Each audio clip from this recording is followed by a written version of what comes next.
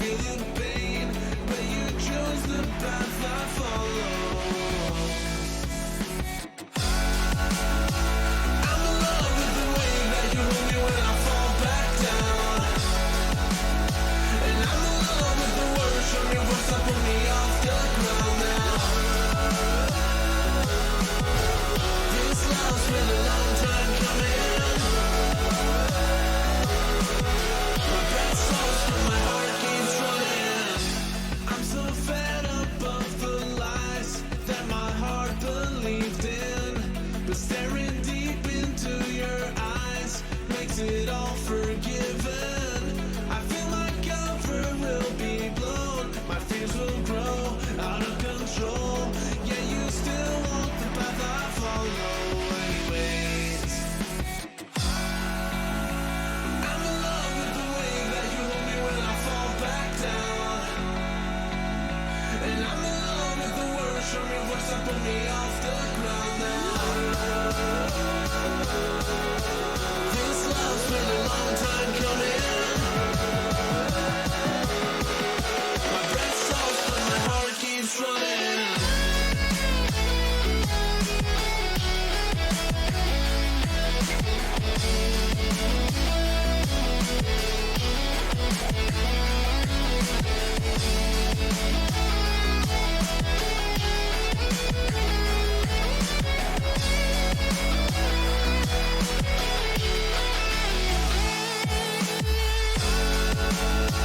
I'm in love with the way that you hold me when I fall back down, and I'm in love with the words from your voice that pull me off the ground now.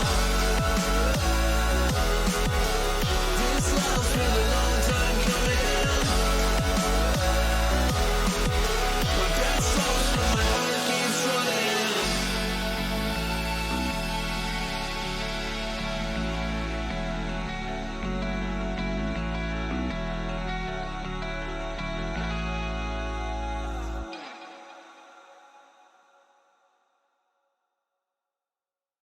Det her, det er den fedeste.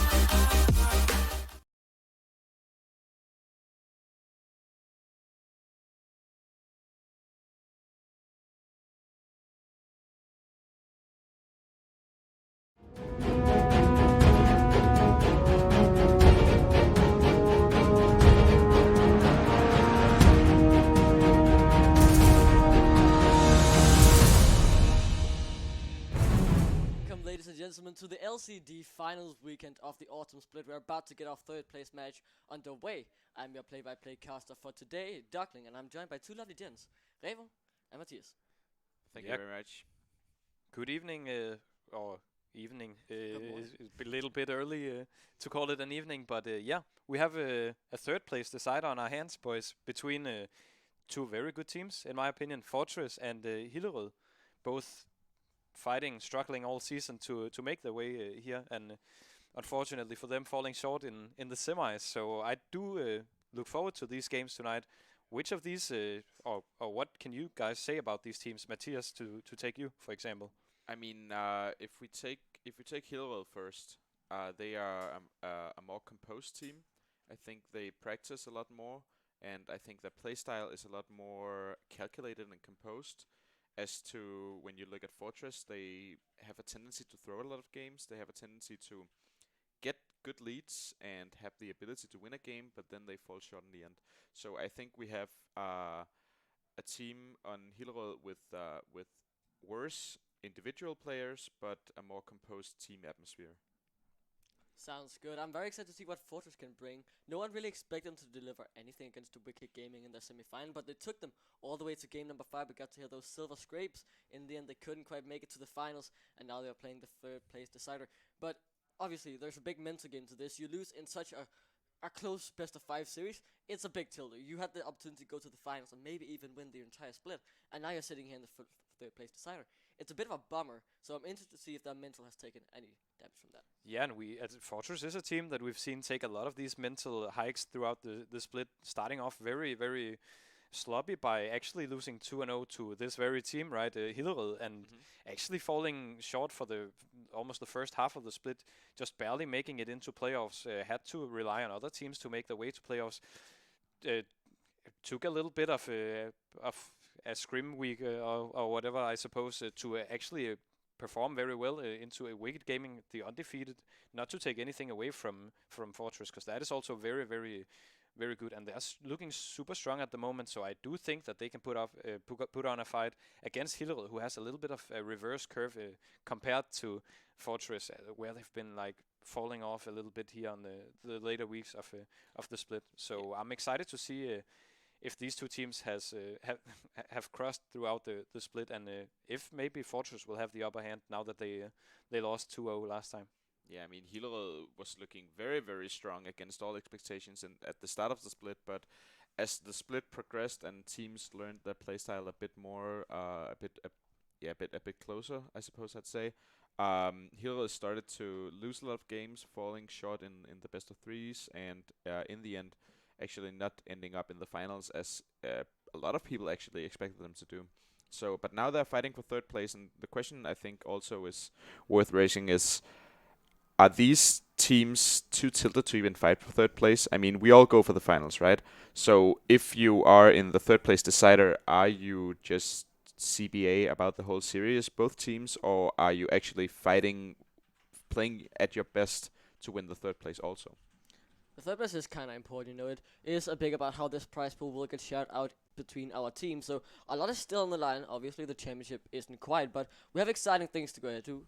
We are about 2 minutes away from draft, so we're getting closer and closer by the second. And obviously, Hillerød, you mentioned they started off very strong, and this is the interesting thing. They played at the first week, the third best of 3 we even had to split. So much has changed since then, and it's so hard to see how these teams are gonna stack up. And this is what really makes it so interesting. It is very interesting, and to take a little step deeper into this series, we can talk a little bit about the drafts. We know Hillerød to be, like, as Matthias was also mentioning, a well-rounded team that play a lot towards each other, play a lot of these generic team picks that we see, especially the jungler. We see a lot of Gragas in this entire tournament. So that could be a contested pick for tonight, for example. Also because we see Fortress is a team that is not afraid to lock stuff like Gragas, Yasuo first rotation. Last week against Wicked, we also saw them locking Pantheon, I think, as a flex pick, ending up going down to PlayStation in the bot lane, and actually did very, very well and made sure they won a game as well. One of the 2 games they won, right?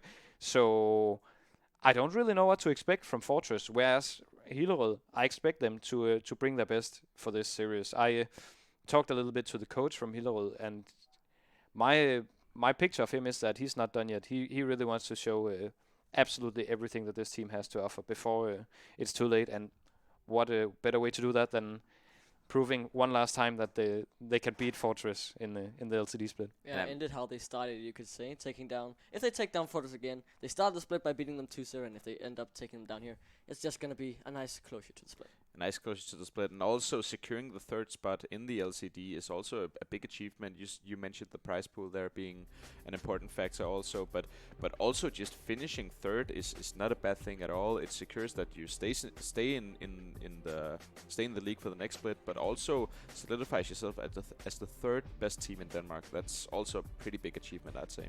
Yeah, that's pretty neat, and we have gotten ourselves into draft. We can see the first ban being taken away, Morgana, and I kind of want to point this out. We were chatting a bit before we went on stream. We were talking about how Morgana is an always ban in solo queue. She's super ranked to play against, and I really like this ban, especially it opened up a lot of possibilities in the support. Yeah, a lot of CC picks, CC heavy picks. Maybe, as we were talking about, right? That's a great tool for stuff like team fighting, stuff like drafting yourself a reliable frontline on the side of Hillerød Esport. If they want to play together, if they want to group up and start doing this. That said, though, now they take out a CC champ in Nautilus. I think that is mostly because it is a safe first pick these days. It is really reliable, and maybe, just maybe, it's because they want to play Yuumi. We don't know yet. We will probably find out quite soon. But Morgana would be a weird ban if they wanted Yuumi. But all bans actually from the side of Hillerød going down towards Snow Predator and PlayStation. Very, very interesting. And we do see the Gragas banned out, respecting Joachim and his mad performance on these last couple of games he had Gragas in. It's a must ban against him, definitely. Yeah, I mean, pushing 3 bans from Hillerød Esport down towards the bot lane, I'm not sure if that is a good idea. They have 3 very, very, very high-skilled players in the top lane, jungle, and mid lane. So I don't know if that's such a good idea, but if they're expecting to win through bot lane, that would probably be the best thing to do there. Also, it's important to mention that if you look on the side of Hillerød, they have Shim in the top lane. He was playing AD carry last time when they played Atlanta in the semis, and Knudsen on the AD carry position. So they've been scrambling around a little bit. I'm not quite sure what that has to say for this match itself, but I'm looking forward to see if Hillerød came well prepared for this, or if they are like throwing a team together and just doing the best they can. But it could give Fortress a little bit of an advantage, in my opinion. And we do see some very, very special draft logins here on the side of Hillerød. Talk to me a little bit about what we're seeing here, the Shyvana, for example. I mean, the Shyvana, I have not a clue what to say about that one, but the Malphite Yasuo combo is actually something that has surfaced recently in solo queue, especially the Malphite pick being flexed both top and jungle. So it could be something very, very useful. We all know that it's the classic wombo combo. We're just missing the Orianna.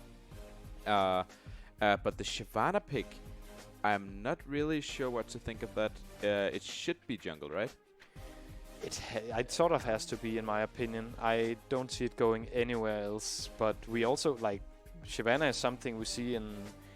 Back in the days, we saw it played a lot AD in the jungle, where you want to clear fast, get a lot of drakes. But nowadays, whenever we see a Shyvana, it's most likely a Runic Echo, Stark Harvest Shyvana trying to dish out a lot of damage with the... so excited to see. Maybe Joachim has something up his sleeve with this Shyvana. Maybe it could go mid lane, and I don't know. We will have to see. But on the other side, we do see another knock-up opportunity for this Yasuo locked in. Yeah, they're surely going for the wombo combo. But I mean, this Shyvana pick, we have seen Joachim. He's notoriously known for picking those champions that no one else really plays. He plays a lot of Graves. I mean, when did you last see a Graves in solo queue? I mean, no one plays this champ, right? But Joachim actually has had solid performance on this champ throughout his solo queue rankings and his LCD split. He's been playing it a lot, and he's been showing good things. So I'm kind of scared of this Shyvana pick. It could prove lethal for Fortress. Yeah, it could be something you aren't expecting, and it could really pull you off guard. But then again, we have the typical combo you whip out with your friends at 3 AM when you want to win into the 3-line rank. You got the Yasuo Malphite. It's simple, and it's basically guaranteed to at least do something. It always gives you this X factor of, even if you're far behind, you might be able to get a 5-man ultimate with Unstoppable Force into a 5-man Last Breath, and that could just really turn the entire game around, especially if it's coupled up with something like a Requiem. Yeah, and putting the Requiem on top of this just goes to show that Fortress are drafting for the team fight composition right here. This looks pretty damn lethal. I mean, Karthus in the bot lane, they're not as they're not just playing for the lane. They're playing really to get those 20-minute team fights and just end the game right there and there. Yeah, I like the Karthus a little bit also because when you draft a Yasuo, obviously in this composition you want it to team fight, but Yasuo is a very prone solo laner as well. If in the later stages of the game you want to split up the map, you want to have him pushing the side lanes, how do you help this? You could draft something like Nocturne, something like Pantheon that could jump across the map, or you could draft something like Karthus, that a champion that can literally help you from anywhere on the map when he gets this Requiem, and has a chance to offer a lot for the team. So I do like the Karthus, but I'm not yet sure who goes where on the side of Fortress. I imagine Malphite support, Karthus or Yasuo AD carry, and the one of those two that are missing from this AD carry position will definitely go mid, and then the Sin jungle. I think that's what we have to identify. And here we see the Yuumi locked in, meaning that Pyke will go into the solo lane, looking like it'll go over to Sloth. Sloth, who are very well known for playing these assassin-type champions. Exciting to see this and how this will play out, because it's been a while since Pyke in the mid lane and in solo lanes in general was the flavor of the month. Yeah, I mean, super weird composition coming in from both teams. I mean, Vladimir in the top lane is something that you are kind of used to seeing in solo queue, but not the most picked champion in pro play, so to speak. And Malphite or Karthus with Irelia bot lane. I'm not really sure what to make of this, but I guess we'll have to wait till we get in game to see which team pulls off their weird composition. Yeah, we were talking about this Giant pick being something out of the ordinary. Well, look at the entirety of Fortress draft. It's something out of the ordinary, to say the least. I am very interested to see how this will go.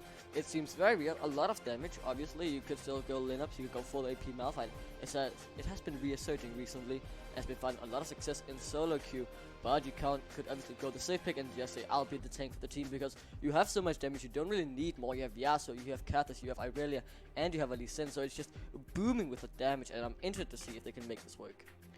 Yeah, but I mean, looking at Hillerød Esport composition with the Vladimir, with the Yuumi, they are not really making themselves really vulnerable to this composition. I mean, with the Yuumi, you obviously need hard engage to counter it. Fortress has that, but with the Vladimir, who just wanna stay in a side lane until he gets like these 5 items, which means that he can almost 1v5, I don't really see Hillerød falling too short in the draft phase in this one. No, it's a little hard to say who actually came out ahead in this draft phase. Also because we're seeing so many unorthodox picks locked in from both sides, and potentially some minor role swaps on the side of Fortress. So hard to actually start to figure out what's going to happen within these first 15 minutes, perhaps. I mean, when we hit this level 6 spike, we know that champions like Malphite, Yasuo, we know that champions like Karthus start to come online, and we'll see stuff happening all over the place. And that's what I'm looking forward to, mostly, like just judging from these compositions, is the neutral objective fights throughout the first 15 minutes. I think it'll be very explosive, especially after we hit this level 6 mark on everyone. I mean, definitely a fun game to watch. I mean, who doesn't want to watch Yasuo and Malphite just go bonkers in the neutral objective fight, or at roam mid lane?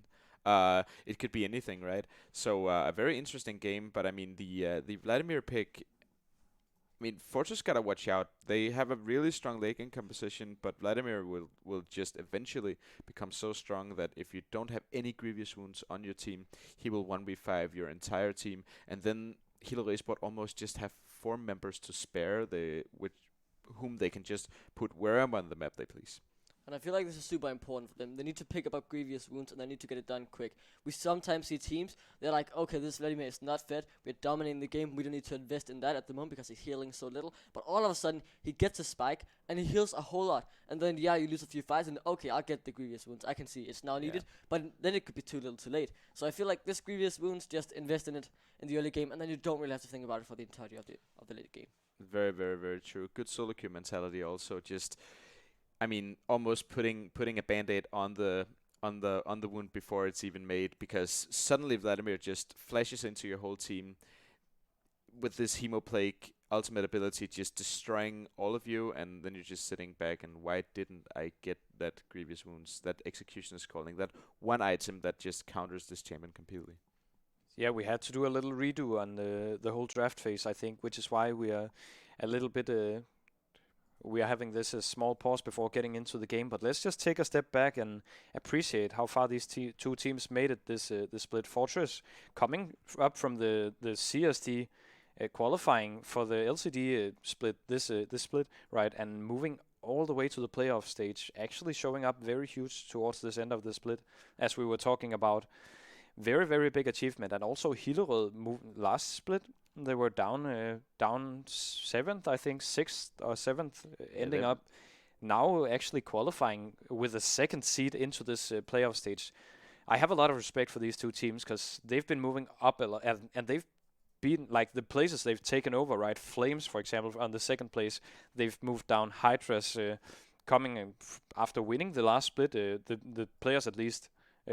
Obviously, Wicked Gaming back in that time, but now us also throwing these big teams down the list to make space for, make room for Hillerød, make room for Fortress. I have nothing but respect for these teams, and I really hope that they will give us not only an entertaining series here, but also the last of what they have. At least they're putting some identity into these two compositions. Yeah, I mean, who is gonna be the support of Fortress? I'm gonna let you guys call it because I honestly don't have a clue. If it's not Malphite, I mean, PlayStation got to go in game as the Irelia. I mean, what's happening here? That's the thing. It's what is happening. We have all of these questions, but so little answers. We'll find out when we eventually get into game. But I kind of want to touch upon the bottom half of the table because you mentioned Flames before, and we can really, now that we have this break, we can kind of give a summary of what has been happening down there. Last weekend, if you didn't see it, that was obviously the semifinals of the LCD, but we also had the playoffs from the CSD. Copenhagen Flames Academy faced off against Legion in the final. It was a grueling 5-game series going all the way to the end, but in the end, Legion, they got the better end of that trade, and they have moved up to LCD, taken over the spot of Trainee Esport, I do believe, and now we'll have a Flames versus Flames derby coming up in a week. I don't know when the match is going to be played, but it's going to be interesting seeing this. It's two sister teams Yeah. against each other for the last LCD spot. It's almost like a fight with your little brother, right? But now just for relegation, for being allowed to stay in the league at all, Flames really have to prove themselves against this team. They are higher skilled on the main team, but I mean, with the qualities Flames Academy has been showing in the CSD, contra the qualities the main lineup has shown in the LCD is not really that impressive on the main lineup side. But if the Academy actually manage to take it, do you think that they will swap rosters, or do you think that they will stay as the Academy team who promoted into the LCD? It's hard to actually start to imagine what they will do, because realistically, if the Academy team ends up winning, which also I think after the series we saw that evening from the Academy team, they were through 10 competitive games that day. They are very, very mentally prone after this, and all of the players were happy afterwards, even after losing, happy, and what a series they were tweeting out and all this kind of stuff. So I think the team that wins is the team that deserves to stay in the LCD, and I think Copenhagen Flames should take it that way as well. That said, though, we are moving into not only the first game of today, but also the first game of the playoffs, the physical event here at Campus Vejle, and we do see everyone from Hillerød moving out into the mid lane. Oh, that was super close. We see, obviously, we've gotten into the action, but Snow Predator almost got caught out by the Bone Skewer, and if he would have done that, there would almost been a guaranteed flash to be forced, but this just feels like a troll game, honestly. At least the start. Obviously, the picks from the teams seemed kind of serious in some way, at least. But I'm very interested to see what this is going to net any team. It's likely going to net a flash because Lineups, he gets forced to flash away. And that's what I talk about. You get hit by a Bone Skewer, you're in the dumpster.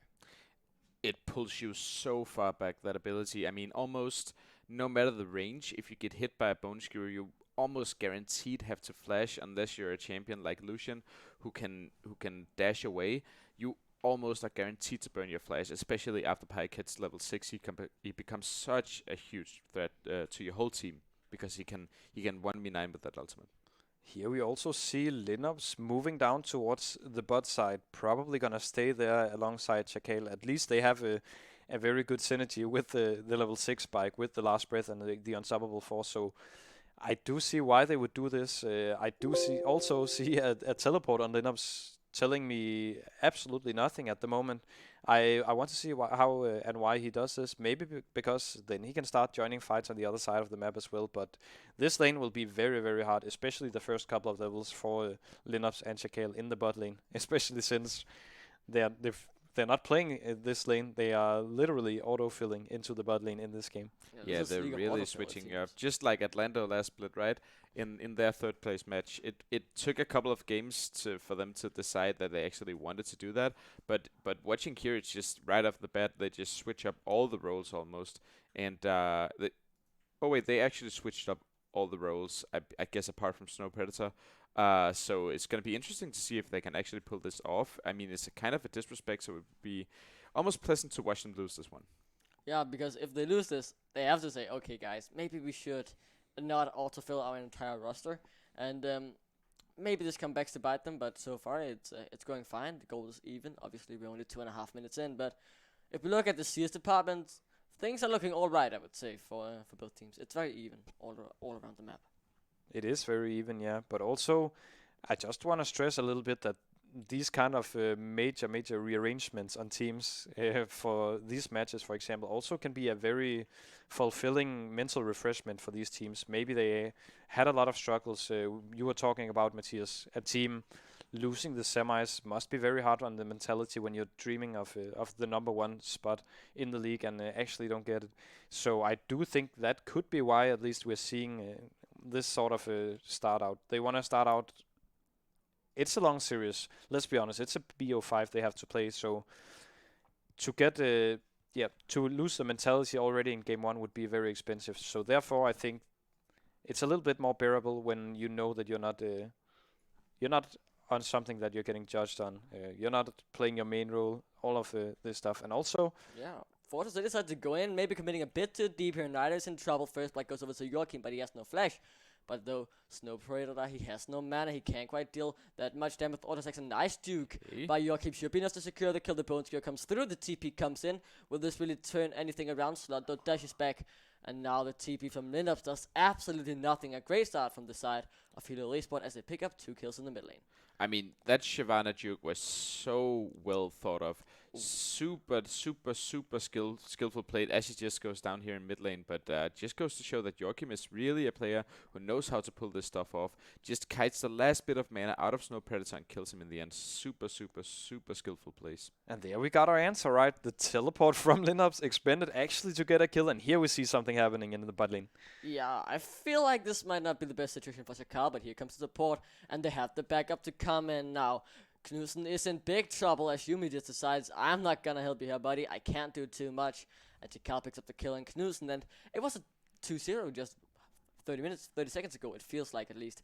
And now we might see even more action. As Slot, he just runs in with Yumi on his back. Now Linux is the one in trouble. It's a 3v2 situation. Shakal, can you outplay this though? You might get Slot. You will certainly do with the last Steel Tempest. And now, can you turn it around? The TP comes in again, and everyone is just running into the bot lane. Nida is back here yet again, and now the TP comes in from Shim. He's trying to get something back for Hillerød Esport. Can they do it? Nida, he's gonna drop in no man's land all alone. Knudsen picks up that kill, and it's action all around the map. Action all around the map. Very true. But if you look at the total kill count, Fortress actually came out on top after losing 2 solo kills up around the topside river. So really weird watching Fortress come out on top. But just goes to show that they might look like they're trolling, but in the end they are really good players, and they just showed us that. We are not even 6 minutes into the game, and all 5 TPs have already been expended. That means that these teams are fighting it out, and here in the mid lane maybe again. And look at this level disadvantage now. Slot, he tried to go in to the bot lane and help up. He ended up dying. And he's now 2 levels behind of Snow Predator, who stayed in the mid lane. He has his Requiem, so you can now assist through the entirety of the map if anyone screams for his help. Yeah, I mean, the level 6 spikes are slowly coming in here. I think the only people we are missing are Linux and Shakale on the side of Fortress. While Hillerød Esport seems to be a bit down in XP here if you look at the map. But once these level 6 spikes comes in for the Malphite and the Yasuo, it will be very, very, very tough for Hillerød Esport to pick up any skirmishes in the bot side of the map. Yeah, and then the Lee Sin as well, obviously. And Nida helping out bot lane for so long in this last fight we just saw. Cost a lot of XP, especially since Joachim knows what to do. Joachim knows how to clear, and obviously he's going to exploit that. And I think that is also why we are seeing him being relatively far ahead in terms of XP at the moment. We see all of this action. Also, these picks just make for so much action, especially the Pyke. Already bought the Moby boots, ready to run down. Also ran with the Predator. So looking to roam non-stop, I imagine. I could imagine first item being a Tiamat as well. But here, maybe in the top lane, we have something. Yeah, Shim might go down here. The Hemo play comes through on the Flash as well. This should be enough to keep him alive. But the Vanguard hits a very good trade for PlayStation. But he does come out on top, but not enough to get the kill. Not nearly enough to get the kill. I mean, Shim used his flash last minute just to secure himself from being tower dive. So PlayStation definitely showing some aggression up in here, but not really showing us the kill pressure we needed to get the kill. Yeah, more action back in the mid lane. Joachim is here. He has the dragon available, and the death from below it comes through. There is no flash on Snow Predator, so he has no way to escape it, and that's 600 gold over to the side of Hillerød Esport. Now let's see if they look for fight in the bot lane. At least I do believe the Unstoppable Force has been used, but it hasn't quite hit anything. So far, not the best stuff for them down there, though. And now we see a top lane PlayStation. He is in top. He does have no ultimate. He does have the flags, though. The Ignite comes through. A good flash to it. Misses everything, actually. But Slide can't quite get the kill. I think they will keep chasing for this kill, actually. It's going to be a question or a matter of time before PlayStation dies, unless he's fast enough. Directed cam is not showing anything right now. Another tower dive in the bot lane. Knudsen immediately deleted, but now Nida is in trouble. He'll get taken down by the turret, but Jimmy will surely fall. The Requiem comes through to secure the assist for Snow Predator. But so far, a 2-for-1 in the bot lane.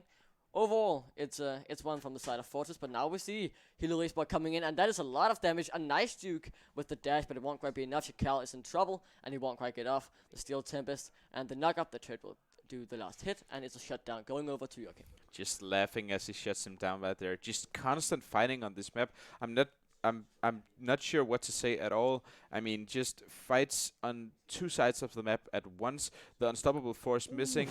I mean, Joachim flashing for a Dark Harvest stack onto Linux. I mean, what is happening this game, guys? It is a clown fiesta. That is what I would define it as. I think he was miscalculating a little bit, because I do think that Linux had the shield coming up right before he got hit, maybe. Something along those lines, at least. He was very low, and Shyvana can deal a surprisingly huge amount of damage. But also, I want to quickly look at the scoreboard and tell you guys that I think Fortress, even with the gold, I think Fortress are ahead a little bit, since they have 3 kills on this Yasuo that they have so much set up for. Yeah, now we see another fight in the mid lane. 2 flashes has been used. The Predator comes through, and this should almost secure Slot's exit, simply due to his mob boots and Predator giving him so much movement speed. Yeah, I mean, just this Pyke mid was almost pushed out of the meta, but as we see here again, it's coming it's just back. becoming, it's just coming back, man.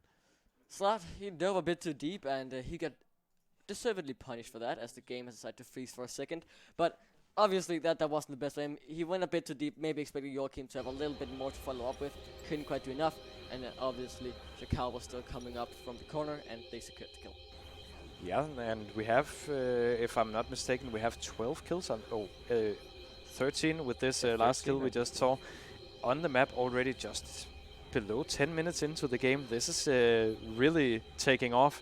The first 15 minutes, as I was talking about, are really delivering this game, and we are experiencing not only in the bot lane and in the mid lane, but also in the top lane. We did see Joachim coming up, taking the kill, taking the flash away from PlayStation, it's a little hard to make up who's where because they move around so much. But obviously the PlayStation on the Irelia top still without his flag. Here's the button. Yeah, that's the combo. Knudsen, he has no way out, even with the heals from Yumi coming through. The genuinely heal summoners, but and also the Sumis, they weren't enough to disrupt the damage coming through. And it's clear that that combo, it hurts. You don't want to get hit by it at all costs. And now we see another one getting hit by a big combo. And Joachim, that was a crucial miss with the E. Can they now try to turn it around? They do have quite a lot of damage. It's a 3v1 situation, but if he gets one more E, it could be enough, but not quite in the top. And we have action as well. The Hemoplague has come through, and I do feel like the Vanguard is going to come out as well. 4th PlayStation, and he solo kills Shem. That was very, very close in the end, but the Vanguard's edge was just enough. And now this Fortress Gaming comp is really, really, really excelling. I mean, this Malphite Yasuo combo just completed destroying the bot lane, and PlayStation getting a solo queue on Shim just, I mean, Joachim coming down to try to stop the dive onto Yumi. Just not really, nothing is really working out for Hillerød Esport at the moment, apart from this Pyke who is doing decently in mid lane, but is down 50 CS. I think it's starting to look really, really dire if you're a Hillerød Esport fan. Yeah, it's really also because Snow Predator is running this TP, right? We just saw him teleport to lane. He's really pushing very hard, getting the blue buffs as well from his jungler to keep pushing this lane out, so it's costly every time Sloth roams. But just a few minutes ago, we were dead even on gold, but this action we just saw happening, like this massive fight, scattered fight everywhere in the bot lane. Just granted not only one, not only two, but almost a 3k gold lead over to the side of Fortress, so it's looking very, very good. And Matthias is currently pointing out the Malphite build path we're currently seeing from Lineups here. The support Malphite looking a little bit spicy on the items here, where we have action in the middle. Something that's spicy is a Snow Predator. He's gonna die in the mid lane. Tick, tick, boom. The ignite takes him down. He can't quite get enough with the Skittles. Don't really hit, so Snow Predator, he got caught out, and we can really see that Pyke, he punishes Kathlas quite heavily. He punishes Kathlas quite heavily, but if you again look at the CS difference, Snow Predator is up by double on Sloth. That's really, really, really a lot of gold going over to the side of Fortress, and especially going over to the side of Snow Predator, still having the edge in the late game also. So I think Snow Predator is fine by this. He just has to push in, draw a lot of jungle pressure, and then they can keep doing this bot lane. They don't even need the Riven to secure the kills, but it will come through nonetheless. A shot down now for Yumi, but it's not quite gonna be enough. I feel like Slot is coming in here, and now it's gonna be a 2v2. She is quite low. The Bones Good does miss, and the turret is still being tanked. It's a horrible decision. Good splash that denies the extra goal for coming through from the death from below, but it won't quite be enough. It's a 1-for-1 trade in the end, as Niter and Joachim survives. Had that flash just been enough, or had the tower shot not been enough, it would have been a brilliant flash, actually getting out of this this situation. Shaquille, but ends up going down, yeah, and he is pretty much a shutdown every time he dies at the moment, because not only because Fortress are ahead, but also because look at the scoreline he's bringing right now, 7-2-4. He's dangerous. Yeah, the Vanguard just comes through on the top end, so it does the Hemoplague, but Lineups, he just TP'd in out of nowhere, wanks him with the W and picks up the kill, and yeah, this is a very interesting little get off your plates. I like that. Beautiful. Yeah, super. I mean, calculated almost. I mean, someone would surely call it cheese, but I mean, looking at the map, Fortress is really doing work. They're really killing the valuable members of Hillerød Esport. So I mean, call it cheese or not, Fortress is still doing what they do better than Hillerød Esport, and Hillerød Esport are on their main roles, and some of them are even on their main champs. Yeah, but now we'll see PlayStation get instantly deleted. He got destroyed there, but now Niter will try and pick up the slack. A nice Ghost Water dives come through from Slot to keep him safe, and the E misses yet again from Joachim. Gets dodged away by from the safeguard, but now here comes PlayStation. The first time we've seen him roam in ages. He does hit a few skills, but it won't quite be enough. And the death from below will surely be enough. Slot. That picks up the kill, but now Slot, he's in no man's, and I don't think he can get out. But he's running for the hills. Can he do it? The Q Sonic Wave, will it be enough? He misses, and that is the typical Lee Sin moment. Whenever you're in a crucial situation, it's gonna miss, but it's a great shutdown from Slot. He flashes away, and it's a 1-for-1 trade. And that was a nice dash with the pursuing chase. And now, though, he goes golden, and will it be enough to get out? The calling comes through as well, but gets blocked by the wind wall action. yet again all around the map comes through. But this time I feel like it was more evenly spread with the gold coming through. Yeah, the final chapter coming out actually also ended up rooting Shakale so he couldn't use his last breath and get into this fight, and they end up surviving this initially at least, but giving up the tower obviously. It is turning out grim this game. I see 2 Dark Harvests on the map, and we are moving. We're not in the late game, but we have crossed a few items off on the list of these players down in the item list. So we could get to a point where these Dark Harvest champions are actually gonna take over the game a little bit more. But right now, I mean, I was trying to make this point for a little while. Obviously, a lot of stuff happens, so it's hard to cover everything that happens. But Linup's TPing top lane earlier, using his TP again, he's actually doing some of the things that top laners are good at.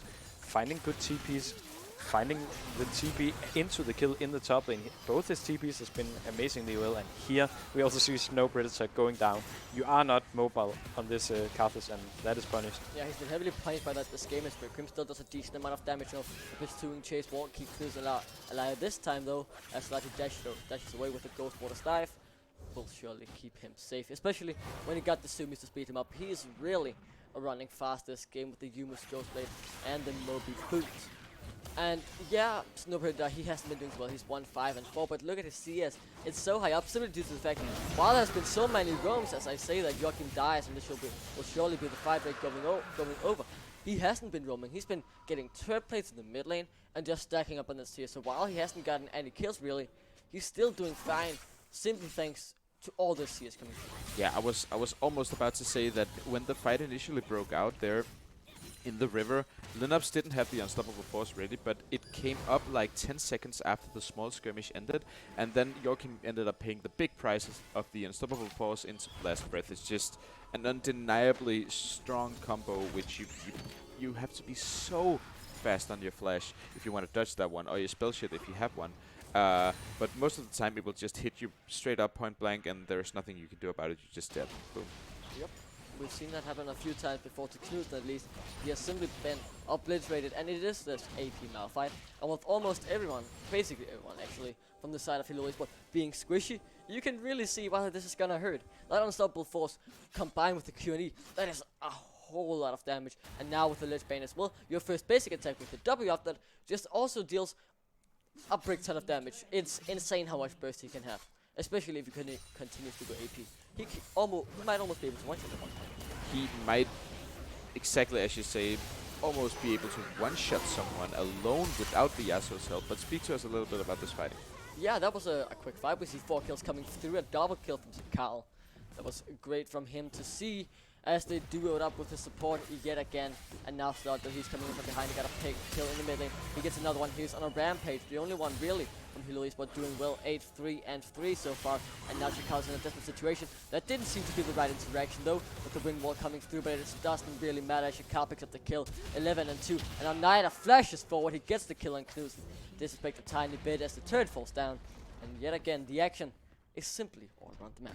It's almost a fight of who can play the most aggressive this game. And Fortress is constantly coming out on top, now sitting at an almost 6k gold lead on top of Hillerød Esport. So we will see if Hillerød has something to answer this, but in the lights of Fortress having both the Yasuo Malphite combo and the Karthus, I don't think there is any way back into the game for Hillerød Esport. We might just see a pre-20-minute inhib going down in the top lane right now if they decide to go for it. Looks like they are backing away a little bit on the side of Fortress.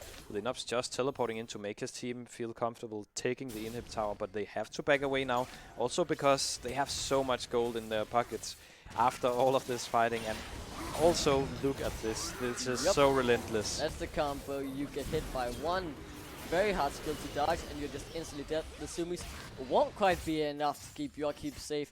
He tried his hardest, but it wasn't quite enough. As Snow Predator, he gets his second kill of the game. It's almost like it's a full failsafe combo for Fortress side. If the Yasuo Malphite combo doesn't kill anyone, they will just ask Snow Predator to press his R button, and then it will surely be a kill onto the side of Fortress. So really, really, really executing the comp well right now, and the gold lead has extended to what? I mean, yeah, 7k almost this game?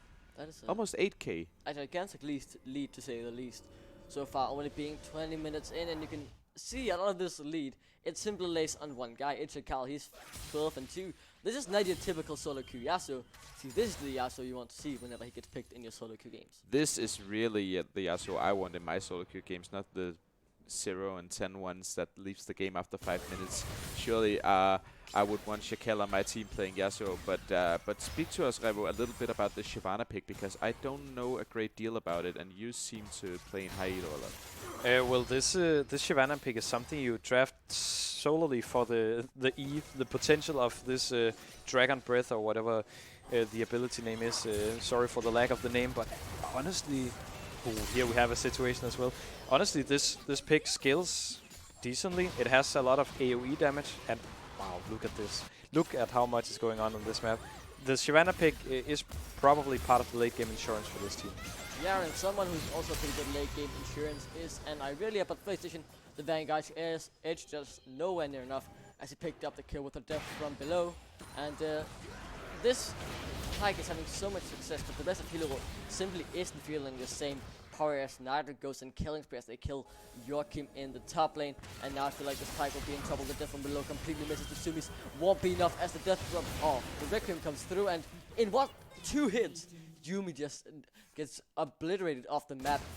It was like a final snap being watched right in front of our eyes. Yeah, I mean, so much going on the map right now. It's really, really, really hard to even cast or comment on, because while 2 different skirmishes are going on the map for Fortress was almost also 2-manning the Baron, and now Shakel is just running and solo killing inside the base, even BMing him as it happens. So really, really, really a lot going on, but I think Fortress got this first game in the bag. They should get this first game in the bag, and now we'll see the combo come through. And again, can he heal enough? He goes into his pool though. Hemo Plague is coming through. He will get healed a tiny bit at least, but it won't quite be enough. Now the Shikal can dash around enough and do whatever.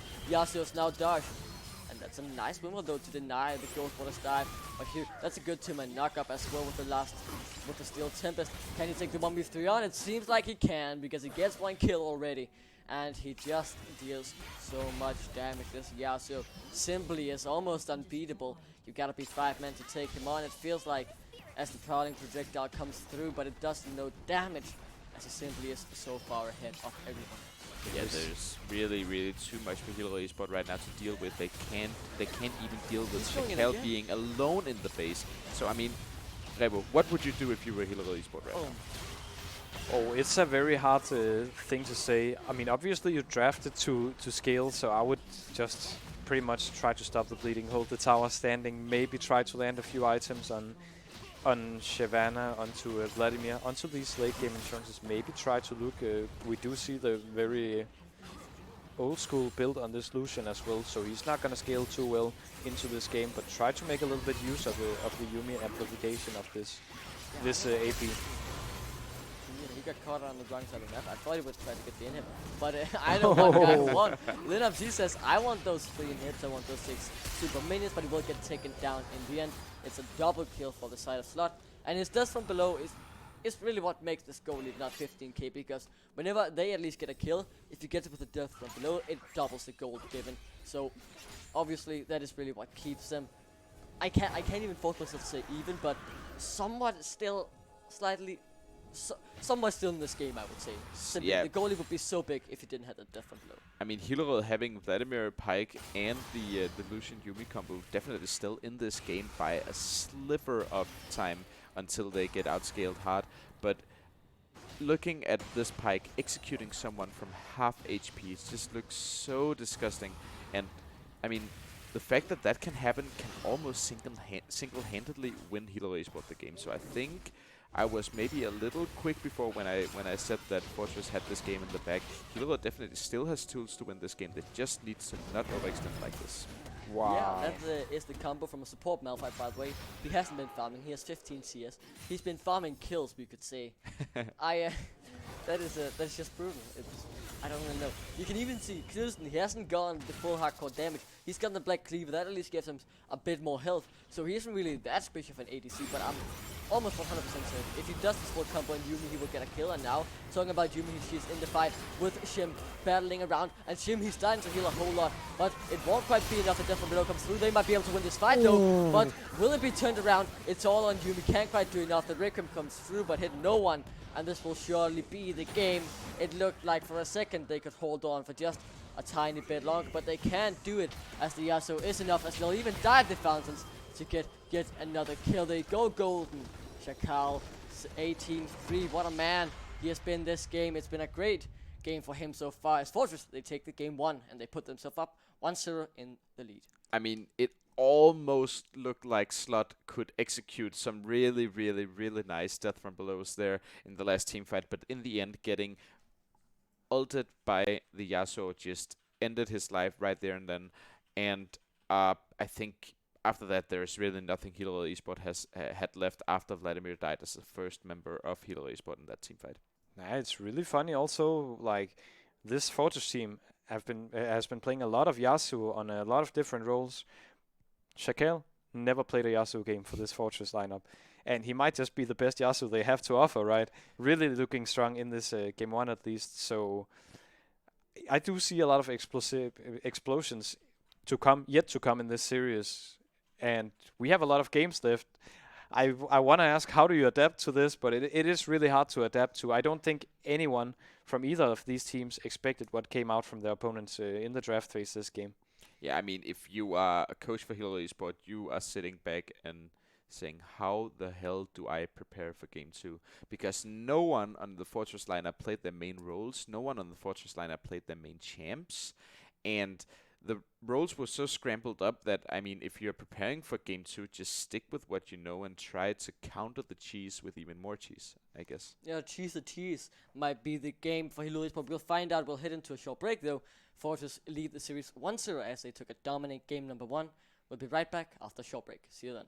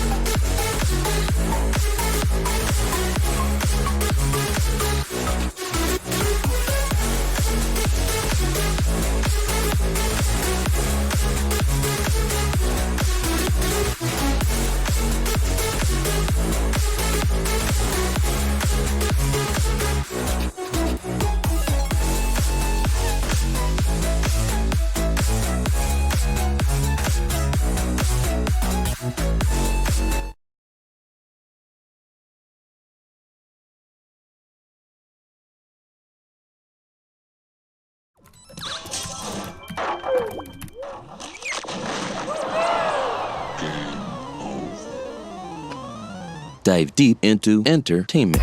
Philips Hue.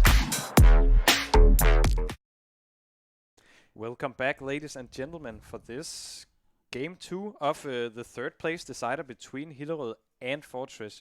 We are back here. I'm joined by Matthias and, feel free to come in as well into the picture, of course, Duckling, where we headed into a completely unpredictable game 2, I would say.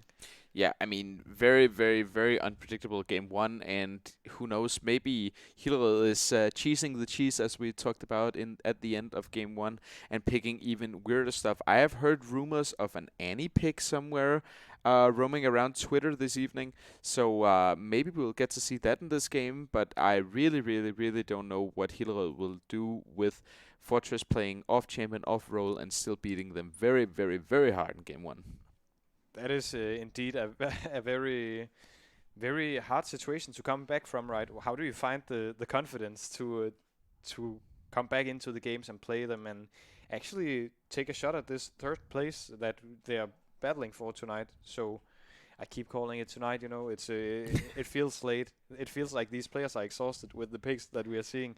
Yeah. But Duckling, talk to me a little bit about what kind of, like, what do you think the viewers out there get experience-wise from watching a series like this, and what do you think the mentality from the two teams are? From game 1, it feels like if you are watching at home, it feels like you're watching one of your own solo queue games, because what is going on? That is the big question, because everything just gets thrown around and you see kills all over the map at the same time. You could see a fight in top, mid, and bot simply happening at the same time, and that makes it really hard for us to really keep an eye on what's really happening, get all these small details, and that really defined this game and made it as dominant as it was. And going into game 2, I'd like to see some more standard League of Legends. I'd like to see them try and fight each other and even fighting, because it feels like even coming in from the start, Fortress, they had something up their sleeve that this was gonna be a different game. You could kind of feel it. Something was in the air when you saw all of these Aurelia, Yasuo, all of these picks coming through. You're like, okay, something is not right here. And I feel like maybe they should cheese the cheese, or they should try and force them to go standard. So say either, okay, we'll match you on even footing in the standard League of Legends, or we'll fight the cheese with more cheese. I can almost promise you that we're not going to see standard League of Legends at any point in this series. I mean, just looking at last game, would you expect Fortress just after a great victory with none of them playing their main roles, just swapping back to standard 5v5 League of Legends, or are you expecting them to have one more game? I feel like if you're Fortress, it has succeeded once, and fool me once, shame on you. Fool me twice, shame on me. I feel like if they get fooled again by this cheese, it'll be very, very detrimental for the side of Hillerød. I don't feel like there's any coming back, because one thing is losing to them on an even footing, but this, you lose to cheese, that shouldn't work. You're playing against these 4 or 5 carry champions. Your Malphite is going AP as well. How does this work? Like, it shouldn't. And it really kills your mental if you're losing to that twice in a row. So I feel like they need to get something back this game, or at least try some cheese themselves. I mean, losing to it once can even break your mental. I mean, I can recall some of my solo queue games where I have lost to something very, very, very cheesy. I remember losing top lane to an Annie with Sheen once. I was so tilted that I think I lost 5 games in a row after that one. So, I mean, just losing one game in a series like this where the pressure's really on you can really, really, really break your mental. And I think I know from my experience as a coach also with Revo knows that one game can really, really, really mean a lot in this series. It can, and you kind of have to sympathize a little bit with Hillerød, right?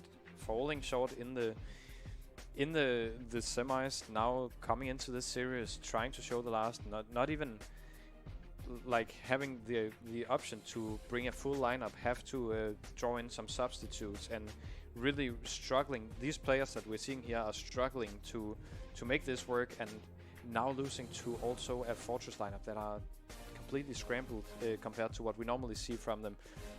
You gotta dig very deep, and you gotta have such a strong mental fortitude if you want to find it in you to battle this out. Try to be constructive, try to adapt to these changes that are happening. Let me just call the Annie pick right here. First pick Annie? Yeah, I can feel it. You can I feel like some I was the Kane. almost. It was the Kane pick. Kane a champion. We love to see a very, very, very interesting champion. But let me call the Annie pick here again. That was very quick. It's a brand pick. Brand. So we are playing with fire. There it is. There it was. All right, it came through. But I mean, from the side of Fortress, 3 very, very, very unorthodox champions to see in professional League of Legends. And over the side of Hillerød Esport, Cyan, a champion whom we haven't seen that much, but Yasuo being a great success for Shakel on the side of Fortress last game, and Slot really, really, really finding a lot of picks on this pike. Why shouldn't he pick it again? Yeah, I know, but also like we are talking about how these picks are kind of on the unorthodox, maybe a little bit less competitive, relevant picks at least. If you look down at the bans, these two teams are telling me, okay, they actually have some plans with the draft. They have something they don't want to play against, and they ban stuff out that they are scared to lose to. So I do think, even with all of these picks, I do think that we are seeing two teams actually competing for this this third place a little bit more now. They are sticking to this, and they want to prove something. Obviously, if you're Fortress, you feel like you have a lot of land to play at, especially with how Game 1 turned out. So I do imagine also that they try to play this land, but Hillerød trying to set up a big team fight composition here with the Yasuo, with the Zac as well, and the Nami. All of these, like, kind of, Nami is kind of like saying, I don't really play Alistar, I don't really play Gragas. Gragas is banned, obviously. How do we get knock-up still while I play the champions I'm comfortable with, and that's probably why we see stuff like Nami. So I enjoy the composition that we're seeing from Hillerød, and I do think this will be a little bit more of a close game. A little bit more of a close game, sure. And the Nami is a great disengage tool with the tidal wave coming in if Shakel should ever go in with his ultimate, which we expect him to do. And the Kane engages even if he is on the blue Kane. And Nami wave can completely negate all of that. So a really, really, really strong last pick coming in from the side of Hillerød Esport. I kind of feel like this has been the quickest draft we've seen all split because it was almost instant all around the board. They clearly knew what they wanted to pick, Smite on Annie. and they did it as quickly as possible. And you pointed out the Spellbook. smite on Annie. Spellbook, no. Has to be It has to Spellbook. be Spellbook, right? But then again, last game I thought this has to be at least some pointed. But then again, it was just a Clown Fiesta. They just wanted to play whatever they felt like. And this game, they certainly know what they want to play because they picked it very quickly. But mostly looking at this Annie pick, just what can this do? The other picks in Fortress, they feel kind of normal. Just Dana and then Orthodox pick, Kane, pretty much is. But overall, it's more standard, I would say, than the last composition for them. But Hillerød Esport, it has changed a lot. It seems like Shim will go jungle with Zac, and then obviously still have the Pyke. But going this Yasuo Nami bot lane feels like a weaker version of the Malphite Yasuo. But we are moving into game 2 of the Fortress versus Hillerød Esport fight for the spellbook. bronze medal. And Annie with Smite and Dark Harvest, so no spellbook for this Annie. She's just looking to push those siege minions really hard out of the lane, I guess. Guess so, yes. I mean, Annie. Oh. They spot him out. There is no way out of this one now. You can't even flash. And first blood falls within the first 45 seconds. That was devastating for him, but so beautiful for Hillerød. They spotted out. They knew it was coming. You could see they were expecting it. And it was just a great response. You love to see it. And Nida just getting read like a book right there. Not a single chance in the world even to get out of that one. Doesn't even want to use the flash. But you can see though here that Nida has gone for the Dark Harvest, which means that he will probably go for the blue Kane in this game. That seems kind of weird to me because looking at Hillerød Esports lineup, they only have one ranged champ, which means that Nida will have to hit Nami a lot of times before something can even happen here. Oh, Fortress now invading. this Annie might come into play. Look at where they're at on the map. Yeah, they're definitely invading with the smite, and I really don't know what to say. This is so weird. They're even What trying is to happening? read what Fortress is doing, but they've read this thing completely wrong. Now they're standing 3 men in a bush, waiting for someone who isn't even coming from the side you're expecting. This is not looking good for Hillerød. They lose the blue buff freely, and now you just have a Slot sitting here, not gaining any experience in the mid lane, sharing it between 3 members, and now he chance to teleport. So, one mistake for them, really ruined them. Yeah, I mean, and I think maybe a bad time teleport from the side of Slot here. Just starting the recall before Fortress comes out of the fog of war. So, I mean, I think they kind of wanted to cheese them there, but Slot channeling his teleport a tad bit too early just ended up losing them the chance to get one kill back in this game. Yeah, that wasn't too good for Hillerød Esport. And you can see this this bot lane with Annie and Brand. It does a whole lot of damage. You can already see it. That Nami, she's been poked down quite low. And obviously that is not the best situation for her to be in. Luckily, she does have quite good healing, so she will be fine in the lane. But that's a big engage, and this will surely be the kill. The healing and sustain can't come through if the tower just kills you. Now Lineups falls as well as Nami picks up that kill. It's a 1v1. It is Knudsen versus Snow Predator. Who will come out on top? And in the mid lane we see action as well. That's a good flash with the elastic arms to come through. But that's a good flash as well from PlayStation. And now he will be able to pick up the kill. Not quite. He will get it in the end, though. 1-for-1 so far. Now Shim is falling quite quickly. Flash through from the side of Nida will surely pick up this kill. Just stabbing him with the sword, but the TP come in. He will be able to respawn, I feel like. He's gonna come out just 2 hits away from dying, but now Sand comes in, and this could still turn around. This could be 2 kills. And it is very low. He'll certainly fall, but I feel like the zombie will kill him off in the end. No, he walks through the wall, and that's crucial for Nida. And Nida you showing up. hate to see it if you are Hillerød Esport in this match. Nida getting so many soul stacks on this Kane. Did you see how many orbs were flying towards him by the end of that fight? He will surely have his form. If he gets one more gank off, he will surely have his form before 5, even 6 minutes. So I feel like this game is almost turning very dire for Hillerød Esport very early into this game. Yeah, It is. Also, we saw Knudsen dying in the... Well, we didn't see it because directed cam obviously showed us all the action in the mid lane. a good 2-man bubble towards the bot lane, but they won't quite decide to go in on that. And a mid lane though, an engage is coming through, so that now does take quite a lot of damage from the explosive bomb, but I do believe that Shim is right on the corner ready to go with the sling shot, and now we see a fight in the button as well. Lineups, he's set to fall here, he does have a stand up, but it won't quite come through, and now the mid lane though, Station will die as well. Hillerød, but they're answering back with 2 kills. Yeah, Hillerød really answering back in this one, answering the cheese with even more cheese, just doing straight up aggression, but Knudsen maybe in trouble here. Actually manages to pick up the kill onto Snow Predator. Super, super well played by Knudsen. Really bouncing back after this kind of weak 1v1 performance he had against Snow Predator just 2 minutes prior to this fight. Yeah, and also now we start to see some of these. The Drake is spawning, and it is an Infernal Drake. Last game, we saw 2 Infernal Drakes going over to Fortress. I want to see Hillerød fight this a little bit more. They have the gold lead now. Bounced back, as you said, Andreas, answering back a little bit from what we saw in the very, very early game, and now actually have a chance to somewhat fight this in these neutral objectives, I feel like. So I want to see if they do that or not. That said, though, neither. We have to say that neither is ahead, right? With all the action that happened mid lane, with this form coming in shortly as well for him, he has to have a little bit of an upper hand, especially into this sack. But question is, he probably has the Darken form ready if he wants that. If he doesn't, then maybe now is the time for Hillerød to take a look down towards this Drake. Yeah, the Drake is on side. That was like a well-timed rocket jump from the side of PlayStation to keep him safe. But the game, this has been the longest we've gone without a kill, I feel like, because you actually had time to finish a point, and that's the first time we've had that all series. So some things have been changing, but now, as we say, past the curse come through, the action is happening yet again. The unstoppable onslaught comes through, the ghost won't die, won't quite hit, but it doesn't matter as he picks up the shutdown. Another well-timed rocket jump will keep PlayStation safe, but here comes the flash slicing mill, so he will surely pick up slot. He is set to fall, and he will do that as well. PlayStation now jumps forward.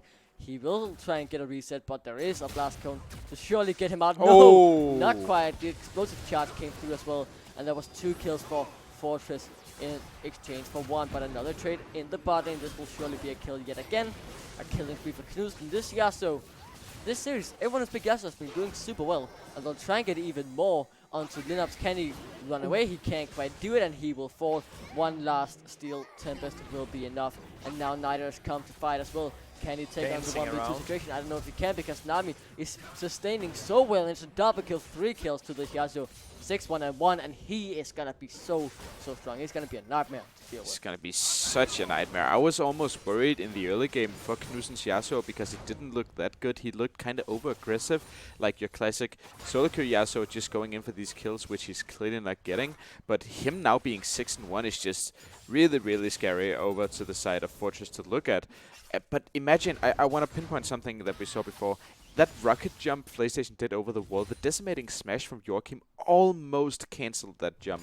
So it's so lucky on the side of Fortress that they after that can bounce back and get some kills over on the other side of the map instead of being completely shut down from the bot lane. Yeah, and we see another fight as you talk. That point through, Slap picks up another kill, almost dies to the turret, but not quite. He will heal up a tiny bit, but he got it with the death from below. We talked about it last game. Death from below obviously doubles the gold you get from kills, so it makes kills so much more valuable if Pike comes in and gets a bit of death from below. Yeah, it does. Also, it is funny, right, how we see so much attention on the other side of the map here now. Obviously, this kill, or this roam top, ending up getting punished by Fortress picking up this Infernal Drake. I've been waiting for it for a long time. I think they should have started it maybe a little bit earlier, but now they got the chance, since we did see PlayStation just push out the mid wave, and we know Slot just roam top to get a kill on Shakale, and that is why they actually get it. And now we see a little bit more of the Fortress we know and love, moving out of the lanes, moving out to all of these neutral objectives. Not only the Drake, maybe a little bit too far though for yeah, some of them, Lineups, he might be caught too far forward. The tidal wave will come through. There is no death from below to make this count for even more, but he will die. Slot picks up the kill, flashes forward, and now we see a flash forward from Knudsen as well. He doesn't want to let him go. Snow Predator will have to flash away to safety, and he will get it, but custom his flash. Now he's very easy to kill if you hit him with any CC, since he has no escape otherwise. Yeah, if there was any window to punish Knudsen being on this huge killing spree, being 6-1, it is the time now. They have to time this summoner spell down in the chat so they know when and where they can punish him. Yeah, look at the wall down in the Dragon Pit. I don't know if you saw it, but it is another Infernal Drake coming up. A little bit of what we saw last game happening. This time around, though, if you look at the gold, we actually have a quite marginally gold difference, gold advantage for Hillerød. So looking forward to see if they will start fighting these neutral objectives, or if they're fine just roaming around and getting a little bit of gold with this death from below. Oh, the death from below misses, and that makes sure they won't quite get any gold. This could turn out horribly, but a good decimating smash comes through. The Knight manages to get the kills instantly. He does not have the Umbral Trespass, will be used. Jumps out, but he's under the turret. He is not upgraded yet, so he's very squishy and not that strong. Can he turn it around though? It would be crucial for Son if he could get the kills, but he can't quite do it, and now that'll be a kill onto Shikal. He gets one that's an 800 gold shutdown, and overall it turns out worth it for the side of Fortress, but just barely. A huge mechanical outplay coming up from Nida here on this Kane, just touching quite literally everything that Hillerød Esport threw at him, and just straight up 1v2ing this fight. So really nice play from Nida coming in here, securing that Fortress will not fall too far behind in this match.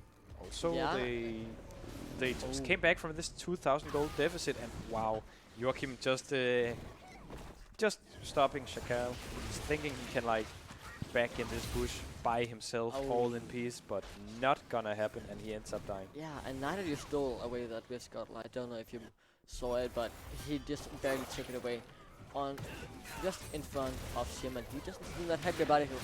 He gets something back, but he gets put into the blobs. I don't believe any TP will come through it. Will actually from Joachim, and now they're coming back to TP's in, and I don't feel like there's gonna be a fight that Hillerød Esports won, because now FaZe is jumping forward. This is an 87, remember, it does a lot of damage with this many smack, but not quite enough to survive this fight, since he isn't tank it. All the zombie though will deal a lot of damage, but the reset should be there for FaZe to get out. He gets a kill onto Shim, and it's a 3-0 in favor of Fortress. And now it's like goal, he could get even more now, as Shikal with the slicing mill just tries to slice through him, but he can't quite do it as the exhaust denies a lot of his damage. Can he now turn on the fight? I do believe Nida comes in and helps him out, and now can they outplay Knudsen? He's so fed, he should be able to get the 2 kills, and he will do it. No, the Steel Tempest misses. Juking all the Steel Tempest. Again, but he will get the kill in the end. And I feel like that was a 4-for-2, still in favor of Fortress though. So easy to see here that not Nida, Shakal knows this pattern on the Yasuo, juking out all of the Steel Tempests, but it wasn't enough at the end, and they end up getting a little bit punished for playing over aggressive. I think it's about time for Fortress to get punished. And talk about playing over aggressively, we see Linux, he's all over the Wolf camp, and he will get punished for that. And Snowpiercer, he'll get punished as well. This AD sign, he can do a lot of damage if he gets up in your face, and we saw that happening right there. I mean, what is going on this game? Just fights all over the map once again. It seems like both teams are really trying to cheese one another, but it seems like no one of them is really knowing exactly what they're doing. So super weird series for us to cast at least, but very entertaining nonetheless. Very entertaining. Also, I think we will start to see who is more focused around kills and objectives when this dragon gets up. I know I'm a lot about those dragons. We do also see a few kills going back and forth here, actually also getting the Kane out. That could mean a lot now with the dragon coming up. So that said though, we still have a smite on the side of Fortress though. Gotta remember that one for the dragon if it should get started. But I would give the advantage for this position and the vision control around the dragon over to Hillerød Esport, especially since they have the opening on their side. The red side is very good for taking the drakes, also because you have a variety of escape paths, not only just the two, either up or down the river, as you do on the blue side. So I want to see Hillerød fighting for this. Yeah, and here they find a kill with the death from below. Had to use 3 ultimates to simply just annihilate this kill, but they did it nonetheless in the end. And now though, that's a lot of damage from PlayStation. Someone wasn't expecting that, and now this could be a good fight for the side of Fortress, but a good Steel Tempest though knocks up the nice little rocket jump, but it won't quite matter as the kills come through either way. Shakal is now here as well. This main smash could be crucial, but it won't do anything. And the summoner spells, or the abilities are missing, but the Let's Bounce comes through, and this will be what turns around the fight, I do believe. No FaZe still rocket jumping away, kiting as much as he can, tries to get the kill, and they will pick it up. The zombie side picks up 1, but in the end, Fortress win the fight quite heavily with a double kill going on to Shakal, and a few kills falling over to FaZe as well. This Tristana mid lane is doing work. Tristana mid lane really doing work here, but I also want to give credit to Niter here, dodging the decimating smash, getting in there, soaking up a lot of damage, a lot of spells, and a lot of CC for the side of Hillerød Esport, and really utilizing his inevitable death to get as much from Hillerød Esport as he can. Look also at this replay, how PlayStation, he's a support player, don't forget that. He is not used to play around stats like attack speed, he's not used to kite like this. He's also actually showing up on this Tristana. We were just complimenting how well, or how present he's been in lane rather. But also in these fights, he's actually starting to position very well and move very well.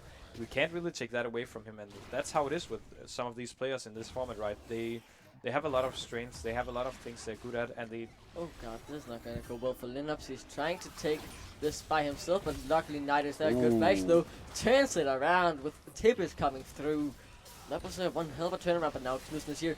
He doesn't quite steal it as the 100 gold goes over, but the last breath puts him over the wall. He got blast cone back, but they will still try to follow through the chase. But a good slicing moves from they're caught in the choke point. There should be 2 kills for the side of Hillerød or Fortress, but they can't quite get enough though.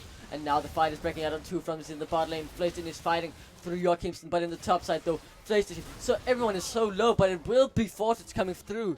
They win the fight in the end. They win it in the bot lane, and 4 for 3, I believe that is. It's just action happening all the time, all around the map. But it seems like Fortress is just getting this the edge in a few of these. So much damage coming out from Shakale on this cannon with the slicing maelstrom in this almost 2v1 scenario as Knudsen puts up this wind wall to negate all the damage. From the other champion who was there. I can't really recall who that was. It was Lineups on the Annie, just denying all of the spells there. So Shakale almost taking those 2 down with 1 spell alone in that fight. So super well played from the side of Fortress, who has now tied up the kill count and has created a 3k gold lead for themselves. Yeah, create a 3k goal lead. That is a decent goal lead at least, but then again, we've seen them had about a 2k goalie before, then 1 fight later, boom, it's all gone because things are happening so quickly. See Knudsen now being in a 1v1 situation against Niter, and he won't win it as Niter picks up that kill. I do believe he'll get his cane soon. Maybe he has gotten the tanky red cane, Ras, but he wants to be the assassin cane, so let's see what path he decides to go. And let me ask you guys, what impact does it have? What would you guys say Niter should go towards? I mean, he is already on the assassin cane, Okay, but I it's think a spectator thing that confuses us casters. But I would say in this game, I would very much have liked to see a red cane in these sustained fights with the Yasuo, with the Zac. This red cane can really do a lot of damage, and they have enough. They have enough like burst damage on the side of Fortress, so I would really like to see a red cane this game here, but definitely not something that Niter would like to see. Yeah, and then again, you guys just can't quite seem to be able to finish a point simply due to the fact that action is happening all around the map, so you get interrupted all the time. But either way, now Lineups will surely be taken down. No runs. That explosive charge might have been too good for the side of Hillerød Esport, as that's simply just. Oh, that was good for Hillerød Esport as they just knocked him back into Lineups. Now PlayStation, can you turn this around? He might actually be able to rocket jump with the resets and the shield as well coming through. He should be able to turn this rocket jump though, gets him away as Nami came through to save. With eye for detail, you would really find that juke from Joachim very pleasant to see there. Hugs the wall all the way around to predict PlayStation rocket jumping over the wall, just turning around at just the right moment to get back into the bush, and then PlayStation could not really pick him up, but it seems that he overextended in the mid lane and died anyway. So much for that good juke. This Tristana is getting scary, guys. She was in a 1v3 versus 3 melee champions, so they should have the upper hand. But still, she just outdamaged them and turned it around. It's incredible. Doing so well so far. PlayStation showing that you can't really flex around these lanes that normally plays the portal. Now, simply carrying Fortress through this game. Yeah, only skills that we really saw PlayStation take in this fight was the Q from Zac that didn't connect to anything else because he was 1v3, as you just said, so nothing to connect it to, which allowed him to just kite around these skill shots. Put out a lot of damage. He has a lot of attack speed. We do see the Blade of the Ruin King and the Phantom Dance are now finished. So he has to be very, like, it takes a lot of effort for him to move around in these fights, and he's doing a very good job.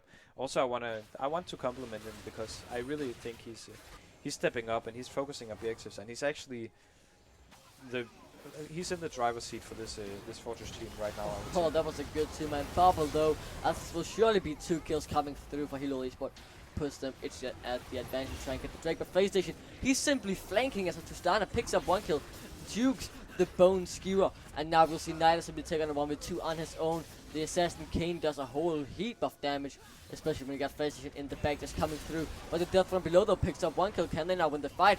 The Zombie will do a lot of damage, but a good Sonia's Hourglass denies the Death from below from Shakal, and they pick up the Rift Scuttle. It's only Slot and Nami alive though. And I feel like this should be their Drake to take, but PlayStation, he wants more kills and he will surely get 1. No, not quite, doesn't get.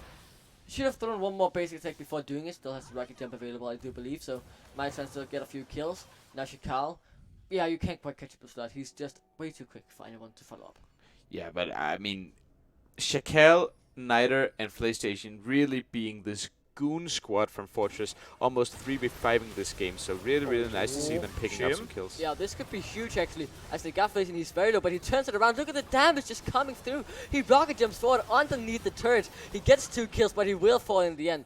A 1v5, he couldn't kill them all, but he got 1 kill, and he's so fit, man. This is it's insane, but now I feel like Hillerød Esport, they want to be on the attacking front, but there's a good damage coming through from the 2v3. Will they be able to get the kills? Not quite. Can he throw out the ultimate? He will do it, just bouncing around. They should be able to pick up a few kills. Can Nami survive? Not quite. And now, though, Niter is coming through. This will surely be the fight being cleaned up for Fortress, as it's just Clown Fiesta all around the map. This just feels like a typical Bronze 4 solo queue game. 70 kills on 20 minutes. Correct me if I'm wrong, but I don't think I've ever seen anything like this. Not even in my solo queue, not even in my ARAM games for that matter. It feels like unrealistic numbers. If you look at these score lines, right, we have 15 kills on PlayStation, we have 11 kills on Knudsen, we have 9 kills on Shakala. Kills are on everyone, right? Everyone has kills, and it's just so difficult to tell you where they came from. And to make points as a color caster as well. This is not my game. This is not my game either. This is all on you, Duckling. I cast 10 kill games, and that's me. This is horrifying, simply because Shakal, he just took on a 1v2, I do believe. He got Shim, and but that's a good 3-man stun. Now PlayStation will be able to hit a few shots, so there is no slicing Nelson, but it does not matter. Snyder picks up 2 kills, and this is just pure madness. Chaos has ascended beyond the Summoner's Rift. And so far, it's Hillerød Esport crumbling under the pressure from Fortress and their chiefs. This is really what you want to see if you are having a Kane on your team. This perfect flank coming in from the side, right as Hillerød decides to disengage that fight, because they are dealt too much damage. This Kane just moves in from the side, completely shutting 2 members from Hillerød Esport down with just by just almost looking at them. Sorry, it's because I saw the Annie. I was like, that's a support. But either way, the Baron goes over to Fortress. Was kind of close though. Shim couldn't get it in time, but now we have Slot from behind.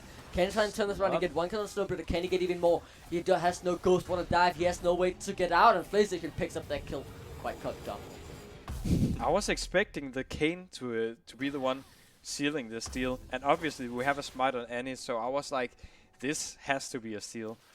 I don't know. It scrambled in my head why I just freaked out. I didn't mean to, but we do see a Baron going over, and I do like to see the neutral objective focus from Fortress. They're really putting some tempo into this game. If you look at the tower score as well, we have 5-1, 23 minutes in. Last game they also took an inhib relatively early. I do think that even with the draft considered, we do have a Fortress actually trying to cement themselves at this 3rd place where I feel that they belong right now. They seem to belong there at the moment, at the very least. And now, though, he's just disappeared. There's just too much damage on the side of Fortress right now. They have 3 champions using Dark Harvest. You are 23 minutes into a professional game of League of Legends. The damage upon champions, the Dark Harvest stacks are just so insane that you see this Kane just almost killing 3 people alone. I think it's too much for Hillerød Esport to bear, and they will crumble under the pressure very, very, very soon this game. Yeah, so far they're just being deconstructed as they're watching their base go into shambles in ruins as they all just fall apart, and it looks like Fortress will try and move themselves onto game point with this Baron They will be one win away from taking the third place if they win this game. And so far it looks like they will, but this might be Hillerød Esports' last stand. They'll try and get in from behind by Yoki, but a good slicing Maelstrom slices through 3 man. That is just brutal, as they're just deconstructed. They're falling under the pressure of Fortress, and Fortress will surely take the game from that fight, and they'll surely move themselves to game point. That was one hell of a turnaround. Within 1.5 minutes of taking Baron, you take the entirety of their base, opens it and deconstructs it, and makes it into ruins. And there's nothing else to watch, as it's all just falling apart from Hillerød Esport, as Fortress will move themselves to game point after I deserve it. A few minutes of killing just a moment. I mean, watching this last team fight, I knew that Fortress were ahead, but Shakel going in with the slicing Maelstrom, just slicing 3 people to sashimi almost, looked so easy for Fortress, and I could almost wonder why they didn't do that 5 minutes before here. Yeah, they could have certainly done it considering the items they had and the damage. But then again, you might have a bit more fun when you're that far ahead. You know, Fleischian, he could 1v3 in the right situation. So, very strong game from the side of Fortress. I like Hillerød Esport, what we're doing here. They got a good early game. But suddenly, Fleischian, they just flipped the switch and boom, a 5k goal at Baron. There you go, the game is over. What are you going to do about it? So, I like them trying to answer, and I don't really know what they can do better for game number 3. Maybe they just need to be better mechanically, but it doesn't look like they can't do it at the moment. So they're in shambles at the moment. They need to figure out what is going on and try and recoup for this third game coming up. I feel like also they gotta focus these neutral objectives a little bit more, or the objectives overall. I feel like they are really playing to roam around, get a kill, get back, and they lose so much tempo in the lanes on it. I do like the decision for them to roam around and to like try to play the map, play the width of the map as well. But it's so hard if you don't cash in on these objectives, and that is what I see Fortress doing and Hillerød not doing. But yeah, 25 minutes, 85 kills we ended up with, so that is completely mental. Just to say here, we thought game 1 was filled with tempo, but this maybe even more. I do think that we should go on a break and prepare ourselves for whatever happens in game 3. Yeah. Nobody Maybe knows. we get 100 kills. Yeah, maybe we get 100 Let's kills. go for the 100 kills. We might as well do it, but we'll head into a short break.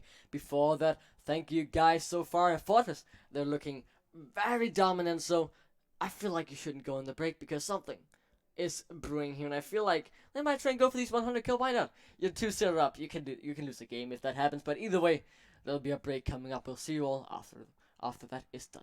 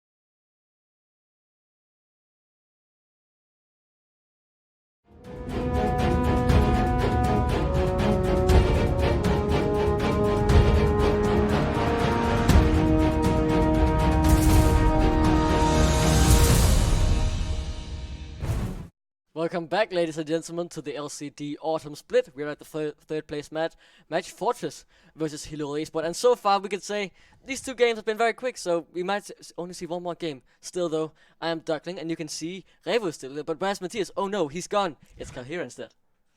Hello, I'm joining in for the third game, and maybe the last game of the series. But we can hope we get a series on our hands, and Hillerød takes the game. Yeah, I would love to see at least them answering back a little bit. It's been quite one-sided, I would say, especially in kills. But Kalia, talk to me a little bit about what is going on in these players' head. You're a player yourself. I know you play under a very, very structured manner, but what is going on in these guys' heads? Why are they falling apart, especially on the side of Hillerød? Hillerød, I don't have that much insight, but Fortress, I think they're just playing for... like they know they're by far the favorites in my opinion, at least, for Fortress to win this. So I think they know as well. So they're just like, okay, we can probably beat them without trying too hard, and then they're just playing for fun, like Malphite support, as we saw at the other games.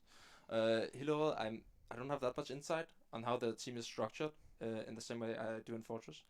So I don't know why they're falling apart, but I wouldn't say they're falling apart just because they're losing, because I think they are quite the underdogs. Yeah, and the first two games, they have gone by very quickly. It seemed, especially the second game, we had it more back and forth the first 15 minutes, but suddenly, PlayStation, he decided, okay guys, we need to win the game. I want to get some pizza, and then he just started 1v3, getting the burn almost just 2 minutes after it spawned, and then just 1.5 minutes after they simply got the burn, they ended the game, and they've been dominating so far, and if nothing changes from the side of Hillerød, I feel like this is going to be a quick 3-0.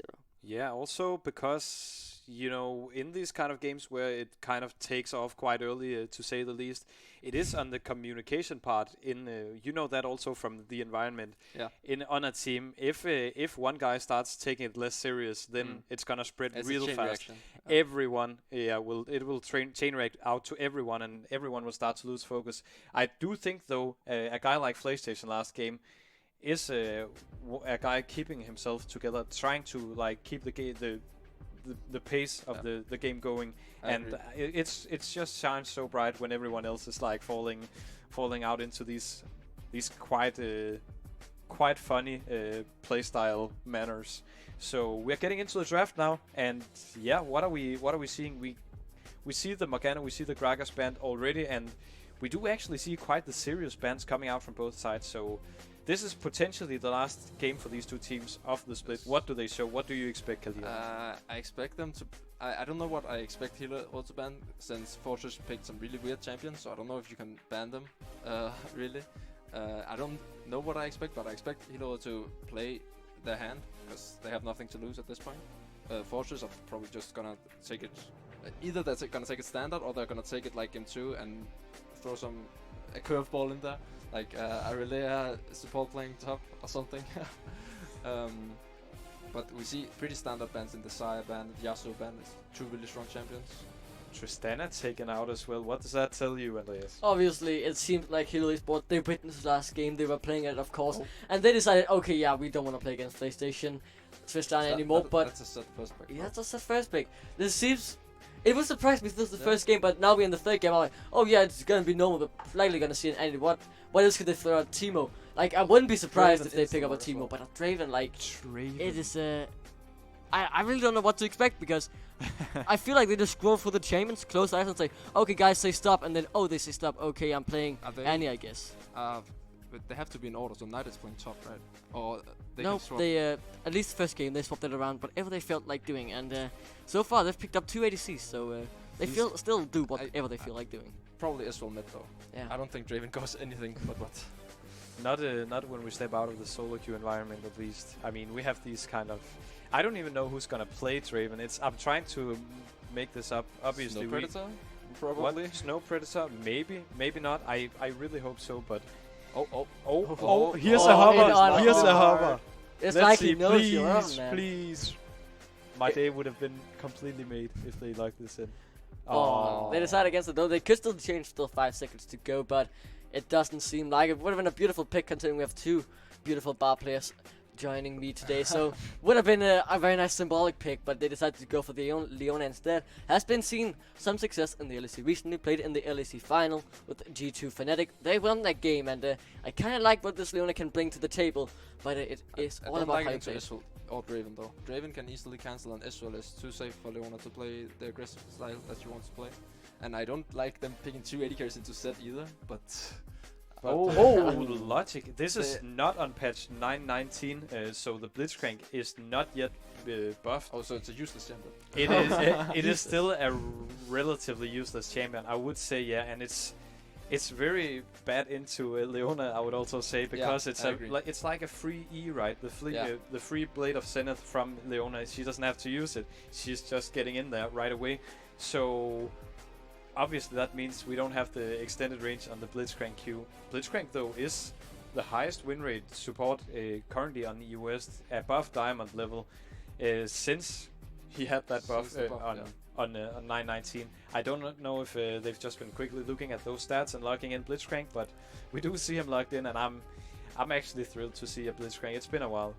It has been a while, and obviously it has been terrorizing solo queue recently. You still gotta get used to these longer hook range, because playing League for so long, knowing how Blitzcrank range it, you kind of feel like, okay, he's not in range, and suddenly, oh, he still pulled me. So this is the pre-buff, so seems kind of useless. But then again, they had a useless Annie last game, and they still just dominated. So people still anything can happen. miss the sim Q range, and it was changed like 2 years ago. Some people still get hit by the Q, and like that didn't hit me. So I feel like it takes a lot of time to get used to new ranges every time they implement it in the game.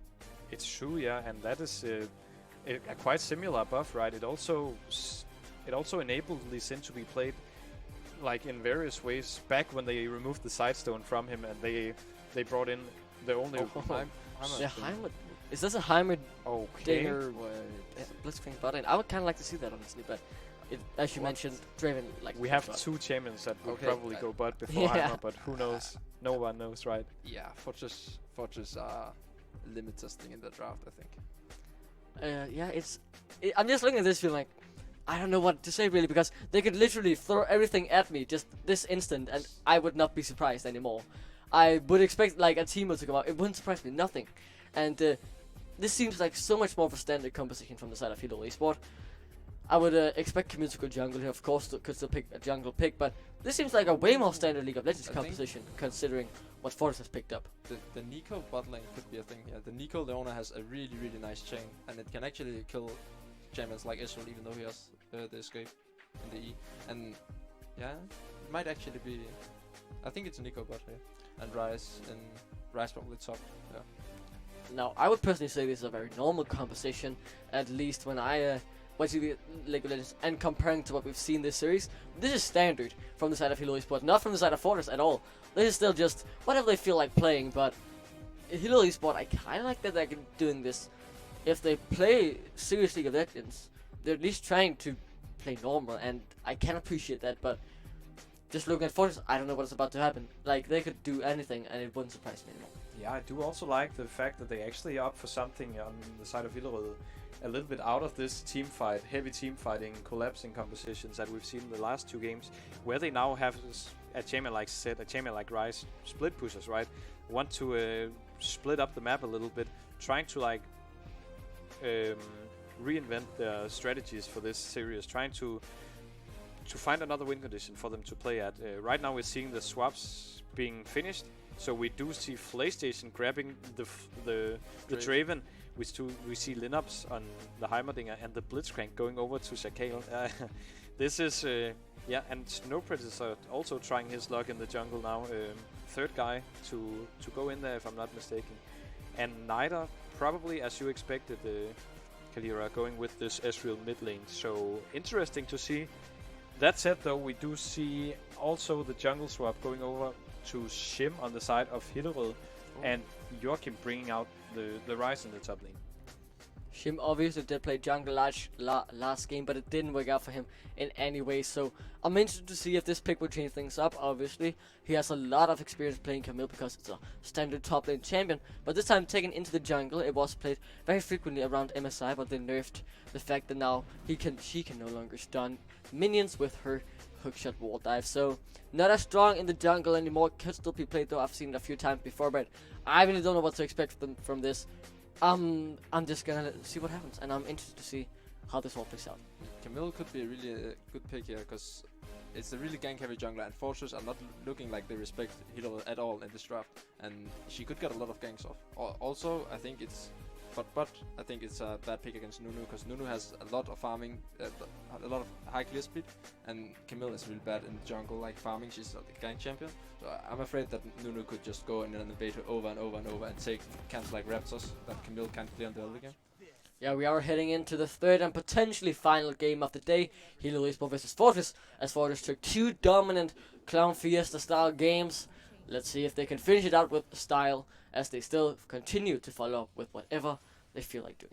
Yeah, Kalhira, last series you cast, it was a very, very long 5-game series from the CSD decider of the first place, obviously. This could potentially be a 3-game series, so not anything you're used to, but a little bit more tempo, I think we will see in this game as well. I do want to ask you quickly about this bot lane matchup. We must assume that it is Nico Leona into Blitzcrank Draven. What do you think about this matchup, and who has the upper hand? The matchup, I think Draven has like a lot of early priority, but Leona, Nico, I mean they're going more standard. I think Blitzcrank is really useless in this lane because Nico can block his Q as well with a W. So I think it's gonna Leona, Nico clearly has the advantage here, and I think they can kill them 2v2, even kill Blitzcrank, and they have really good gank set up for a champion like Camille with all their CC and Camille follow up CC. So I think Hillerød should look to camp out here. At the same time, they should definitely look to get this set ahead. I could like Set versus Ezreal is a really good matchup for Set, and I think they should look to snowball it a lot in their favor. Yeah, and we're now into the game. The minions have arrived, and we see PlayStation genuinely playing top lane Draven, not something we're used to seeing in the slightest. He took a very good trade at the start against Joachim, and now we see that the side of Hillerød Esport starts at the red side, and it all just seems the most standard League of Legends we've seen so far, at least, because last game, 45 seconds, we saw first blood. So, way more standard this game. I do think so, yeah, and also I think they're sacking their bot lane a little bit by sending this Heimerdinger down there, because we do see, here's the hook actually coming in right away. I think you need Draven in this lane to keep pushing. Heimerdinger is strong when he can like punish one champion in the solo lane. Yeah, the mid lane Nitro is in a bit of trouble, but has the with the E and the flash as well, so he gets out to safety. The arcane shift just does give so much distance, and if you don't really have anything to get close after it is used, especially when it's combined with the flash, it is a very good way to get out of ganks. I think they should have expected that. If Fortress like probably they know the bot lane unleashing, and Camille is known for her level 2 ganks, especially in mid lane, and Ezreal has his Q level 1. So I think it should be pretty easy to read that Camille goes mid here, but now they just got a free flash in a really snowbally matchup. I think Hillerød could capitalize on this.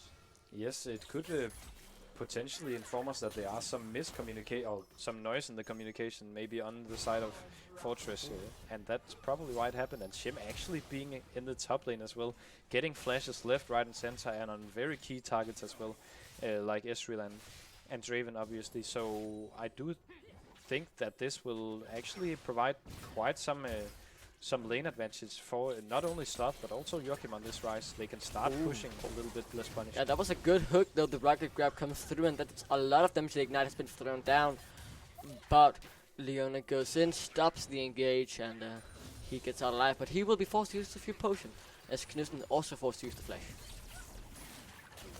Yeah, they're continuing the fight actually. That's a good E that flies him all the way through, and it's the first blood for the normal composition of Hillerød Esport, and that was just what Knudsen wanted. Yeah, that's what we're talking about with the CC chain. The they're able to turn the trade around. Oh, the TP comes in. This could be turning out horribly. It is the side of Knight, but in the top lane though, Joachim solo kills PlayStation. But we gotta look back in the bot lane. It's the TP and not from Knight actually. It is from Linus, and they will pick up 2 kills surely. There is no flash from the side of Leona. Tries to turn it back around, can't quite do it though. As Linus picks up 1 kill for himself, and so does Shakal. So 2 for 2 overall on the scoreboard, a 300 goal lead for the side of Fortress.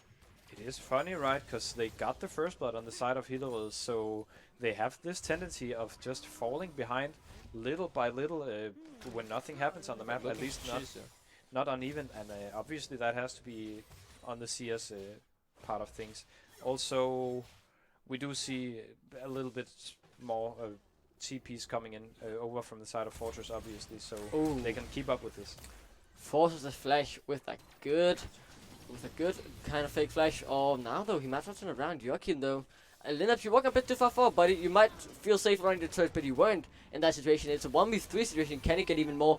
He can't quite do it, and he will fall down. So Predator picks up the kill, but the Draven though, he's definitely not snowballing, and he gets dived by 3 men in the top side. It's a 2-for-1 trade in favor of Hillerød Esport. We see the what is his name? Shim playing this Camille really beautifully. He ganks left, right, and center, and gets a lot of successful ganks off. He has blown almost every flash on Fortress side, and yeah, that's what we were talking about with the Camille early game jungle. Yeah. Also, I like Snow Predator. What he just did. He's been quite hard to keep eyes on in the early game. Not really doing anything but clearing, but now living up to his name and rolling in with the snowball and the Predator, getting the kill in the bot lane onto Joachim, and showing on the map. I do see him building a little bit funny towards AP, so I'm looking forward to see where he's going with this. Mid lane though, I have to interrupt you because Snyder is in a 1v2 situation. Shim, a very good time with the arcane shift, but he didn't have enough damage. But Joachim comes in, cleans it up, picks up a kill for himself, and being against the Rise, that's 3-1. That is not a good sign so far from the side of Fortress. Yeah, it is, and I do think we will see them actually take a little bit off in the kill department right now. Joachim though is really strong, and a factor they have to look out for, because now they can't just group and keep winning fights, because Joachim is gonna make sure they have to worry about the side lane as well. True. Hilo outscales in this game. They have the Rise, and Fortress can't really deal with the late game. The best late game champion they have, like Draven, maybe Donger is a strong late game champion, but nothing compared to Rise, and even Camille and side lane later on. And we see another fight in the mid lane. It is like going in for the 1v2 kill. He will get it, and now there's backup from Shim, and he will get him down with precision. Protocol comes through. That's quite a lot of damage, but in the bot lane as well, just obliterate Leona. That was one hell of damage coming through from the turrets, and in the top lane as well. It is literally action happening all around Summoner's Rift, as it is a 2-for-1 exchange, again in favor of Hillerød Esport. Yeah, and we see now this Heimerdinger maybe coming online a little bit, is strong around this level 6 mark when he gets the upgrade. Oh, close to land another hook here. But the lanes are slowly turning out, right? We see Rise winning the top lane quite remarkably against PlayStation on this Draven. We do see mid lane Sloth is slowly getting ahead, having a little bit of an easier time. Obviously getting breastfed a little bit by Shim, who's been really prone on this Camille, showing a lot of ganks. And in the bot lane, we do have the idea that generally now, from now on, Heimerdinger will keep pushing, and we will see Shakal getting the at least the option to fish for a lot of hooks. I think Shakal could look through Rome a lot in this matchup as well. Now Linux is so strong that he can just sit and camp on his turrets. And we haven't really seen Shakal roam a lot here. Oh, see an engage. Yeah, they're going in, but I don't know if they really want this. Leona gets pulled back with the racket grab, and the big turret has come down. Linus picks up the kill. A fight on the top side as well, as Knudsen tries to chase forward, but he can't quite get enough. PlayStation will die yet again. Flash away though. That will keep him alive. I spoke a bit too soon there, but he flashed away, and he managed to get out. And Shim, you were talking about this kill here. He's been ganking non-stop, and it's been working out good for most of the time. Almost, he has gotten like, I think that's his 6th flash he got this game, or maybe even he got more and kills as well. He's really playing really well this early game. He knows what his champion does as well. Like, that's the thing with jungle Camille's. Some players just tend to do these like really easy pull off early game ganks, but I see him repeat gank, which is something that is really normal from junglers that knows what they're doing. That's the main mistake people make. Oh, here we do see the death mark though. Yeah, it comes through, but it won't quite be enough. Neither gets the kill slot, though a bit too far forward, but we'll see again in the top lane. But just look at the damage from Joachim, it is so insane. Will he be able to get the kill? Not quite, as there's duked away from the Q. That will be enough for PlayStation to survive, but just the overload and the rune prison just does so much damage in combination. But the pop blossom comes down on the bot lane. Lineups might be caught off guard. The tangled bobs comes through as well. That is a lot of damage, but he tries it around with his turrets, but it won't quite be enough. He will survive though, unless something extraordinary happens here. And will it happen? Oh, we do see the collapse coming. Oh, that's he picks up the kill. That was a very long fight. They took their time actually fighting this out, yeah. But now we also saw Shakal leaving Linux for the first time. Linux obviously not used to play bot lane and does not know that he has to stand back a little bit. Here we have a fight. He just gets obliterated, and so will not Shim actually. But now Knighter's here. He might try and turn it around. Shakal died, as was talking about earlier. Knighter comes in though, picks up a kill, but look who's here. It's Joachim, and that's a guy you don't want to fight with in a 1v3 situation. So he backs off, and Knighter gets to survive. And so far it's 10-9 in the kill score, 10 minutes in. The calmest game we've had so far, and there's still so much action. Also the closest game we've had so far. Hillerød just spawned on the map, Dragon is up. Kalira, what neutral objective would you be going for if you were in the lead of this game, like Fortress, for example? Definitely Herald here, but I don't think... I think it's not that bad for Hillerød to give it up. Like, they have the Rise, he's really strong right now, but he hasn't even completed an item. And when he completes these items, like, he gets another kill here, probably. And yeah, Linux goes golden with the stopwatch, but now here comes the rocket grab, and Leona is caught on the wrong side of the map. Linux picks up that kill now. Let's see if they'll dive forward. It looked like they will, but in the top lane, someone else diving forward is Slot. He picks up the solo kill on PlayStation. This Draven is doing horribly so far. But now comes Snow Predator, he'll try and get something back. The snowballs comes out, as well as the absolute zero. And there is absolute 0 HP left on the side of Slot. He dies. He does die, and we also see the hookshot missing from Shim, trying to get back a little bit of the pressure. But okay, so last game we saw PlayStation really popping off, and we saw Linux kind of having a hard time on this Annie. Now we're seeing the opposite. Yeah, neither he'll likely get caught out here. The pop blossom gets denied thanks to a good stopwatch, but the tangled bob still comes through. Canadis in this round. He missed the W. The mystic shot flies through, but the hookshot also comes through, and PlayStation shaves the day, but not for long. The whirling death was good, but it was not good enough to save Neither. He died either way thanks to the outer attack from the splitter of Knudsen. And now Joachimsen just solo kills shut down onto Linux, as you mentioned, and Shakal, he has the Predator, but he's dead. There's no way out for him. So look at him going. He definitely lost that fight. That was not that good for Fortress. Oh, it's huge for Hillerød Esport. Like, this Rise, he gets so strong after this. He probably gets his items finished on the next pack, and then he gets so much stronger on the side lane. And I don't think Fortress has the champions to deal with him, and if he plays smart, I think like this Heimerdinger, that's the strongest champion on Fortress right now. He can only hold one lane, and he's probably gonna stand in the mid lane, and then they have champions on the side. Maybe Snow Predator will look to catch Joachim in the side, but Joachim will get to a point where he can just straight 2v1 or 3v1 even. Yeah, and he can also like keep the pressure going on the side lane. He clears waves very, very fast. Also, when he hits this spike where he unlocks the Seraph's Embrace, he's gonna be so hard for anyone to do anything about. And I do think we will see that a lot. They have to like make a huge rotation to take him down.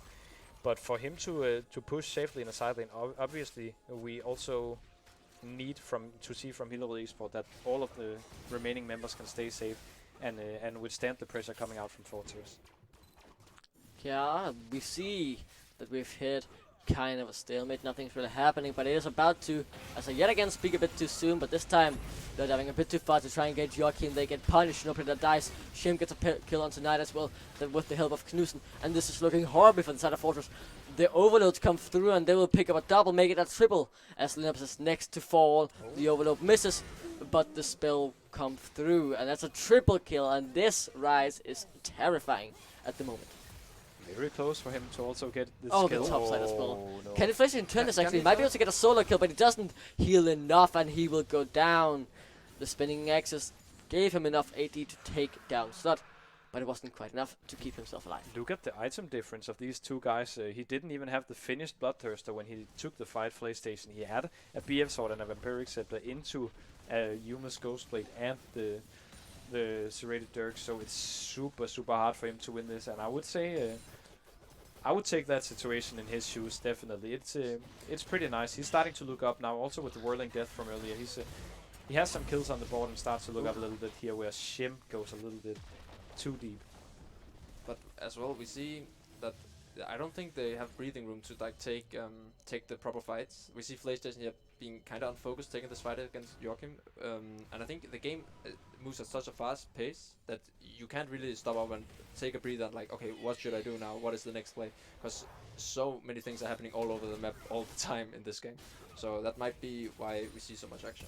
Yeah, and we'll see even more, as it's been talked about. The power doesn't come through, won't even be needed. Shakals falls down. Now Nida will try and turn it around. He has not got 2 items on this spell, but he has got the Ice Bomb gun to try and slow them down. The red buff and the blue buff will, as well. The Tangle Barbs will miss one auto attack needs to come through, but he will die in the end as the Q takes him down. Knus is on a killing spree, but here comes Snow Predator. Smites him, gets baited at first, but he'll run back. The Absolute Zero, will it be enough damage? No, he goes golden, so he won't get hit by any of it, and he will get out alive. That's Beautiful really from the well side of Knudsen. And now on the top lane, PlayStation will get put into the Hextech Ultimatum. The hookshot Wolf Knife doesn't even matter. Slub picks up the kill on PlayStation. The Whirling Death as well does absolutely nothing. Hirel deployed down in the bot lane. Now we are seeing some tempo coming out. This is what we've been saying about Fortress. They are a team that really wants to get these objectives and get the gold lead through them. If you look at the kill score, they're 5 kills down, but still up in gold. Taking their second tower of this game already. 15 minutes in. Now is the time where I want to see Hillerød sticking to their plan and trying to keep this rise on the side lane, trying to keep the lane assignments good, instead of just opting into throwing everybody in the mid lane and hoping that they somehow win a fight. Oh yeah, now Yorkie might be caught out here, gets hit by the ultimate. The 2-shot barrage is not quite enough to take him down, and here comes the backup. The cavalry has arrived, and Nida is set to fall. He will get taken down by Slug, can't grab trade back up the kills. A Shim and Slug with that to save the day and keep Joachim alive. See a little bit of a silent stage here after that kill, or do we even? Snow Predator moving forward. Stage, yeah. Snow Predator is caught a bit too far forward. The snowball though comes through. Now with PlayStation help, he might try and turn it back around, but overextends for that consume and ends up dying. They take a lot of fights in the jungle right now, trying to move in and to get some vision. Obviously, it's great for Hillerød. We see the Wise going bot on the side lane, as we talked about, and Hillerød could use this to get the mid turret with Heimerdinger. They can get prior in both side lanes. Zed is stronger than Nida right now, and Joachim is stronger than whoever he faces in the side lane, probably PlayStation. And they can look to get the prior and then dive the mid lane, even though it's a Heimerdinger. Yeah, but if they start to open up for this 1-3-1, they start utilizing the set and the rise, which is what they need to win. These two guys are the main win conditions. Also because the rest of them, we do see Mobius on... Yet again, we see another engage into PlayStation. He gets taken down. Shim just comes in for the assist with the hookshot wall dive. And now, though, Joachim is caught a bit too far forward. He has no stopwatch and he is set to fall. But flashes forward first and picks up a kill even. This man is unstoppable, Sophia. Does though get taken down. The Absolute Zero comes through and does absolutely nothing. The Tangle Barbs will slow down the attack of Nida. He will still try and Mystic shot forward with the Arcane Shift. Will pick up 1 kill. Can he pick up even more? The snowball completely misses. The biggest snowball ever does not hit, but the Consume gives the kill over to Snow Predator. But the thing is, Hillerød doesn't need to rotate here. There needs to be 5 men to dive this, and they need to see 2 men inside. There's no way Joachim should be this far up and get caught here. He should just keep pushing the side. There was a wave bot lane that he didn't push before rotating, so he could push that, and then someone had to answer that wave, or if they didn't, they just lost the wave. Oh, and yeah, Shiv now might be caught a bit too far forward, but wait, actually, he's got back Great up, flash. and he's trying to turn it around. The Precision Protocol is enough, as well as the Adaptive Shield is most certainly there to keep him safe. Slap gets another kill for himself, and yeah, it seemed like Fortress thought they got a pick, but they didn't. Instead, they were picked on. They were, yes, and I also want to stress the point a little bit. That is what happens when you swap around these players role-wise. They start to lose kind of like the perspective of what do they have to do in their roles. And obviously, Joachim wants to join the fight. He's fed. He feels like because he's used to from the jungle role. I'm fed. I have to use my gold in these team fights. But what he has to do is stay on the side lane. I want to see him do that, and I want to see his team help him do that. Also set up, for example, Sloth in the top lane and him in the bot lane, depending on obviously the objective. Oh, that's a lot of damage coming through. The biggest snowball as well does a tiny amount of damage to Linen, considering naming it the big, but then again not that big of a package really coming through there. And now Nida's in the bot lane with Joachim, gets rooted up. Nice arcane shift though to Duke. Overload takes the next one as well, not to the face thanks to the side steps. And if you get hit by one of those, that's like 600 damage. So play against Joachim at the moment. You really need to duke those overloads, because that is where the damage lies, and that is where he can one-shot you. But there's an 3-man in the jungle. The Drake is up and Shim is taking at the moment. But now here comes the Absolute Zero. It doesn't do that much. And now there's Shakar coming in, racing from the side. Nida is very loaded. Everything basically comes through. They pick up 2 kills. That's a crucial team fight for the side of Hillerød Esport as they look to take this game. They've only 1k gold ahead, but it feels like so much more.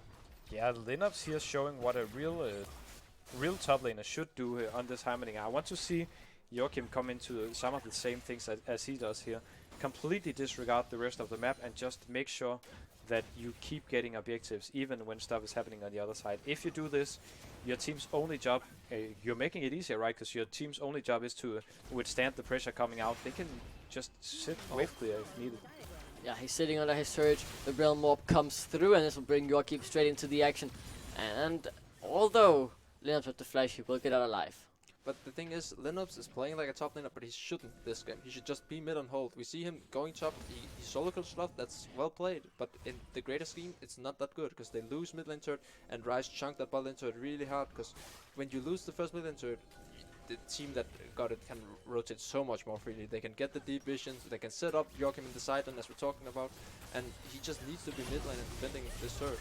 It opens up the map, you could say, and Slot has utilized that gracefully as he picked up a kill, forced the flash of Shakal as well.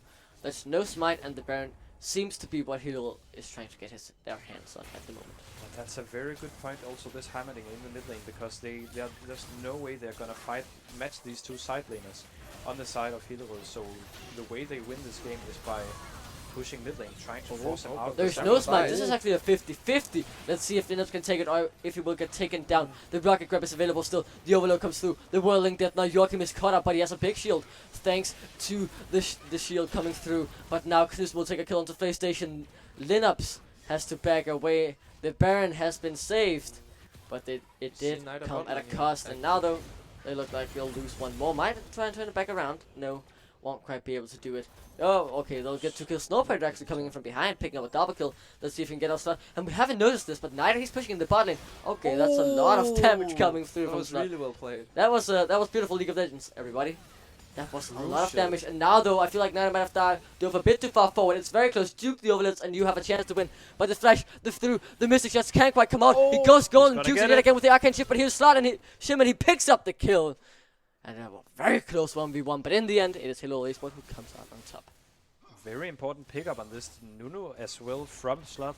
If Nunu were to stay alive, yet you had the option on Fortress side to just back with Nida, teleport into the Baron area and actually start to take over the area and potentially even start the Baron. But we haven't seen Fortress have as much impact on these neutral objectives. They've been given over 2 dragons and most of the vision around this Baron as well up until now, and now they're down 2,000 gold.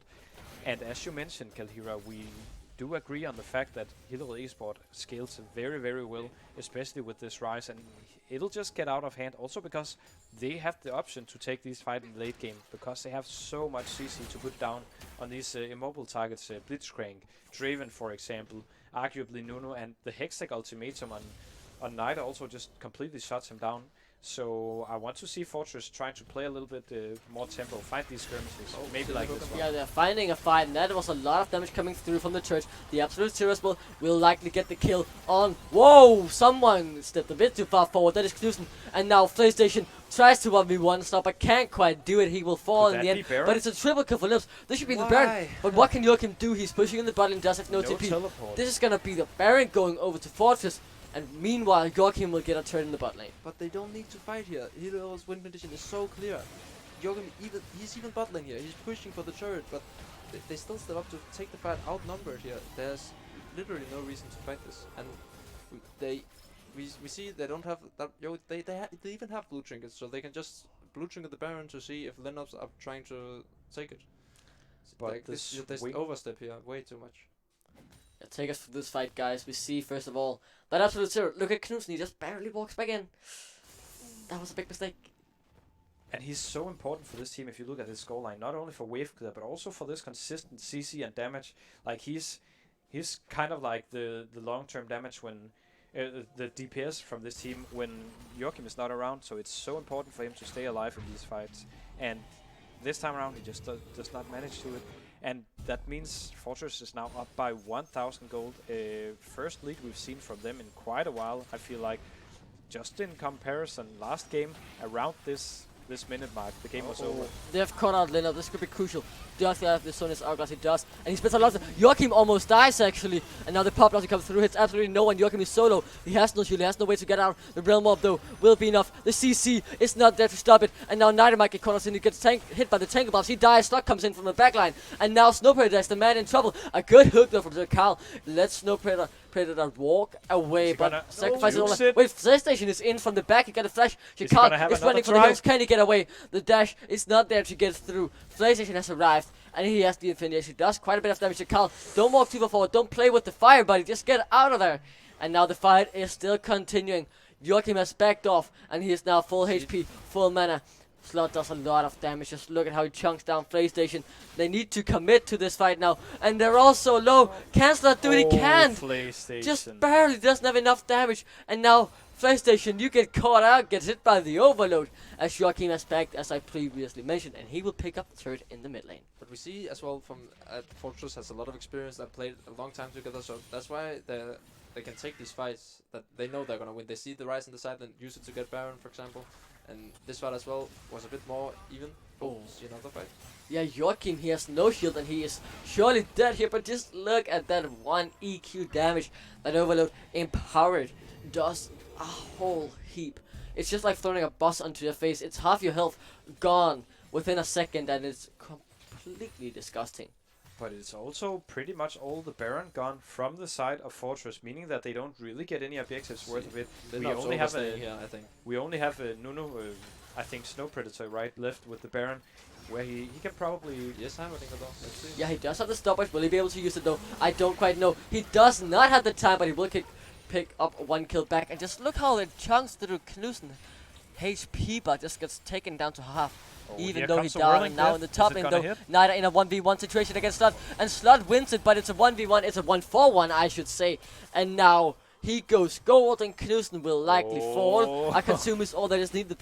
The Purple Walker do not. But look at the TP. The TP is coming in from Joachim. And this will surely be the turnaround. He will get 1 kill back. And it's action happening all around the map yet again. But someone who has the shot caller role and Hillerød has to say stop to this. They have to okay, we have this game, just calm down and do not fight all the time.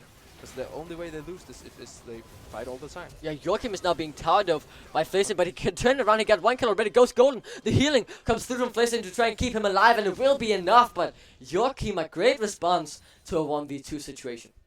Joachim is really driving the bus on the Hillerød Esport side right now, actually continuously pushing out waves, make sure that Fortress cannot just bulldoze down the mid lane, because he keeps adding pressure to the side lanes and also wins these... Yeah, Shimlo, he's trying to get on. Lays. The will be able to. The Hextech Ultimatum locks him in place and grounds him until he gets the kill. Next kill will mark the 85th kill, 85 kills as we saw last game. Last game ended 25 minutes in, so it's a little bit slower, but only a tiny bit slower in this game. We have a lot of kills and a lot of stuff happening all around the map, but this time around I feel like we have some players at least keeping their heads cold. And, yeah, but look at this. Lineups might get solo kill. No, he turns it around with a beautiful flash. That was incredible. And now Shakal gets altered by the death mark, but it won't do anything since he got golden. But look at the damage from Joachim. It just hits like a ton of bricks as he melts through your HP bar so simply by just pressing 2 buttons. Oh, Lineups, you're getting caught too far forward, buddy. Will he be able to take the end hit though? Yeah, he will. Nice.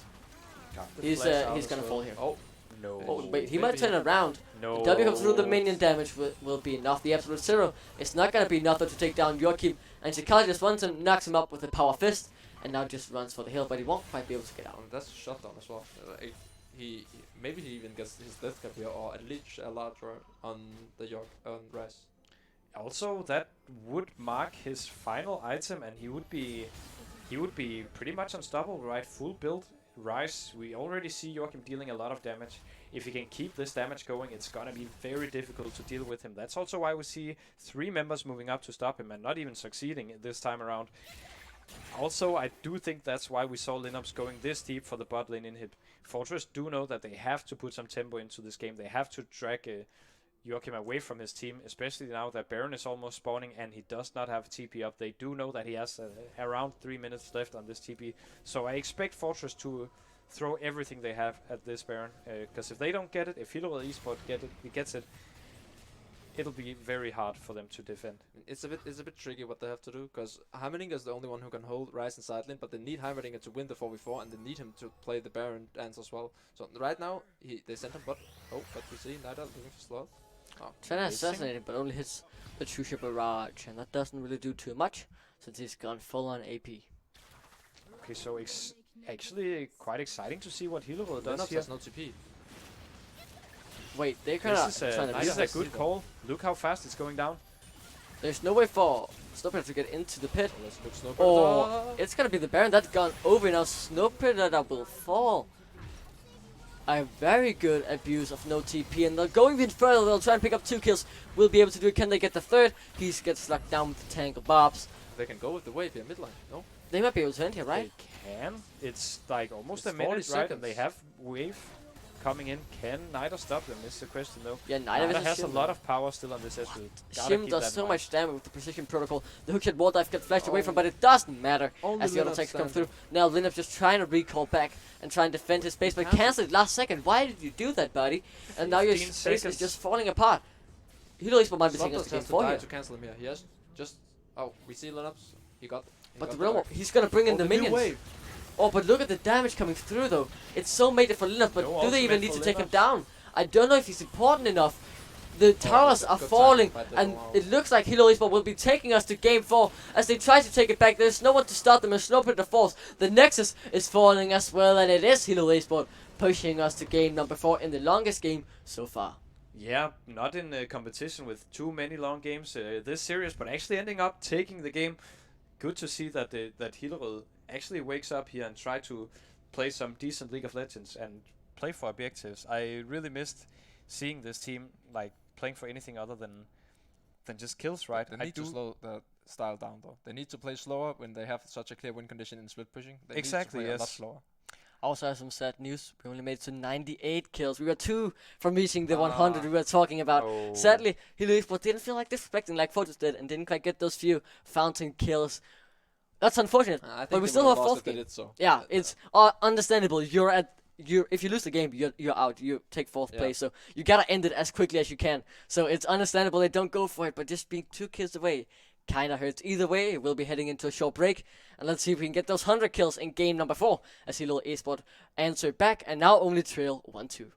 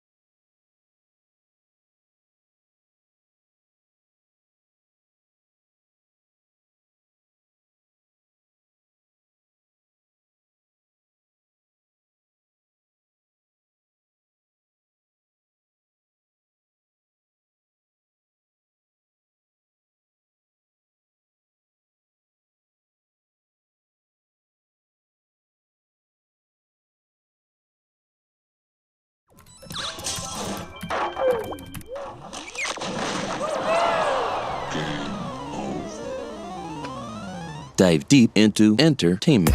Philips Hue.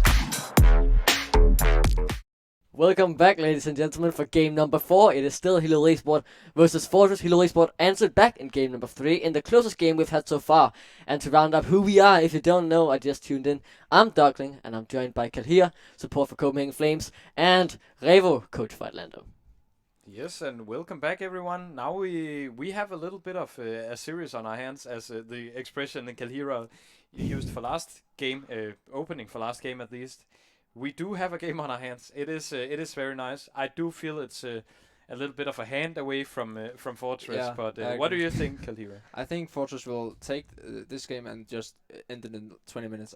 Still think they're much better than Hillerød, and I think they're the stronger team. They've played so much together compared to Hillerød, and they've been together for almost as long as we have on Flames. Some of the players at least. So I think if they don't pick champions and like they're really off meta and swap players around in the roles, I think they are huge favorites to win this, and I think they're just gonna stomp. But now is my question. Hillerød Esport, they played a more standard composition last game. Will Fortress answer by going more standard, because they still disrespected completely last time? They Yeah. went whatever they felt like. Do you guys feel like they'll go back to more standard League of Legends this time? I do feel like they want, yeah. I think they've tried what they wanted to try, and now I think they want to net this series. They want to get it. It depends. home. I think they could pick some off meta champions again, and then just try to close it out 5. The game number 5. But again, I would expect them to be like, okay, now we try hard. We gonna end it. We don't want to sit another hour playing this because we are so much better. I expect them to be in their comps. Yes. Yeah, so we should expect Fortress to get back to at least doing some more standard League of Legends. That is what I feel like is the right step here, because now you've had 3 for fun games, and you see, you can actually get punished for having fun or playing whatever you feel like. And to me, this, I would just personally, if I was Fortress, say, okay guys, let's just close this out. We could beat them in raw mechanical skill by trolling or playing cheese the first 2 games. Let's just play a stock standard League of Legends and destroy them, or at least do some creative picks that make sense, because I didn't feel like the Blitzcrank made that much sense last game. I agree. So sending a Draven top, like, I feel like if you're gonna do cheese, do something that's generally a fine cheese, like Malphite, Yasuo, Button. You could see the point in that. Level 6, you get all in, and we saw it put to work. And you can see the point in the double ADK as well, or the Draven top. I think he tried to cheese, and it was a good lane builder against the Ryze, who's not that strong in lane. But I don't think the double AD carry lock when enemy has first pick an assassin instead. I think that's really unintelligent drafting from the side of Fortress. It was very much, and we also saw that punished over and over. I think we saw PlayStation maybe get one good situation out of all the 1v1s Yeah. he was in, and he got. The thing with Draven is not obviously Draven is strong even 1v1, but he's so easy to punish. Once you send one guy up there, he will fall, and when he falls once, and when you get this set rolling, or this Ryze rolling for that matter, he does not stand a chance. And same goes for Ezreal. Ezreal actually got very strong in this game. We saw him put out a lot of damage as well, land a few items, but we also saw what Camille with the Hextech ultimatum can do to him, what the set can do when he gets in as well. It is so rough to play the composition, and therefore also I don't even think it's only in the strictly in the matchups between these two teams. I also think it's in the win conditions. I just think they had a much more clear win condition on the side But of Hillerød. I think maybe they can take this game, or maybe they can even take it serious if they learn to control their chaos. They have a really chaotic early game, but it's when the Camille gangs all over. But they need to keep it in their control, like not just randomly taking the 4v5 fight and losing Baron and some random shit like that. They really need to calm down after they get a kill and like, okay, we get this, we pull out, and we do it again in 2 minutes. Because the Camille is really good at doing that, but they need to be active in taking that decision. Obviously. understandable. We are about to head into lobby. We still just need a few players to get in. It can start at any moment now. So we are about to move in, and I really just need to get our expectations set right. Do you guys expect standard or still whatever Fortress feels like? I would say maybe 60% standard. Yeah, and 40%. I agree. Like 40%. they pick some like not completely meta champs like Nautilus, but some champions they just enjoy to play, but that are still viable. Like I could see the Blitzcrank work in a better matchup, and and something maybe like an assassin mid because it's a bit more fun to play. Champions like that, but that are still viable and not something like Draven top. Yeah, a red line in the composition, so they have like clear win conditions at least, so everyone knows what to do. And if someone does not know what to do, the team can tell him, right? The shot caller can tell him, please be here or please do this. That's what we need from you. Also because it makes the game winnable just by reaching power spikes instead of this where you have to like put a lot of work into slithering around the enemy jungle, finding a pick and continuously killing a champion from the opposing team over and over to stay ahead. Here comes the draft. Let's get our questions answered. Let's see. I'm excited to see what Hillerød bans. I mean, I don't know what can you ban against Fortress when they pick champions like this 3 games in a row. Well, at least no Fortress. They don't want to be playing against the set. Decides to take that off the table. I really like this because the set, he really was a big problem. Got assassinated a lot of time in the solo lanes, and that is not what you want to see. Especially when you decide to put it into ADCs, as you mentioned. Yeah. It doesn't make sense picking it into a set, so they're just removing that, saying we don't want that option. And the Lucian ban, we saw Lucian one time, and he got completely destroyed by the Yasuo Malphite. So I feel like it at least Hillerød senses that it's gonna be more standard League of Legends simply because if I was 100% certain that Fortress would still be going this weird things, I would probably ban something like Yasuo and all of these fun champs, but it looks like it's a very standard ban, so they're probably expecting it to be more a regular League of Legends. A quick question for you guys before it happens. Do you think Yasuo is pick ban in this series right now in this game? Probably, yes. Fortress are gonna pick it if it's open. And I think the Lucian ban from Hillerød is actually quite good because we have seen Fortress a lot of the time in LCD pick the Lucian Yumi, and they've been really proactive on it. So I think it's a really good ban, and the Nautilus as well. As I mentioned, they probably wouldn't play it because it's a bit boring as a support to play Nautilus, but it's a really strong champion, and I can understand the ban. Understandable. We're about to round out the first ban phase, as the final ban will come through in just 10 seconds. So this is really when the ban phase is done. We'll really start to get these answers. Will it be meme games still for the side of Fortress, just picking whatever really floats their boat, or will it be more stock standard League of Legends? At least Yasuo hasn't been banned so far, and I would expect to see him get picked up. And Gragas, we haven't talked about him all series since he has been banned until now, but it does get picked up for Fortress and the Yasuo as well. The Yasuo, as we expected. This is like so Gragas Yasuo is like the Sire Rakan of Fortress, right? So they have to pick away the Yasuo, obviously. And the luck with Silas can steal the Gragas ult, so the combo can still work. Not as effectively, but still that's a big Gragas brain. ult. Yeah, I like the creativity in the Silas pick as well. But look at this. They're actually contesting some champions now. They're actually... I think we might even get a more seriously played game here than we were expecting, because look at the picks here. Heimerdinger probably going over to Lineups if locked in. Not something that did completely bad in the last. He did very good actually, but obviously he got caught out sometimes. But if we look at it, how he played, and some of the times when he really shined, he was very good. You see the Pyke get picked up as well. They had a lot of dominance in the laning phase at least, and he got a lot of kills and got really strong. Where do you guys think this Pyke will go? Because obviously, usually we can see him support. Yeah, PlayStation. But definitely PlayStation. Slot, he played at mid lane too, so the possibility is still kind of obviously this stuff for Hillerød, but he showed that it could work in the mid lane in the first game. But it's still going PlayStation. Yeah. PlayStation is going mid with Pyke though, because PlayStation has a Pyke that is to be feared. His Pyke is really good, and almost everyone knows this. And I think it would be a waste to give it to any other player than him. He could probably play it in both top mid and jungle, even maybe. But prefer the support. And if they go standard lanes, I see the Pyke Heimerdinger lane as quite the lane actually. You can hook into the turrets and then the E from Heimerdinger. It's the 100% kill combo, level 6. It is, and he's very good at influencing the map also on a champion like this. Had a lot of success with it earlier also in this very split, right? Towards the end, he started picking champions like Thresh, his notorically known champion, and also Pyke that he's really known for as well.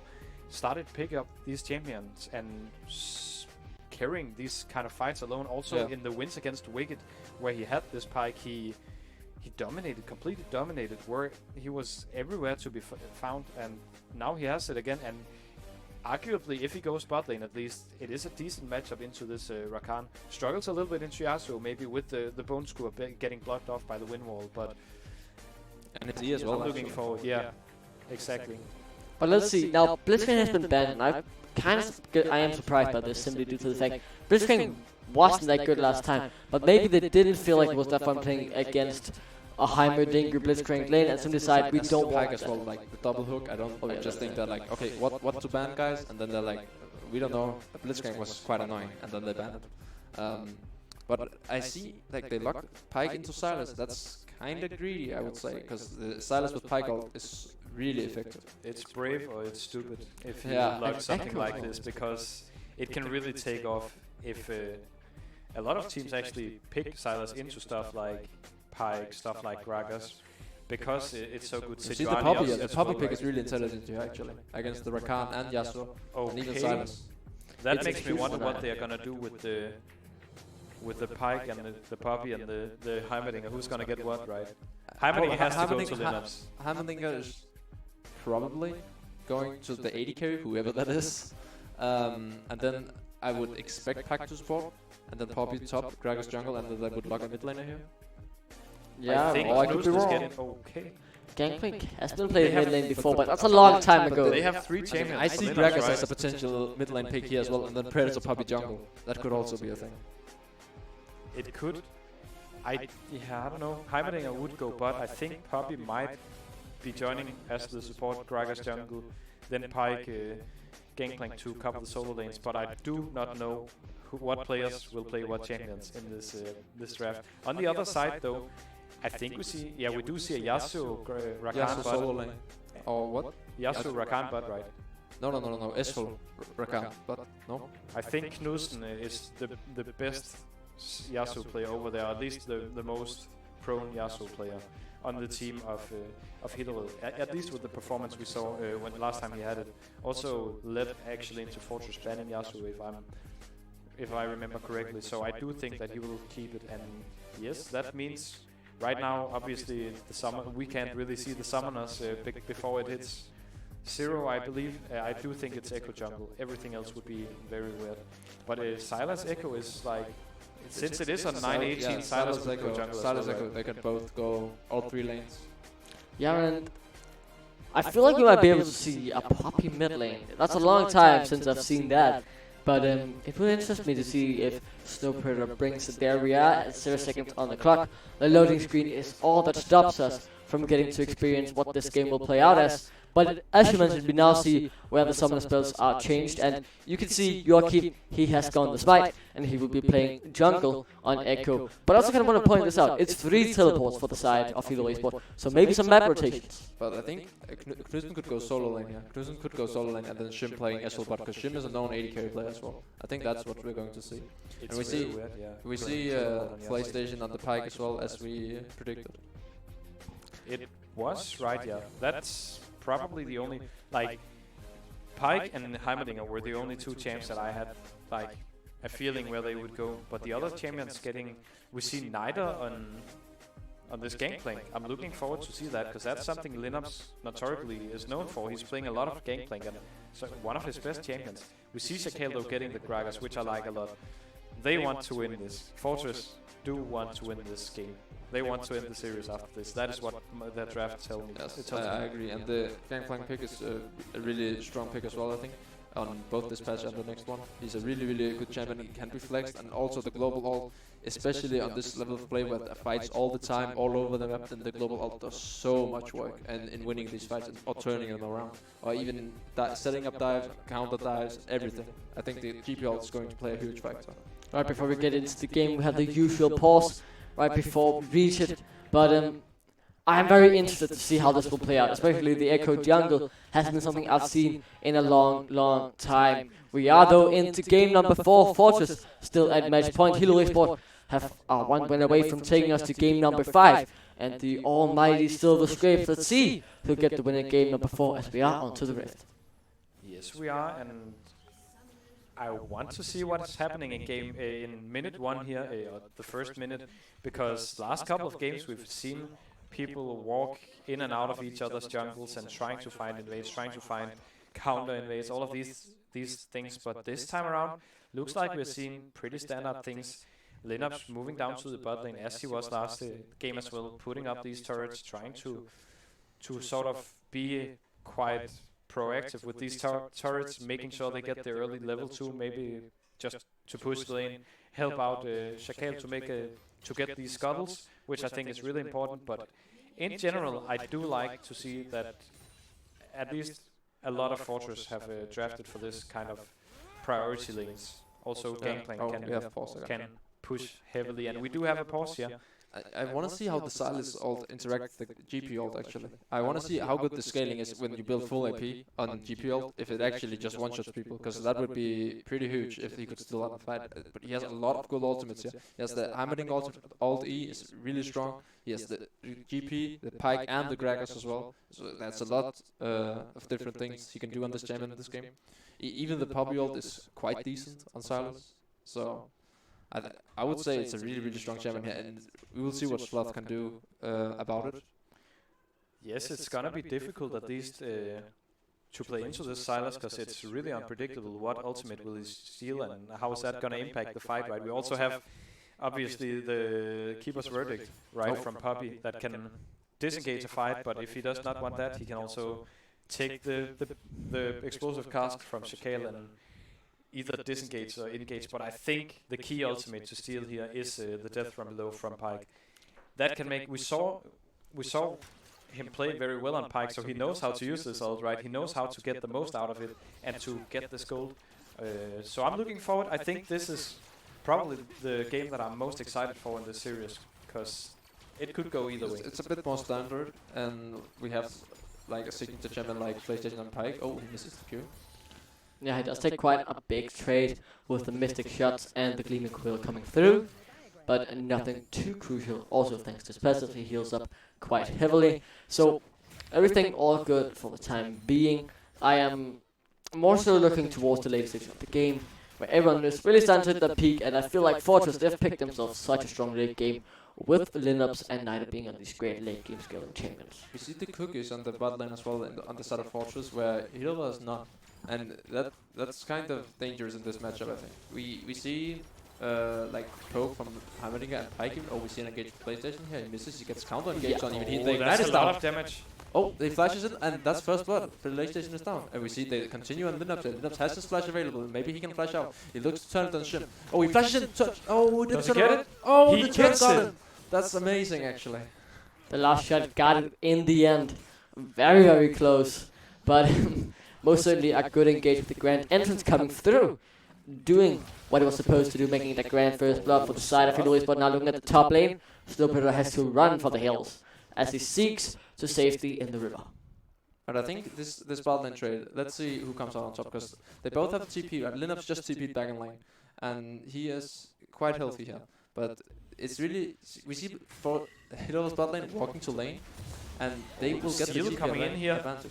Yeah, now we see Shakal getting the kill onto Joachim, gets caught out in his own jungle. The top lane, yet another trade goes through, and very nice play by Slot, waiting out the abduct until the W was away. The Poppy Copter would have denied the dash part of the spell coming through, but in the end he waited out and traded back off. I'm sorry, Eswell actually TP'd bot here. So there is a TP for GP, and he TP'd because he had to collect the wave that Heimer was pushing. We see the hook on PlayStation, missing again. A little bit of an edge, though. I feel even in after the trade, push-wise onto Fortress still in this early game should allow PlayStation to, when he does get these boots, to roam around the map a little bit more. He has I do Predators on see. Pike. I do, yes, that and that he ran. No, he didn't run with that, but he didn't run with that. But the Slot did earlier, and I do see when he starts ganking mid lane, when he starts coming in here, it's gonna be very, very hard for Knudsen. Oh, that's Yeah. a really, really good. That's play by very PlayStation. good. There is no way he gets out of that. He got hooked back, and he got stunned up, and he got hit by 3 big lasers. Another trade in the top lane though, but Snowpiercer gotta be careful because Joachim is on his way. Those are also very, very Really low. trying to bait that one out. Yeah, they're so aggressive, both teams. I like it from both teams this game. Like they're being aggressive. It feels a lot more controlled than the other game, where it was just a bit random. We see like, for example, Snowbirds are actually backing out here and not just going in and dying to Joachim, who's roaming up. So I think that's very wise decision from him. Yeah, very wise decision. We see a trade in the mid lane. In the meanwhile, Nider taking the worse end of that stake. Oh, actually, very good trade back. Does he have the flash? He doesn't even need it. And I spoke way too soon there. The caster curse comes through, and he picks up the solo kill. Beautifully played, and now that could be super good. But a nice arcane shift denies all the damage from coming through after a good bone skewer into Ghost Water's dive. It does, and now is a part of the game where we see the first round of TPs deployed completely, meaning that in the next couple of minutes we will see people with level 6s all over the map. We will see, for example, Shakale hitting his explosive cast. He still has his flash up. Normally you see Gragas run around deploying their flashes left, right and center in the early game just to get these high oppressive ganks in where you flash body slam and kind of force, either you force the enemy laner out of the lane or you force the flash away from them so you can regank them when you get this explosive I want to cast. see him use this flash pre-6 actually. Just throw a gank out there. I don't remember. I think Ezreal has his flash down and Echo has as well. So they can look for these targets for sure with the Gragas flash. But also just a lane with some setup. It's just like the Pike, for example, is really good to gank that, and it's almost a free kill if the Pike hook into the Gragas, and it's just a really easy gank to make when the flash when you have the flash. Yeah, and I quickly want to touch upon that solo kill, the 2v2 kill in the bottom lane from the side of Fortress. It was simply very well played. You see, we've been talking about PlayStation's Pike being so good, and we just saw it there. A great hook into a great stun, and this is a really strong combo. I didn't really think about going into this game. You get a guaranteed E that's double stun if you have a lot of turrets around. They all send their laser in, and there is just so much damage falling on to your face without you being able to react without having a QSS, and obviously no one has that. When you hook him into the turrets, and the Hammerdingers is pretty much guaranteed because of the slow from the bone skewer of Pike. So, I mean, it is a pretty strong lane, I guess, in some matchup. I could see it get bullied in others because they lack a bit of, like, it's a bit cheesy, I think. If the hook misses, they pretty much have nothing. But if we go, like, every time we see the camp move down to the bot lane, it's always pushing towards Hillerød. Here maybe we see the flash. And we see the gank attempt coming through, but it's follow-up either way. Shakal doesn't matter if you flash, he'll flash either way. He picks up the kill, and this Gragas is now 2-0. And yeah, that was very beautiful play. That was a really good game. And we see now he has no flash on top side, so he can just return. He just got a 6, so it's a really free gank. Exactly, And and we see the trade again in mid lane here. With the yeah. Knight assault missing Knudsen completely. Knudsen can turn around with assault. Oh, and Knight actually falls down. The Urn just didn't have time to come through, even though they were channeled. Does have a channeling time, but that was a very good play by Knudsen. Turns around the 1v1 situation, and I thought that Knight was okay, but no, he wasn't. Simply due to the Urn just taking some time to get healthy and give him the health. And Niders still doing fairly decent in this matchup, I would say. Around this level 6 mark, it is a little bit of an advantage over to Knudsen, that he will start getting back a little bit as he moves towards that level 13 spike from Gangplank. But at the moment they are 1-1 in solo kills, and we do see a little bit of a farm lead over the 2 Niders, so definitely okay for him dying once here, I would say. He's still ahead. It's okay, I would say, but I think he misplayed with his orange. Also his ultimate, he should have put it further back so he could kite in it. I think maybe he could even have won it, but he could definitely have gotten out if he played it more slow instead of going that aggressive. Especially in this matchup, because he should know that, okay, I don't need to fight him here. Yasuo has the lane bully advantage over me. I can Q him in the face once in a while, but these extended trades, I lose them. He should tell himself. But, I mean, well played from Knudsen as well, that he spots the trade and goes for it. Yeah, also, obviously, since Yasuo or Knudsen is running this, I was about to say Predator Conqueror, obviously, and he's running the grass. We see the return gank. Oh, yeah, we that's see great Arrows pass. everywhere. They're throwing everything at the kitchen sink and completely destroying Slot, and they do so quite dominantly as we have yet another pause. As you know, this game 4 has now had 4 pauses, so another number. You could say, hopefully no more to be had as this issue gets resolved, whatever it might be. Could be a player having a problem, or we don't really know. No, but it allows the color casters to come a little bit out on the scene, right? And that is amazing. We take these breaks where they cannot physically do anything to one another that would make you have to take the scene back. So we get to talk a little bit about what's happening right now. So let's go over the lanes quickly if we can. It is let's start from the bottom lane actually. How is this gonna turn out? Is it over before? Like, if I have to ask you, would you say that Pyke should be roaming, or that he should be staying and fishing for hooks, trying to get this first down? It depends. It depends a lot of the waves as well, and the communication between his solo laners and his jungler and him. If they tell him, okay, you can't roam right now, so then there's no reason to roam. But he has Predator, so he will look for the roams, definitely. Both mid and top has no flash, as we mentioned before, and he can go there. He can roam unpunished. Heimerdinger cannot get punished in this matchup.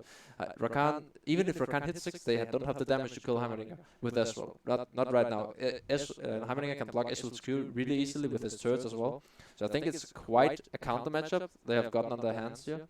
And actually, maybe Rakan should just look to roam as well, because Ezreal, the turret will get chunked, but he can stay quite safe as well. And I'm afraid. I would be afraid if I was Hillerød to be dived by the Gragas and the Pyke, and maybe even the mid laner, because if they move in and get prio and just do the 4-man dive bot lane, or even 3-man, because they have the GP ult as we talked about earlier, that they could easily set up a dive with that.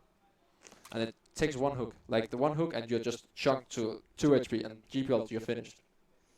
Now, I kind of want to hear you guys' opinion on this mid lane. Obviously, it's the Gangplank versus the Yasuo. The early game so far has been quite action-packed, considering it's a quite scaling champions, at least the GP. But it's 1-1 so far. Both have gotten a solo kill. How do you feel like this game is going to turn out, or this lane is going to turn out in the later stages? Who is going to have the advantage? When they start to meet each other at the side lane, it can be very much dependent on how much damage GP gets off before the fight starts. Also, like if you land one barrel, that's what we see GPs do, right? If they land this one barrel, then they take the fight. If we do see maybe a last breath come out of a knock-up, I think that's favoring Yasuo right away. It really I would say it's a skill matchup, because Yasuo can block the GPQ on the barrels, and if he does that, GP loses all his damage. But if he fails to do that, or even his ult gets cleansed or oranged, or what you would say, then he might lose. And it also depends on GP's ultimate. If Yasuo can force it in the side, it's really good. But yeah, I would say it's a skill matchup. It could go both ways, but it depends on how the jungle impact mid lane right now. If the jungle snowballs the mid lane in either way, the one is going to just stomp the other in the side lane. If GP gets like Triforce when Yasuo has Seal, there's nothing he can do. Or the other way around, if Yasuo hits his 2 items power spike and GP only has Triforce, then he's going down as well. And yeah. I do also have a little bit of an update on the issues. It is player lag. So one of these 10 guys has some problems with their PC or whatever it might be. We'll get figured out, hopefully, because it is not fun playing in lag, even in your solo queue games. This definitely has more meaning to them than that. So that is the problem we'll be facing. I want to touch on this jungle simply because I haven't been noticing this Echo jungle too much from Echo. I haven't seen him. He came in one time in top lane, kind of threw in the W, the parallel convergence, but didn't proc it anything, just kind of saying, I'm here, step away from slot. He is very low, he'll have time to back, I'm here to defend him. But Shakal, he's been actually doing very good, coming around finding a few good ganks, and I like what I've seen from him so far. I think Gragas is just a stronger early game ganker in favor of Echo. But Echo is a really strong champion right now. He can be flexed in multiple lanes. Now right now he's jungle, probably the strongest role. He has just a lot of damage. Like he has so much damage, and if he just great scaling, right? Yeah, and if he gets the counter gank off when he has his runic echo finished, then they could easily turn it around. And his stun is really deadly, especially with Rakan as a follow-up engage, or Echo as a follow-up engage to Rakan.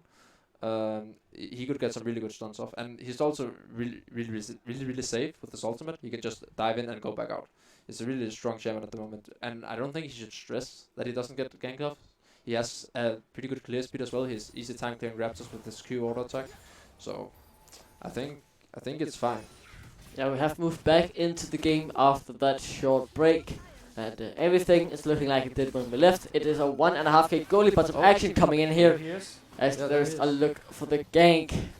Joachim can't quite get in and completely lock him down due to the flash being available from Nighter, but he has to use that to get out. I think they could have dived that actually. If they use the Echo Ult to reset the aggro of the turret, but I'm not sure. That is also what we're talking about, right? Oh, we see the turnaround, and then he comes again in Joachim. That's double. Oh, almost PlayStation actually outplays that with his flash. And still has flash as well. So using the undertow, I think, to the Phantom undertow to get out here, which actually makes him live in this situation. But what I was just mentioning is they could potentially have dove the mid lane just a minute ago. But that is the difference between these two teams, right? Fortress know each other well enough to execute these kind of dives, these kind of situations, because they've been in them so much, whereas Hillerød, they have a few substitutes with them today, and it's so hard for them to set up these things, because they don't have this implicit trust in each other that you need to do these kind of things.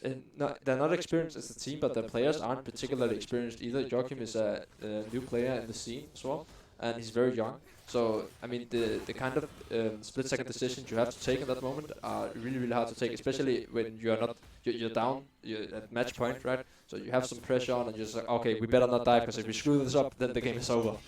But we talked about Echo not being that active, and he just made 2 really good ganks. Oh, we see the roam from PlayStation with the Predator here. Yeah, we see the roam coming through. Nothing really happened other than that. RGP all got forced down. The cannon barrage came through, but nothing really else being used there. We see the Slot has the Pike ultimate here. Yeah, but Slot is kind of low. He might actually get dice exploded by the explosive charge. Really well played by Chicago. Yeah, he got exploded by the explosive cask, and I don't think Slot was prepared for that. You could kind of see, because he felt like, oh, I can get in, I can heal, I can stay in, maybe get Nida low enough to get it with the death from below. Now Nida will definitely be taken low here, has to use the oranges to try and get through, but now he'll be stunned up for ages, and this will certainly be a kill. Just giving the assist over as well, making sure that Rakan gets that picked up, but in the meanwhile, they'll get some plates in the bottom lane. I think Fortress is the one that wins out on this, even though Nada dies here. They get a lot of plates bot lane here. And we see the turret is almost gone here. And how many chunks these turrets away really fast when Rakan isn't in the lane. And Israel can't really contest it alone. No, and if they get to rotate this Heimerdinger out of the lane whilst plates still being up on other lanes, they can start actually cashing in big time on this Heimerdinger. And we did see last game how much damage a Heimerdinger can do when he's ahead. Also, he's just gonna be, like, they have no Ryze to clear the side lanes now on the side of Hillerød in this game. So he could just be the oppressive one. He could do what Ryze did last game, what Joachim did on Ryze last game, and just continuously pressure the side lanes. See the book here looking, not going to do anything when he hits Rakan. Yeah, looking for the hook, won't quite get it. The turret, yeah, this turret is probably gonna fall. They used the ultimate to commit on it, but now in the mid lane though, we have to keep our eyes on this fight. Nida is running down, Slot has overcommitted a tiny bit, has to flash away to get out to safety. And we haven't quite mentioned it, but there has been a lane swap. But now though, let's turn our eyes back to this. It's Joachim versus Shakal. Shakal seems to be the one not doing too great here. His Predator gets denied, the E forward will quite beat up, but the face dive, he turns it around. Shakal is an absolute monster, still dies to the ignite though in the end. Now PlayStation trying to run down Rakan, but can't quite do it, as the flash and ignite had been used, but Shakal, what a monster, turns it around in such a tough situation.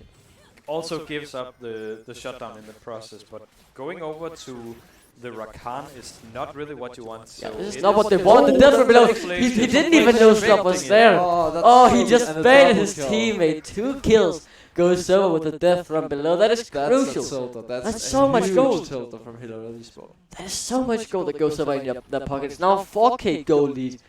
And it is not looking good for Hillerød Esport so far. No, it isn't. And they keep shaving off these plates of these towers. 1.5 minutes for them to start, maybe take some plates top lane with this Heimerdinger. But right now, it is looking grim on the objective department for Hillerød Esport. I don't really see them getting any objectives or being able to fight any objectives within the next couple of minutes. Right now, Joachim is the only one, like, kind of looking scary. Maybe, arguably, Knudsen is relatively strong in this side lane, but we see the Rakan finish his 6 though. If he can get on Knudsen, if he gets like 1 or 2 items, then they can get a crash attack. Oh, we see the 2v2 fight in the mid lane here. Rakan coming in with the grand entrance. Might looking to kill down Nida here. Nida is still alive, PlayStation also alive. Oh, and they get out barely. There was a well-placed ult from Nida there. How did they both survive? That was incredible. Now they might try and turn it back around though. There's no death from below. There is no ultimate. Oh, death from below is actually available, but neither. You have no oranges to heal yourself up, and he will fall. And now the chrono shift back won't be enough as he gets stunned with the death from below. PlayStation is on a killing spree, and thanks to that, it was a win in the end for Fortress. Oh, he might look for even more as he chases forward. Slot is super low here. Shakal misses everything. But now the death from below doesn't have a lot of time left. It needs to be used and it needs to be used quickly. That should be a free kill. A reset yet again. Now they just need to chase forward and try and get more kills. But he's solo. A snipe out of nowhere. The mystic shot surely was mystic as it picks off PlayStation as he tried to heal up while he was in his W.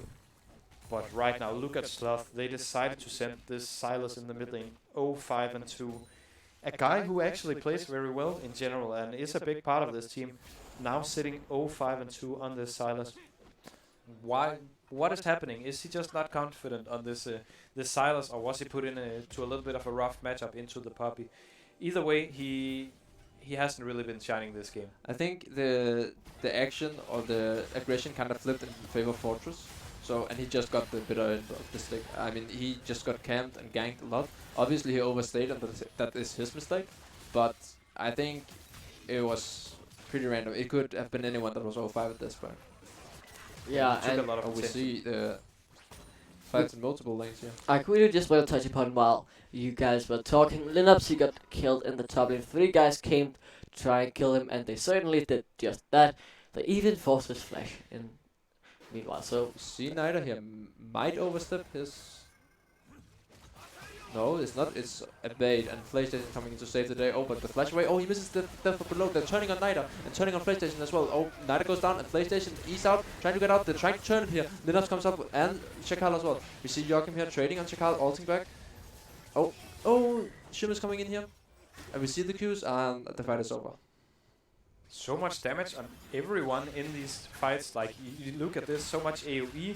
Look at all the health bars, just everything practically going down over and over. But I do think Fortress could have played this a little bit better. They are supposed to win these sort of skirmishes, especially with champions like Puppy, like Heimerdinger, like Gragas, like Pyke, right? That thrives in these kind of skirmishes. Maybe Heimerdinger is not the best example because he has to put up a lot of towers, but the other 3.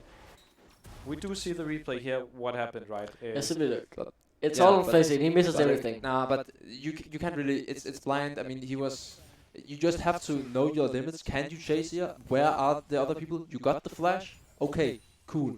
I mean, if he misses it all, okay, cool. Then don't chase. Just back out instantly. You know that they have the turning power. It ended up fine, but that's again because Hillerød doesn't know the limits. They overchase the Pikes who ease away, and then they overchase. So it's just a matter of who plays the fight worse.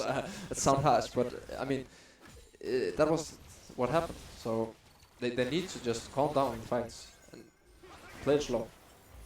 Slow playing is the key to winning every fight in this game. Oh, we see them trying to get in the mid lane here, but again, it's hard to engage on the Pyke, especially when he's ready. Yeah, the turrets do a whole heap of damage. That's so good.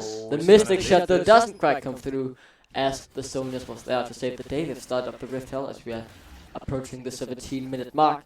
There's still 3 minutes left on that, and it looks like Hillerød Esport will get it uncontested. But I don't know, no, Naira actually is coming in here. They might try and fight around this. A good cannibal could be really crucial here, as the barrels will be there as well. Slow them down. There it is. The guarded placement. Now Shakal coming from the flank. Comes in with the explosive cast. Gets one. Now they'll try and get the second one. A good 2-man Puppy as well. Knocks him up with the keeper's verdict. But he's getting 3 resets. Slot is being huge this fight. Got 2 so far. Can he get even more? Trying to run for the hills, but it won't quite be enough. The death from below. Third time won't be the charm this time. He falls. Double kill over 2. Naira, and they pick up the ace. And I also think they got Rift Held in that This is fight. so overforced by Hillerød. They need the Herald to open up the mid because the siege in this competition is not that great. But they don't need to force it like this. They won the fight 4v5. Dong he was just chilling in mid lane, I think. I mean, yeah, it's well played by Sloth that he gets the return kills and the triple gold even, of course. And that's great, but it's not what you want in this scenario, especially Fortress. I would say.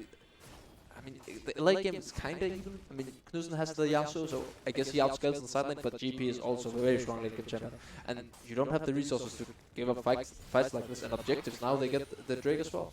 So they can use this herald to crack up the inner ring of turrets, and that's when it's gonna be really hard for Hillerød to find these flanks with the Rakan and the Echo and set up the Yasuo. Yeah, and they give the Herald over to Snow Predator, a guy who's been in the side lane for the entire game, pretty much, it feels like, at least. So if he deploys this Herald, they can start setting up a scenario where Linux can pressure the other side of the map simultaneously, and they can Also really Baron. start forcing out Hillerød Esport into these like decisions where they have to sack one lane. Yeah, I mean, they could use it to the Baron as well. I mean, put it bot lane and try to make people come up, put it mid lane, push mid, put it mid lane, take the turret and use it to rotate into the Baron, clear all vision, and then they have to face it, and they have to face it into a Pike, a Gragas, a Heimerdinger, and a GP barrels as well. I mean, one of these Heimerdinger, they probably need him on Baron, but GP can single-handedly just zone the whole team. He just puts a barrel in the bush, and he's just standing there. You cannot really face check it. And the only real range champion they have, that's Ezreal. Maybe Echo can pop it with his E, but it's gonna be really tough to clear out their vision in the top side jungle once Fortress decides that they want to play for the Baron. The Baron has to spawn first, of course. Snow Predator just got his TP up. I think that's been PlayStation. what they've been waiting Oh wait, they're going in here. Oh, does the Q hit? No, it doesn't. Almost dies. Very, very low. The Chrono Shift came through to save Joachim. I think he backs now. Just had to look for that UCW. So he sticks around. the game has been slowing down a tiny bit now. It's nowhere near as bloody as the other games we've had. long way to 100 kills. Yeah, long way to 100 kills, but look at the goal lead. This is like gigantic 8k goal lead almost. 7.5 at the moment. Shakal is in for the backline though. He will get almost obliterated, but there is not quite enough damage as he goes golden death from below. Picks up Shim. So what looked like was almost a good fight. Yeah, Shelly will get spawned here. They can't quite stop him in time. Now he's diving for a good stun though. And Knudsen now dashing around. A good win wall as well. But the Steel Tempest misses. He won't quite get any knockup. And the Cannon Barrage is just raining down. They're trying to get it all back. And the fight is happening on all fronts. Joachim assassinated one guy in the backline. I do believe that was Linux. Now Slav will get taken down as well. Healing up for as long as he can. But it won't be enough neither now. The turn almost falls. Just so low, just needs a few more hits and then they could dive in further than water. Knocks him back into the wall, but the grand entrance as well as the chrono shift. Somebody killed the turret, but they're also low. Joachim gets two. Neither one quite chased through, and here it comes Shim from the back end of the file with the TP, cleans it up, and it's a clean ace. Not a clean ace, far from it actually, but an ace for Hillerød Esport. It's sad that they can't really use this to get an objective. If they stay too long, Fortress is just gonna take the Baron. I'm actually afraid of that happening. If they stay too long here, and they have to back, though they start the Baron though. That's, no, they cannot take this. Yeah, they know, and now they're back. See, now Fortress could actually start this Baron. Hillerød has to back it. Like, the jungle, Joachim, he's really low. And he has to back. This could be really dangerous, especially when you have Heimerdinger and Mountain Drake. And this Baron goes down really fast when Fortress decides to take it. It does, yeah. Also, I'm a little sad to see that they didn't finish the tower with the 2 hits it had left on it. I even think they had a Demolish proc charge ready to finish this mid tower. If they were to finish this mid tower, they would have been able to take control of not only the topside jungle around the Baron, but the entire topside jungle if they wanted to. And as you mentioned earlier, Kalhira, they have Gragas, they have Pike, and they have this Gangplank, they have Heimerdinger. A lot of champions that are so hard to face check. So if they get this full control of the top side, I don't see any world in which Hillerød can challenge this Baron. No, I agree. Completely, actually. Oh, we see here? No, there's nothing to gain. But like these fights through and through, and we see actually here. We see Nida getting caught here completely off guard. Oh, and he's a shutdown for Teleport going down as well. This could slow down the Baron play a little bit. Now they have to wait. Fortress. I mean, it's not sure that Hillerød actually outscales. I think it's quite even late game, but it slows down the game. And Oh my god, Shakal, what a monster. Comes in, completely destroys him with a beautifully clean combo. Now there is no smite, there is TP on Nida, so we can TP in 20 seconds if it will be needed. But they're looking to start off this Baron. 2 TPs up on Hillerød though, and they walk right and past they contest. this I think it's really they have to contest, but it's gonna be hard against Heimerdinger. Oh, but Fortress, do they have the balls to stay on this Baron? There is no win wall, a good explosive cast though. Let's see if they can take up the fight. TP comes in from Nida. He has the Cannon Barrage ready, but look, Knudsen solo will get taken down from death from below now. This will surely be the fight that they're looking for. The Cannon Barrage slows them down. Flash Force as well out of Shim as they chase forward. It's crucial, it is what they want. and it is Fortress who get a kill, and they will surely get the Baron after this. Oh, they've already gotten it. I didn't know why I did not mention that, but they got the Baron, they got a kill, and they're looking to get even more as they chase him on, and they're looking to get the base open and make it into Sashimi. I can get sushi for dinner. Oh no, Kingston though. Turns on tonight, can he get even more? The Chrono Shift is available, will get used, but he will not get stunned up against the wall, but he will be denied. An escape likely as the smite comes through, but he's running so fast. A dash's face dive comes through. Will he be able to get out? It looks like he will, thanks to the movement speed from his passive. And now he might try and turn around. The parallel convergence gets thrown down, but it won't quite be activated. And now though he is cue the Benny Hills music almost, as he is running for ages and slowing down Fortress's attack so heavily. Beautiful play by Joachim, and now he might turn on one and get another kill, and he's still running. The explosive cask gets him in the end though. Beautiful play for him as it keeps the hope alive for Hillerød. I don't think it's worth to chase that kill, even though they got him in the end. It ended up being a 1-for-1. They could almost have gotten the inhib if they just got him in. With the wave, the Baron up on the wave, I think it's unwise to chase all this way down to their own base. Especially as 3 players, right? Yeah, They could potentially have sent out one guy to chase him, or at least prevent him from backing, or something along those lines. But actually investing all 3 members in it means that half of this Baron, maybe even more, is just gone from this, and they don't really have the option to siege right now because they have no members up, and they have to wait for everyone. They have to wait, and also that means people like Knudsen gets up, able to push a side lane, right? So they have one less lane to punish with this Baron. That's the kind of thing that can actually drag this game out a little bit and maybe force Fortress to take another Baron before they can end. Yeah, that's true, but we see Knudsen is still a long way from his Infinity Edge or Starrick's Gauge. And I think just Infinity Edge or just Starrick's wouldn't do it this game. I think he needs both to be kind of relevant, because right now Fortress stomps every fight. If it's a 5v5 and Fortress plays it quite just decently, they win the fight every time. Even if Sloth gets his hands on a really dirty ultimate like Pike, Gragas or GP, then I don't see them winning. And we see he had 1v1, and Yasuo, he doesn't stand a chance in the side lane. He just gets absolutely destroyed in 1v1 trades. And we see the disrespect from Naira, even though no one can see it because he's in the bush. I expect Shakale to have his flash up in a few minutes, maybe 1 minute or so, and when he does that, I think he can just choose a lane and pick out the target that he wants.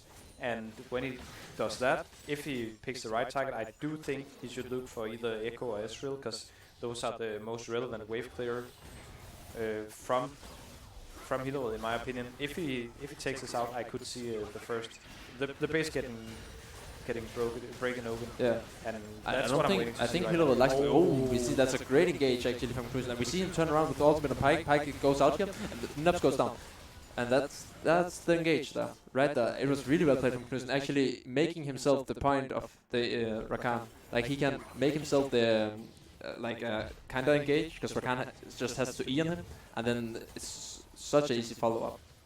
Yeah, it's basically a tried and true easy engage. You know, the parallel converted to stun him for ages and gives so much time to react, and now he stuns up Knight, but Knight aids the Orange is trying to run back to the safety of the river, and he will be allowed to get out. And now though, he's looking to get back in this top side and maybe be an annoyance, but Rakan is there to try and stop him, and he will get Knight to back off for the time being at least. It does not really look like a game where Fortress is ahead by 10,000 gold. No, it does not. It really goes back and forth in these fights, and I don't really see too much pressure on objectives. I mean, I almost feel like Joachim is chasing multiple members and actually having kill pressure on multiple members. He's really trying to carry this game. He is quite strong. He has no shinies yet, but he's building it now, I would assume, looking at his items. And then again, it could swing in Hillerød's favor, because Fortress really hasn't pressured the lead or pushed it at all. They get things, but it's not really a setup. It's mostly just a random fight that they win because they're ahead. And I don't think if they play like this, Hillerød has a chance if they just keep cool. But if Hillerød just gets baited into taking these stupid fights, then I see no hope. No, and we have like 1.5 minutes left until this Baron will spawn in, and I do think that Baron will decide the game. Yeah, so that is likely that here the explosive cask just obliterates him. There is no way for him to survive that crazy amount of damage. And that is now them pushing in. And They look for the base here. Oh, Yeah, we see Chacal flashing in here. Oh, and there's a flash out from Shim. And we see that probably re-engage here the from quickness has been Rakan. used. They're looking to get back in here. The wind wall has been used well. The last breath coming through the hills surely gets 2 kills. Running for the hills. Can't Snow Predator get out. I don't know if he can. Knocks him back into the wall though. A death from below. Still a reset. He didn't quite get the kill on, but the gold is still shared. And that was beautiful for them as they now have an 11k goal lead. The base is almost open. And now Rakan gets pulled back. Won't quite get taken down though as he jumps back to his team with the grand entrance and the battle dance. The parallel convergence gets thrown up, but it won't quite hit anyone. He gets a big shield though, but he has to chrono shift back to stay alive. And now they'll slowly push forward and try to break open the base of Hillerød Esport. Look at this TP behind from Sloth, actually denying the wave. Very, very intelligently played from him. Teleporting in behind, denying the wave. He's likely Very dead here, risky though. Oh, he though. actually kited the stun out. And he got out of the deep world. He's not slowed anymore. We see Poppy chasing here and Flash flashes up. he is really, really dead. Oh, That's a the flash flash out, denying the goal. That was really well played. Oh, the Ignite is coming in. And so is the That's Hammer enough. goal. That's enough. He That's it. is, Is It's a yeah. So close, but look at the amount. Last Like tick. he's 2 and 9 at well now he's 2 and 10. But he Oh, was we see 2 the and knock 9. up here in Nida, and Nida gets caught again here. Oh, the blast cone, really, really well played by side of Hillerød Esport. Yeah, he's, as I was saying, he's 2 and 10, right? If he can buy time, that's enough. If he can take the wave and drag the entire fortress lineup away from the Baron, that is enough for him to do. Infernal Drake is on the map right now, so that is why we see all Oh, of we these see the fights. against the quickness coming in. Oh, Chacal has to flash out, but they're just hitting the Poppy for free here. But she's ready to tank it to go down, and the Hammering Turtle does so much work. Oh, and Chacal pops the ultimate. Oh, Jochen He goes goes back in. That's a stun. bit too far forward. He will likely go down here. Snow Predator gets the kill.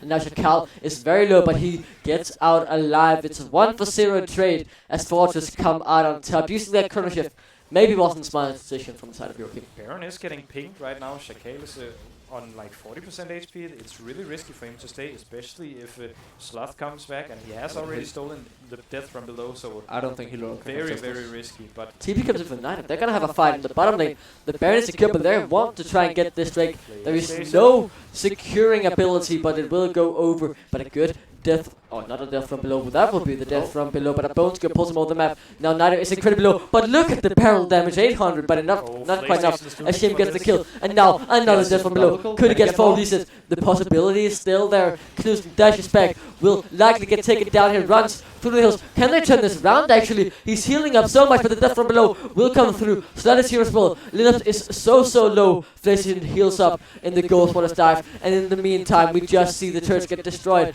as Snow Predator does so much damage to the turret with the Demolish proc. that's an unofficial quadra kill over to the side of PlayStation, really showing up huge in this fight. And also, I do like what we're seeing from Snow Predator here.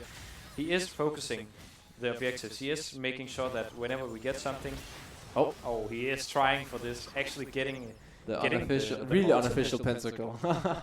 so close. He was chasing for it, but can't take anything away from this man. 12, 6, and 8. He is currently on this fight. Yeah, a good day for Fortress so far. They just need to close out the game, and it should be no problem with this 14k goal lead.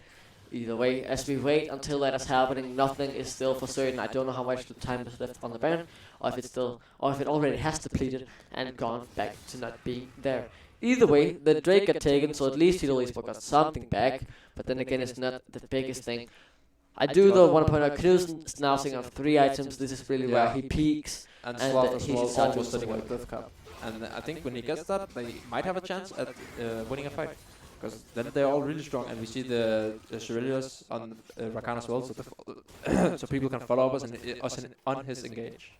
But I feel like Fortress should not look to get engaged on at all here. They put Linux and in one lane and some guys around him, and then just GP bot.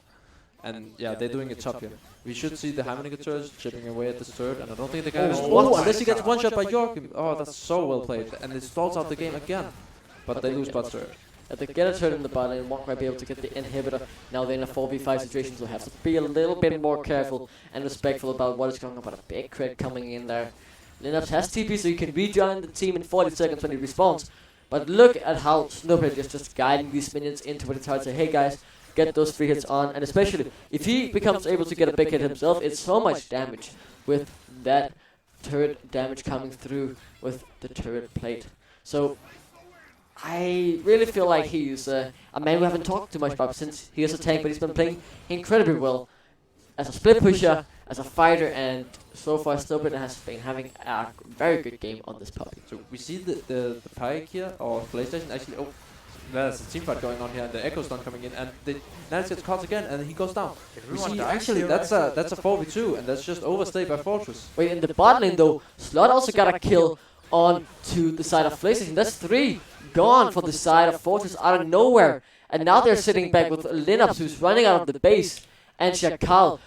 Not all 3 inhibitors have been taken, so they won't be stuck back in their base completely, but they'll still have to take care of the mid lane. They have to calm down. They need to calm down. They have such a clear win condition here, and we see the Esport on 4 items, and Sloth 3 items, and Knust on 3 items as well. They need to respect them. They might be ahead, but it's not that far when you're 34 minutes in the game. It really doesn't matter.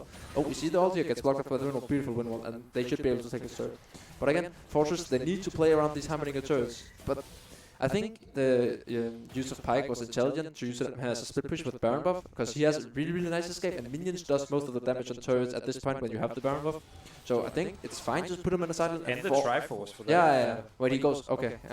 No, that's... Yeah, okay. He has Triforce. That's a Pyke with Triforce. Yeah, that's a Pyke with Triforce. And, okay, I don't know why he didn't go GA, but that's his decision. But again, yeah, he's probably built it for the split push, and I think that's quite smart actually. And they should be able to use it when they get the next Baron, as I expect them to. But again, Hillerød, they keep showing up huge. Like in this fight, they catch them off guard when they split up too much at disrespect. Then Hillerød is there to punish, and it's well played by them. Yeah, but we do have the Elder spawning in within less than a minute, and that is probably gonna make a big difference. I could actually see Hillerød winning this game if they were to get their hands on it. Yeah, I agree. Intelligently backing away here. I think it's hard for them to face it. If you look at the map, they don't have too much vision set up around this Drake, and I do think we will see it going over, maybe just actually baiting out a fight from Fortress. Oh, but the cannon barrage has come through now. Can they get the fight? Knust actually flash forward, gets a 2-man last breath. Another turn on Linux is super low. Has he even placed his turret? I don't know, because I can't see the damage being any effect. But now Snow Predator is the 1 man in the army fighting all alone, but he can't quite do enough. 2 kills. Now Shakal is low, he's gonna die as well. What is happening? Is Hillerød Esport are fighting back? This is surely gonna be the Elder Drake for them. What can Nida do? What can PlayStation do? The resets could be a possibility, but they're also healthy. What is going on? Force is falling apart, and Hillerød Esport is trying to get us back to game number 5. Niner is down. Joachim is getting back in the pit to secure the Elder Drake. It's only PlayStation, and there are 40 seconds on the next teammate. Oh my god. That play from Cruz was absolutely insane. The split-second decision he had to take, that flashing and getting the double knock-up into his ultimate, and that's so much damage when he has these 4 items, the double crit and the tornado and everything. I cannot stress how well he played that. It was insane. Oh, PlayStation, you've overstayed, my buddy. So crucial for them. I mean, yeah, Baron is down. spawning He's as well. down for The Baron timers are very long, so they can't stop it. That will be. Look at this. Elder Dragon. This is beautiful. And then the follow-up with the quickness grand entrance from Rakan, and the fight is won here. It was so well played by Chris. He completely won that fight. He did, and so amazing. We've not really seen Yasuo's in the previous games do a lot of things in the late game. We've not seen a lot of late games. Here's the Baron as well. I want to stress, guys, this Fortress lineup was up by 15,000 gold. They managed to throw the game a little bit around, and now they have to defend against the Baron, against an Elder Drake, but they do manage to take out, to begin with, Sloth on so we don't see this, but Sloth here getting caught, it's really bad to get caught here. You cannot get caught. You just secured Elder Drake. It's a really short time. You already used some of the time to get Baron, so you have this double buff, and you have to make use of it. There's still outer turrets on top and inner turrets in mid. It's 3 gold just waiting to be taken, but now they're outnumbered because you got caught, and they have to wait a minute. Elder Drake is almost gone by then, and then they only have the Baron. It's still good, but it's not optimal play by Sloth. Especially not if they start losing these inhibs, because that will completely tilt the map into Fortress' favor again. They could defend them well. I think they could defend at least some of them. Oh, but just look at the Mystic Shot's damage. Yeah. Burning through Nida, he even had his shield being popped there. And that was like with what, 2, 3? They get an inhib, but at what cost? Mid lane inhib is not enough. It means though that they can push a little bit faster. Oh, we see the movement speed here. Oh, that's really got good coordination by Rakan and Joachim here. We see the movement speed buffing him up so he can. Oh! One shot from What the? Shakal. He's Okay. not really been showing in this in these last couple of minutes, but here he shows up big. That is a key target. That could be very big for Fortress. That's so huge. He got it without him getting a chance to use his ultimate. That's not very common, and that was such a good coordination play from the side of Hillerød that they used the move speed so Echo could get the move speed on the Z. Oh, we see actually. Oh, but that's a stun. But now Knus is in the backline. He does get Linux though, and this could be another fight that Hillerød Esport is looking to win. Snow Predator can't do enough. He's only a tank and he can't deal enough damage back. What did Knudsen do here? I want to see it. I didn't see it, but I think he one-shotted someone. I think he played that fight phenomenally as well. Was it Linux getting one shot completely? Yeah, by- wasn't I it? think it was. Yeah, from Knudsen. Linux is not. And he even getting has to play Sonjas. anything. He even has Sonjas. How does he die repeatedly? Linux is actually. He But has so- to. no, it's not. He's so important. You in these can't. fights, You right? can't really blame Linux here because it's all of Fortress just falling apart here, getting caught left, right, and center all game long.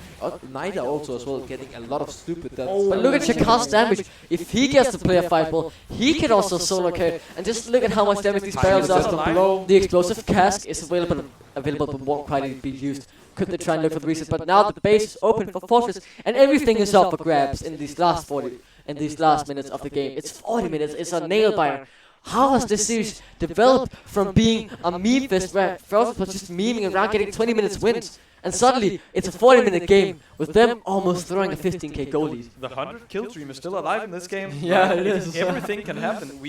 We have a little bit of a slower We pace see, game. we see the where goal they lead play- here, and it's still 4k or 3k actually, but it doesn't matter. Not 40 minutes in game. Everyone almost has the full items. We see Yasu almost finishing his last item. I don't know. That's probably Bloodthirster, and we see Echo full build, Eswell full build, Sloth almost full build. The Morel Normicon not gonna do so much. They don't have a lot of healing, and Rakan also has the full build with the pink ones, of course, as a support. Oh, we see actually the fight here. Snow Predator going in on Joachim, but PlayStation is here as well. Oh, but the teleport is coming in here. With Shakal is roaming down here. They are outnumbered. Rakan are coming as well. Oh, they are But not they going need take to this fight. respect Shakal's damage. But they If get they the don't, TP. they could be Dump one Oh, shot. we see Rakan Quickness here. But now they're coming.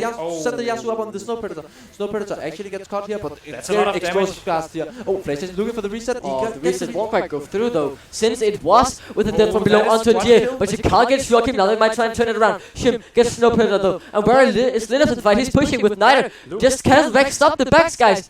Do everything to stop them at all costs. Try and get as many. How many have they got? They've gotten all, except for one. 2 is back now. PlayStation couldn't quite stop anything. And now it's But two are Knudsen back. and Slut That's all back they at the can face. do. They'll only get the inhibitor. If they could have stopped them all, But it could have been game changing. Here, which How is that's PlayStation still huge. alive?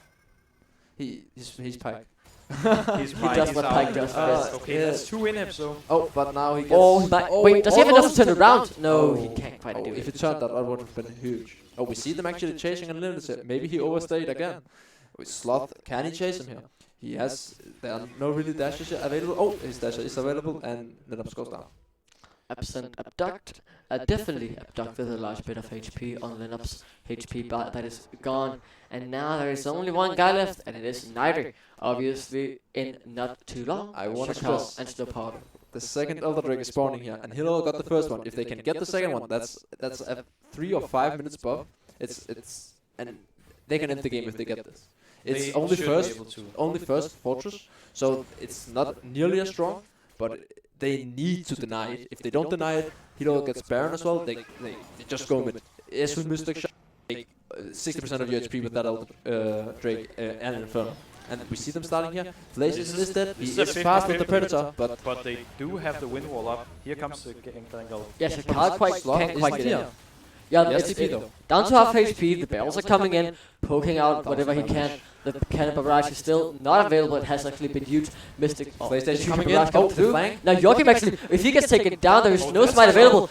But Shakal needs to get back into the pit. He's getting forced down. He can't get in. And now it's a double. And the Drake, they might try to turn around. There's a beautiful fight. And they get everyone they need. Shakal is spinning down on the other end, but he will fall the second he comes out. A Snow Powder is done as well. Predator is gone. Now Slot, what can he do? He can't do anything. And now they routed back in their base. Now Knudsen is chasing forward. He wants to take us to Silver Scripts. He wants to take us to Game 5. And I do believe they're gonna do it. The 15k comeback is a reality. As Hillerød Esport is pushing onto the Nexus. And they're pushing towards Esports game number 5. For the first time this game, Hillerød Esports is actually ahead in goal. They're ahead by almost 2k here, and they're probably going to get ahead by a little more as they take down the Nexus turret. And oh, Joachim doesn't go down here.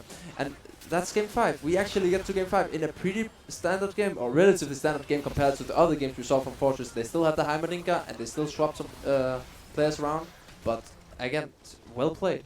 That was quite the game. I would say you rarely see games like this where 15,000 gold lead. I don't think I've ever seen or casted a game with someone 15,000 gold ahead and still losing. This is quite.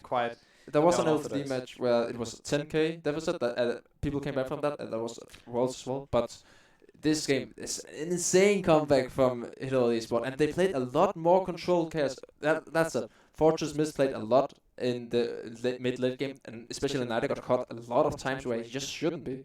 And that costed them the game. I think they were so far ahead, they let their guard down and got caught and was like, we can still win, it's okay guys. But they got caught again, and again, and again. And eventually it led to objectives like Elder Drake and second Elder Drake, and then what can you do? It's too late to take it serious then. Couldn't do anything. We'll head into one last break, as I hope our lovely producer would put on the song Silver Scrapes. There is no reason not to, as we're getting on to game number 5. The break will be upon us, and then we'll be back for even more mayhem, as Hillerød Esport has crawled back from a 2-0 deficit and put us all the way into game number 5. Be back after the break.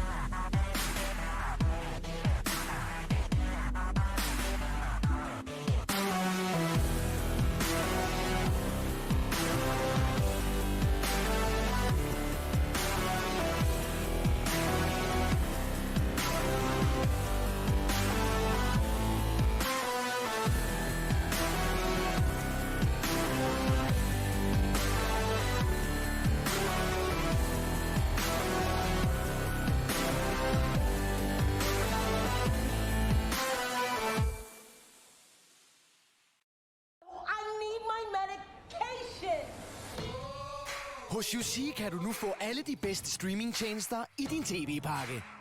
Så udskift de tv-kanaler, du ikke ser, med de fedeste film og serier fra Netflix, Nordisk Film Plus eller HBO Nordic. Og der kan da være penge at spare, når du samler al din underholdning hos UC. Fuck, hvor er det fedt det her, mand! Skift til blandt selv og få Danmarks mest fleksible tv- og streamingpakke. UC. Få mere med.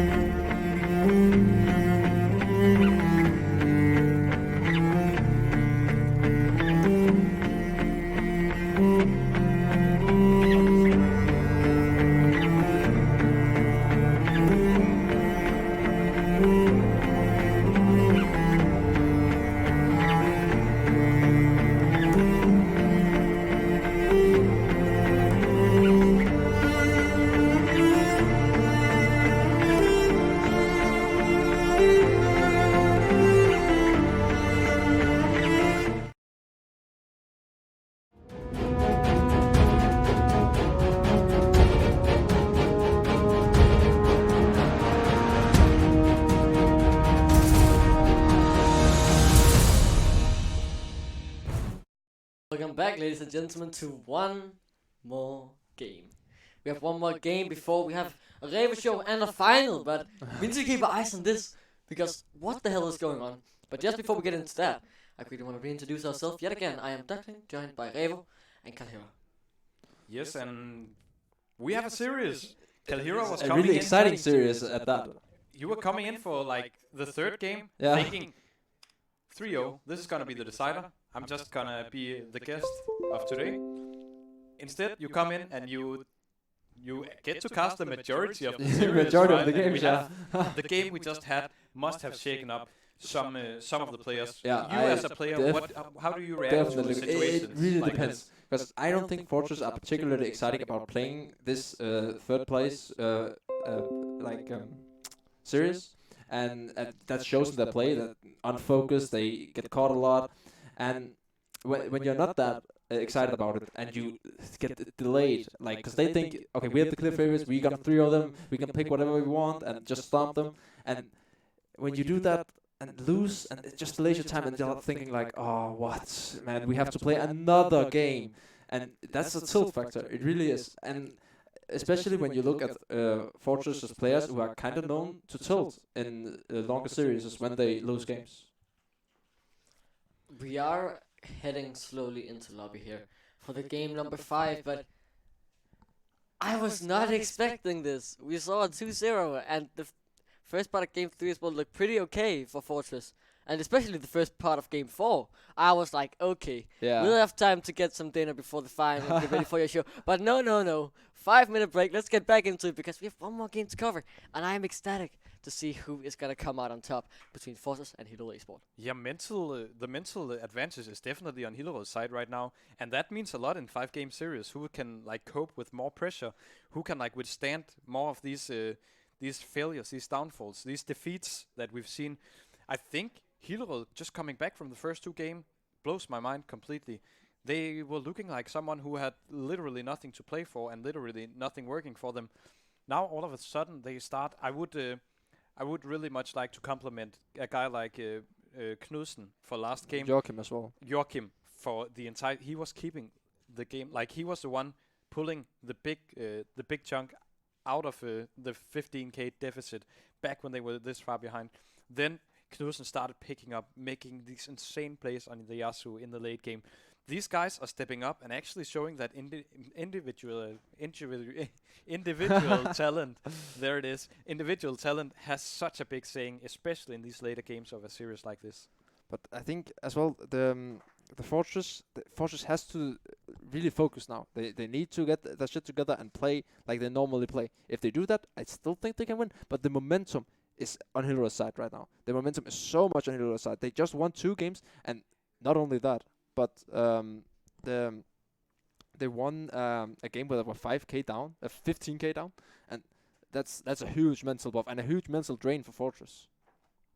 Yeah, most certainly, as we're about to head into the final lobby of today. Obviously, the momentum is on the side of Hillerød Esport, but what would you guys say Fortress need to change? Because this was the most standard game we've had so far today.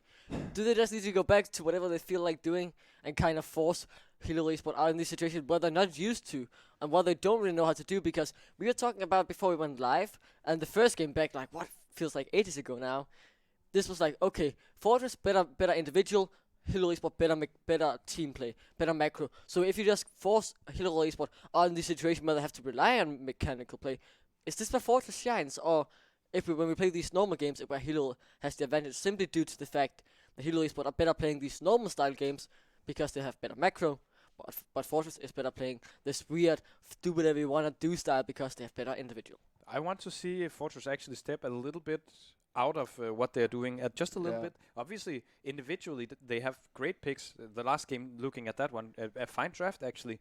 But I want to see them have these like point and click champions to initiate these team fights. That's what we saw work in game 1, for example. The Mel fight. I don't. It's just the champion that jumps to my mind when I'm saying this, right? Where you know when are you a team engaging a fight instead of these slippery champions like Gragas, where you have to obviously deal a lot of damage, and that was one of the best champions in this game, right? But Pike as well. It's hard. It's hard to pull off. Obviously, you should utilize it, but instead of Heimerdinger, maybe have these champions that can put something into the team fights, or at least make a decision when I want to see Halls take over this draft and actually pick champions that that are viable or really strong in the meta, because he is a good drafter, and if he actually drafts for them and force them on champions maybe that they don't particularly like playing but are actually strong, I think Fortress will win, because I don't think he has had a lot to say in the other drafts. I think he just, okay, you can play for fun, you're so much better, so let's go. But I think he takes over now and like, okay guys, now you fucking play normal, because I'm tired. Yeah, I think I see a lot of reason to do that. We do see a few bans coming out. I do think that both teams are a little bit slower at making up their minds here. It could point towards the fact that both these teams actually want to win. And I think Fortress forgot for a little while that they wanted to win, but now I think they've had a really good grip. Standard ban. Yep. So they want to take it away. Question is whether or not Yasu is picked in this game. That is what I feel like. He should be picked. He should be picked. Like, after Knudsen's performance, Hillerød should pick it every game. There's no way. He was even he was not that strong during the lane or anything, and he got solo killed by Knight as well, but he stepped so much up in the team fight with his mechanical play. It was beautiful to watch. And the Echo ban as well, targeting Joachim, and I feel like that's understandable, because he was so active, not in the early game, but after the pause, he just went off and ganked mid bot, got kills, got flashes all over, and he was so strong and really a force to be reckoned with. And the Nautilus ban, or the Silas ban actually, I didn't see. Silas ban probably. Silas ban last year as well. Also, like, a lot of junglers actually taking out the LeBlanc from Sloth as well. Could it be the Yasu? I could see a champion like Jarvan be first pick worthy here as well. Also because we know Joachim plays that champion a lot. He's really good on it. Obviously, hovering and there comes the Yasu first pick. Understandable first pick, to say the least. I agree. It really is. Especially with the performance from Knudsen last game. Let's see, though, what the side of Fortress decide to do to turn this on. Gragas is banned here. Gragas is not an option to get, as you just mentioned. Pantheon could be very interesting. Ooh. And that's a 3-way flex as well. It can go top, mid, and support. Maybe even jungle. I haven't seen it, but you don't know where this goes. I do like that one. Skarner getting hovered. Would they actually? I don't see them lurking Sack. No, it's not Shakal champion, I think. Not in Shim played Sack in game 2, was it? Yeah, that to didn't, enable. that didn't work. And that didn't work. Oh, the Kai'Sa. Okay, now that's serious. This is normal League of Legends. What is happening? We have normal roles again, I think, as well. Now they're really tryharding. You see, picking Kai'Sa, like arguably the best, one of the best champions, and arguably the best AD carry in the game. It's up there with Saya and Lucian for sure. And we see the Rakan as the counter. Maybe they lock Xayah here to match it up, and then Kai'Sa has to either match up with a really strong support. Nautilus is banned, so that's quite good for them. Or they just put Pantheon bot and challenge the lane with that. I don't know the Pantheon Rakan matchup too good, but I imagine it's playable for Pantheon. It really is. Also because he can put up the E whenever Rakan uses the grand entrance. Yeah. So he has a lot of like... Malphite lock. The completely set up for Yasuo here. Both Rakan and Malphite. like- And I wanna...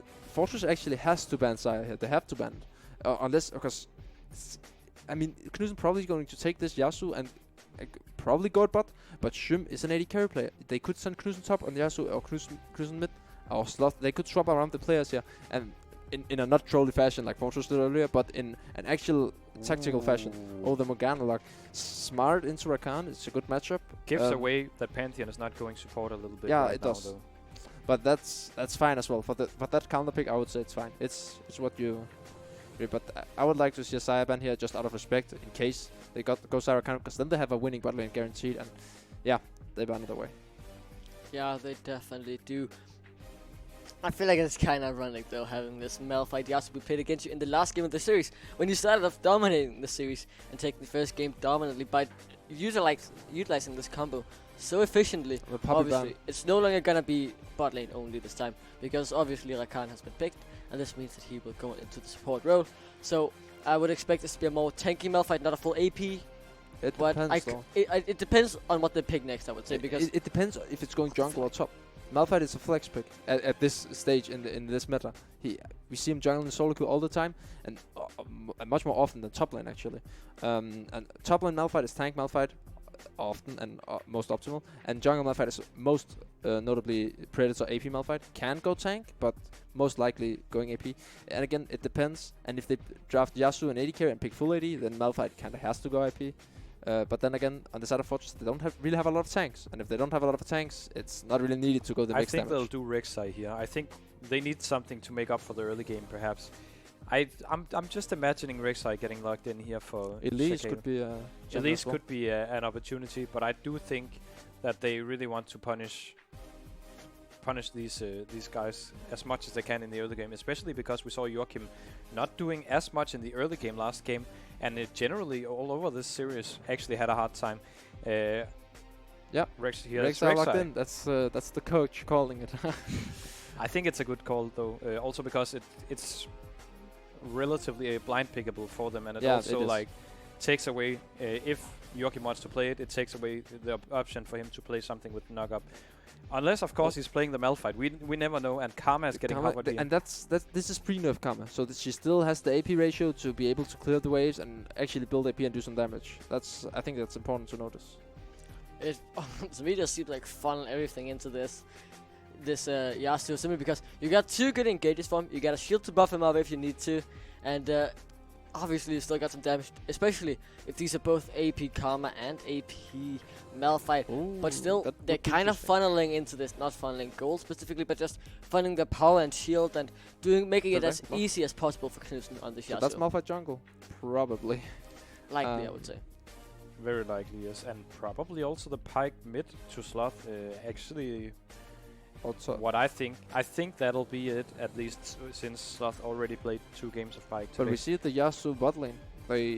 They're simply not comfortable swapping Knudsen in other lanes. They still force the Xayah ban with the draft, so I guess they got their goal.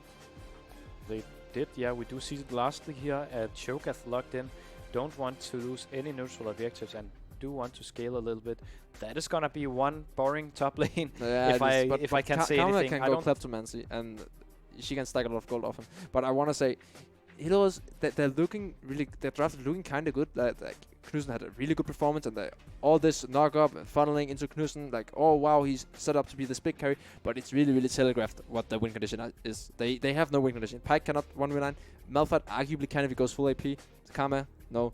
And Fortress knows this. They have like tank top completely just neutral. I'm not gonna do anything. Maybe I can CP bot if something happens.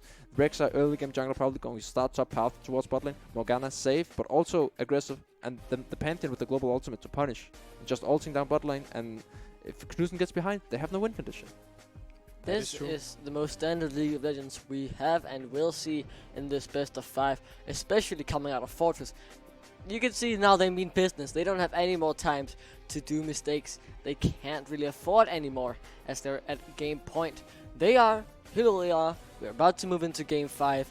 This is the last game before the final. And oh boy, is it exciting to see who will come out on top. It is, yeah. Something that baffles me a little bit is why is Linux playing the Kai'Sa and Snow Predator playing the Cho'Gath? Wait. I feel like that should have been the other way around. I don't know Snow Predator as a player. I know Linux. But I would say most of the players on Fortress, even though it's kind of troll that they swap roles and stuff in the other games, I would say most of them are what I call multi-role talents. Like PlayStation can play multiple roles. When he played for us in Flames and Nordic, he played top as well in some of our scrims and stuff. So he can play a lot of different roles, and I would assume that they want to win this. We can see in the draft they want to win this, and Linux probably not a Cho'Gath player. I could see that happening. Linux saying I don't want to play Cho'Gath. He's not my kind of style, and Snow Predator being okay, sure. I just take him because I can play top as well. Yeah, because we have to assume that they are doing the best that they can right now. They are like putting on the best performance they can possibly put on. I think so too. Maybe obviously it's decided by the draft who goes where. Could be that they pick Kai'Sa and they're like, okay, if I have to pick something top that I can cope with, then it has to be the Cho'Gath, he says, and gets the Cho'Gath, and that means we'll probably have a lot of play around the mid lane, I imagine, from Fortress until level 6, where neither can use the Grand Starfall to gank the side lanes and try to maybe punish this cow and maybe get a few stacks on the Cho'Gath, or maybe get this Kai'Sa rolling, depending on whether or not they want to shut down the Yasuo or focus elsewhere. Let's see what they decide to do. We're about to head into game, but there are probably some technical difficulties I would expect, because learning a fiend usually doesn't take this long. But either way, looking at this composition, I'm very excited to see how this late game Yasuo Malphite will function. We saw it dominate first time, and I just feel like it's all set up for that one dream combo. You get in, you get the grand entrance with the quickness, and then a death from below to end it all up and give them like 3-4 kills and multiply that because of the double goal being given out. Yeah. So I feel like they have this dream scenario in their head about how this game is gonna play out, and I feel like if we get to the late game, they can come back from almost any deficit. I would say it rarely works. You can get this wombo combo, teamfight combo that all the YouTube montages is like Orianna Malphite and stuff. But in reality, if you get that 5-man ult, yeah, sure. But do you actually get that 5-man ult is my question. And if you don't, it's kind of useless, not gonna lie. And it depends on Linux and PlayStation. Is PlayStation on point with that Black Shield? Linux going to stay alive, and if he is on point with flashing the Malphite ult, flashing the Grand Entrance from Rakan, then he should be able to stay alive as well. And if he stays alive, it's really kiteable. And if Yasuo doesn't get ult off on Linux, they just lose the fight. Also, the point and click stun from Pantheon is really, really, really smart against Yasuo, because Yasuo has to dive in, and he cannot stay out of the stun range of Pantheon, so it's just a free CC on Yasuo. He can build QSS later on if he gets ahead, but if he gets behind, he does not have the resources to do so. And if he doesn't, then he's going down as soon as he goes in. Same for Pyke, right? Oh, here we see a little bit. That's quite smart, because he has Aerie. I mean, it's mana flow proc from PlayStation, probably, unless he has Nimbus Cloak. Yeah, and also a few gold. Probably 11 gold going over there as well. The famous 11 gold that you want to start off with as a support player with a skill shot. So looking really good. I'm going to say that I'm gonna have my eyes on Shakale in this early game. I need him to show up. I really need him to be the player he was in game 1 and 2. It's also important because he has this early game for himself. It's not like Joachim on Malphite is going to contest him level 3. It's level 6. He's a threat, and before he's absolutely nothing in a gank, or he shouldn't be, unless he's like counter ganking and they play really smart, like baiting them in. But realistically, he should not get a single gank off before 6. I do agree. Also, we do see. Oh, we see the cheese. This might actually genuinely be first blood here. We're taking very, very low. Just need one more proc coming through. There's the heal as well. That could be doubles or what? Nah, here comes. They should. They need to. They need to get out of here right now. They will get one kill back though. Make it a 2 for 2. I would say no. One more attack will come through. It will. So it's a 2-for-2 trade, it seems. Can she get the Dark Binding off? But no, a TP in as well for the side of Shim. Will get the kill No. in the end. No, the healing, the potion runs through He the has river. this. Does he Can has he it get for out? his ultimate? It's on cool. If also it's off cooldown now. Yeah. Gets the kill, yes, in the end. Oh, and good trade by Nida in mid lane. That means we're gonna see the Yasuo play into the Cho'Gath in the top lane as well. Knudsen moving all the way top. So I think they wanted the Karma into the Morgana or something like Yeah, this to makes sense. somewhat punish. I do like the idea. I mean, obviously the Yasuo could have win-walled the binding, but if you can, instead of not- just not being that binding. reactive, you can be proactive, like you can on Karma into Morgana, and also into Kai'Sa for that matter. You can start just like taking them out of the game by pushing when you hit that lost I chapter. I think it's quite smart actually to swap a top lane. It's a really good matchup. I think they could have put a bot as well, and then use the Klepto Karma as top lane, just like a gold, like just a bank, just keep hitting, getting more and more gold. Yeah. But let's see how they do. It's 2-for-2. But Kai'Sa got the kill though, but she didn't get much out of it. She has her TP though, and that's pretty huge. Because as soon as she get her pickaxe plus tier, or double pickaxe for that matter, depends on what she's building, she can TP back. And that TP is unavailable for Karma. It is, yes, but that also means we're probably going to see this pike roam more towards the top side than the bot side, which is a little bit untraditional from the blue side perspective of things, because it's a little bit harder to like find a pathing behind the top laner than it is on the for the bot laners, because you have the tribush to pass by. You can like sort of set them up, like roam all the way behind them and find a nice skill shot, or at least force a flash.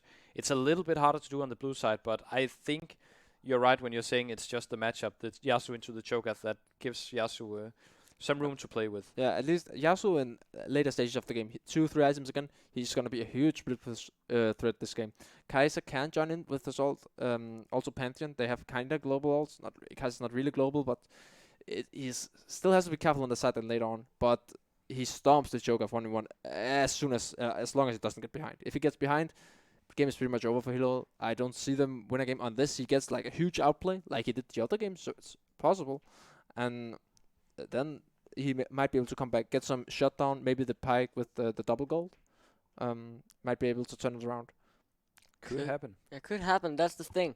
I obviously now Kai'Sa's got the first blood. I've actually in the bot lane with the 2v2 or 2v3, you could say, and obviously not enough gold in Lineup pocket to pick up the tier, because if he would have been able to get that, it would have been crucial being able to start stacking from minute number 2.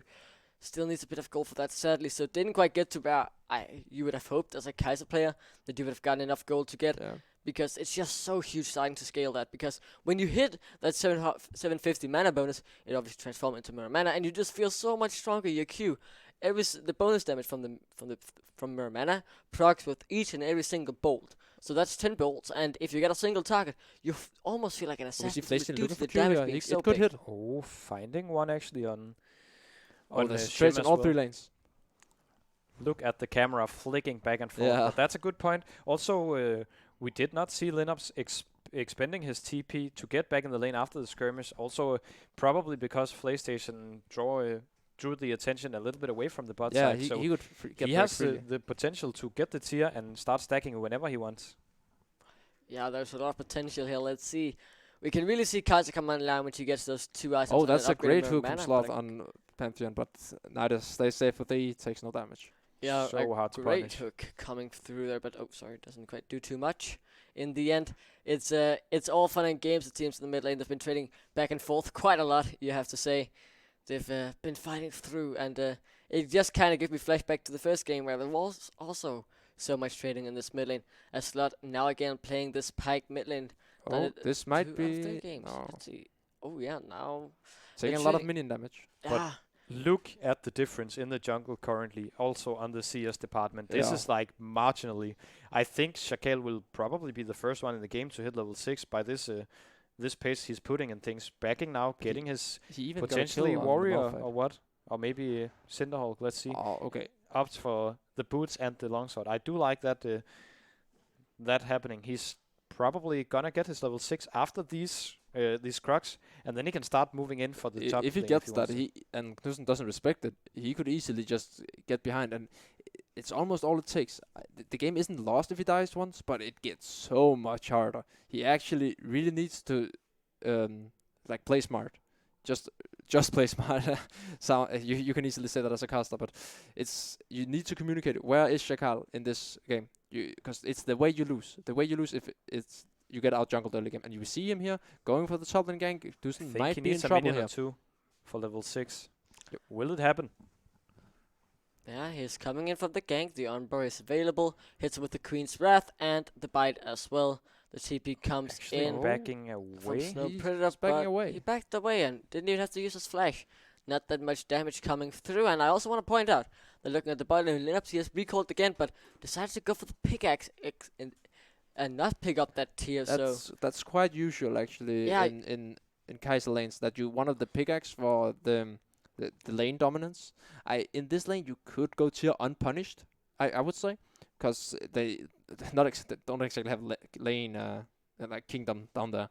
They can't really kill you if you go tier because you're just chilling. But again, I could be wrong, and also Linux could be wrong. He's not exactly AD main, but it's not that bad anyway to go pickaxe. Yeah. No, but something that is surprising to me is that they get to push this much on the side of Fortress. Just keep shoving the waves in, and that's something they've been good at. Oh, we see the Malphite Predator only level 5 though. We see Rakan Eing on Malphite Eing again here. Look for the Grand Initial on Kaiser, but the Black Shield is coming in here. We see the Wait, they might actually genuinely be able to turn it, because here comes the ultimate. Now what can he do? He can't quite do enough. Actually, it seems a good Q from the arcane rain. That's a huge hook Oh on my lineups. god, what a hook! That was a beauty until the death from below. What a beautiful sight to behold. Now on the top lane, Oh, Shakal is up here. Shakal is coming in for the gank, and that's surely gonna be a kill. Knudsen overextending a tiny bit, making it overall. I don't 2 want for to one be stage. the negative guy, but Knudsen really has to respect this. Like your team is making play bot side. You have to back out top. That's the rule. You cannot do this unless you see 4 people bot. And even though he actually lost the 1v1 trade to Snow Predator, but you have to respect it at that point, because you are the win condition. You are exactly, and if you die, if you fall behind in this Cho'Gath lane, it's gonna be very hard because you have to juke literally everything. And if he Brawlers West coming in, from Snow Predator now, so it's gonna be very difficult to start punishing everyone, or start punishing firstly, of course, the Cho'Gath in this lane, but generally everyone in this game, if he can't even get out of lane, Knudsen. We see actually Shakal. We see him in that enemy jungle here, maybe picking up some ganks. Right now he's recalling, but the counter jungle, and we see the CS lead. He has third times the CS. Like that's insane. He has such a huge gold lead right now, and he has this warrior finish. He's so strong right now. He could probably just 1v1 everyone. The difference in gold merely from the CS numbers on the side of Fortress shows me that individually they actually have a very, very we see here the binding big hit gap. and the small trading in the bot lane. Yeah, and very nice battle dance for the side of Rakan. Came in there and blocked the entirety of the we see Void the Predator Seeker, Pike coming but in here. Comes they might actually just turn around to slot, because the Emperor comes through, knocks him up, stops him in his track. Very well played there from Shakal, being at the right place at the right time, denying the engage. And the Unstoppable Force is available, just to keep that in mind. And let's see if he'll use it here in the bot lane. Oh, he's actually spotted on that ward. They see him and they know, oh, that's actually the trade on slot here. It goes with That's a Rek'Sai kill ult, right and he flashes there. out of the grand interest. That's really well played by Shakal, and slot go down. The Queen's Wrath 2-0, was enough. showing up until now. I think in this game, if he keeps this pace up, he will be able to grab maybe a few dragons, maybe the Herald, and start winning Actually snowballing. some gold into his team's pockets. But you can see this game is a lot more controlled than the other games. Like people are just the setups and the ganks and stuff are a lot less random and a lot more telegraphed. Like the teams are really stepping up here, both of them. It's a lot more even.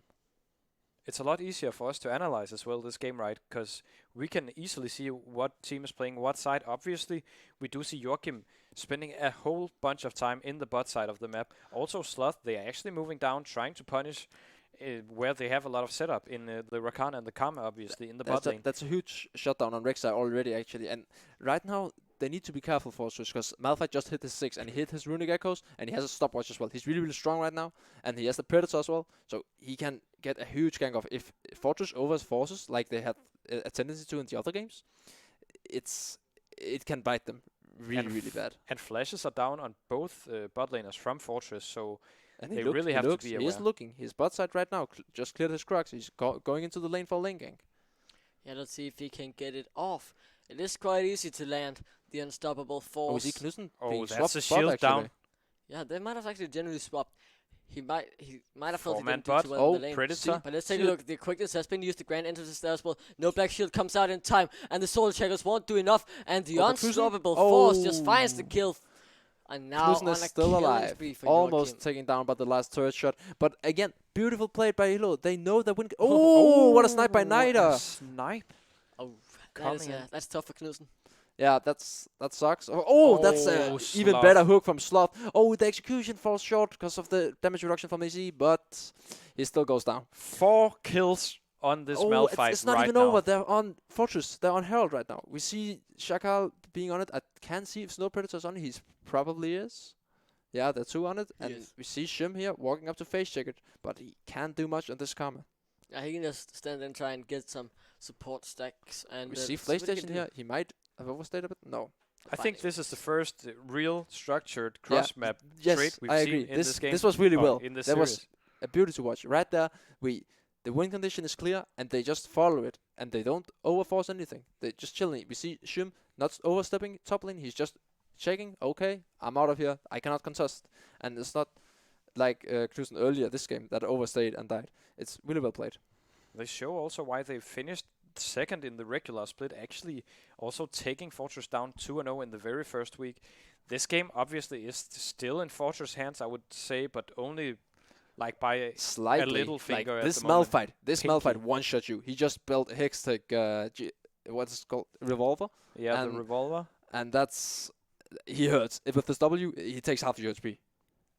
That's so much damage, and it's incredibly frustrating if you're outside of Fortress, seeing all these kills go over to the Malphite, who you don't want to get the kills because he just so quickly takes the gold he gets from it and just uses it so well. You can see now with this, as you mentioned, he takes half your HP. It's insane, and if he gets even further hit, it's gonna be even more bonkers, and it's not gonna be fun to play against. So See, Shakal, that this could be a 3v3. If it's a 3v3, if Malphite gets spotted on that ward, it's really bad. Oh, Knudsen goes in here. Oh, that's a quickness. And Double he's TP double coming TP in in as here. well. Oh, he actually hits Kaiser. Supercharge won't keep Lineup safe, but they will completely use everything on PlayStation. This might actually be a bad decision, using everything on one guy who is the support, who doesn't really do that much damage. Now they're coming into 5v5 fight in the body, and who can really come out on top. Knudsen is running One for for the one. hills, but he won't get out safe. The Nana picks up the kill and it's a shutdown. 3 kills actually going over to the side of Fortress. Looks really good now. Let's see if they can get even more. The Bone Skewer pulls him back, but Nida Herald will be deployed. safe and will survive. Shelly has been spawned, and she will get a few plates shortly in the bot lane. Fortress showing so Oh, much oh, tempo that's here. in the actually- game. No, he missed the execution. Oh, Slot that's tried to be so a bit too sad. aggressive. If he got that, he might have actually been able to get another one. But yeah, sadly he didn't get that. Still, there's 2 huge shutdowns on the side of Fortress, and Hilo has no shutdowns. Malphite just got shut down, obviously, but again, there is comeback Oh, wait, potential. that Oh, they're going in. actually- Oh, that's a Nida. great But entrance. the Grand Entrance is completely massive, but which makes it into a 1-for-1, let's say. Neither had to use his flag, so in the end it was a worth a trade for the side of Hillerød. Fortress But this already on the means map play here. They Lineup already flex- swapped top. Really Yeah, fast, instantly. also with the teleport, utilizing it. I really like seeing this It's beautiful. because they are playing for nothing but objectives this game, and Yeah. it's so enjoyable to watch. I mean, obviously it's super fun to watch all of the kills and this kind of thing, but look at Sloth, he's not finding near as much success as he was No, in the it's first 2 games, Yeah, because people are aware now, people know where he is, and people play accordingly. If they don't have any objectives to play for, they step back simply, and that is why he's not getting the kind of lead he wants to. Yeah, and the game right now is not as fast as any of the other, and it is still a beauty to watch. This more controlled, this greater thought out League of Legends. I am a big fan of this. looking bot. But let's see. Yeah, this is gonna be a kill for certain. It's gonna take some time because he is very tanky. And look, this takes so much time. Has Oh, to use actually use the 3 quickness. ultimates. Can he Will just they walk get out? him even? There's no way he Wait. just gets to walk out. That's I a could 1 not for go- 1. Malphite dies. What? How? That is insane. That is bonkers. Such a tanky guy. But Very well displayed in a was a 1v3. shutdown, though. That's you have to talk. Sloth might actually That's- go down here. The shell coming in from Sherm might be enough to keep him The alive. voice Oh, here and it doesn't is. quite find him. But so he's you have to keep that in mind when you have that much CC. You cannot mess it up like they just did. They didn't chain it properly. They used all the knockups at the same time, so he didn't get CC'd for long. He's just like 1 second, 2 seconds maybe. He doesn't have any CC reduction either. Not that it works on knockups, but you have to chain it better than that. He walked out. He even got 1-for-1. They did not have to spend the Rakanal on that.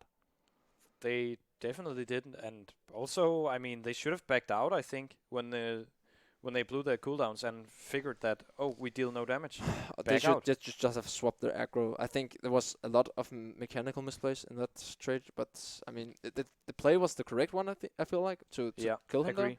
but it was just mechanical misplay. The Drake is coming up here, actually. But look at the gold now. 4,000 in the favor of Fortress. They are so good at building an early game lead. If they can just, because this game, I feel like they have late game insurance. They will have a massive Cho'Gath in the end of the game, and a Kai'Sa that arguably scales. I don't even the care best about of gold lead anyone here. anymore, because after that fourth game. But we see Knudsen here. He found himself in a bit sticky situation here with the point and click stun. The Unburied should be available soon. Takes a bite out of him. And now that was a good flash actually to deny that. And now look, the killing instinct gets used to finally find a kill. Not just play defensive. They're not playing this 4v2 situation. This is beautiful League of Legends. And now they're getting flanked from behind. Hillerød Esport is falling apart at the moment in these skirmishes. They can't quite get what they want, and it could have been disaster, and they will likely lose 4. He is almost set to fall, speed up, but the Rupture knocks him up, and Umbara picks up the kill. Shakal is unstoppable, and Slut is the only man surviving for now, but Nida might want to be on the chase, but can't quite do it since they do have the little bit of extra movement speed thanks to the Cloud. It was... Yeah, I mean, Hillerød had to wait for the level 6, and Shakal actually didn't get that many ganks off pre-6. He got 1, I think, but after 6 he really popped off, and the fight bot lane that was a bit uncoordinated, Fortress just punished instantly, and they got built up such a huge lead, and Shakal has really been able to abuse that and just keep on snowballing.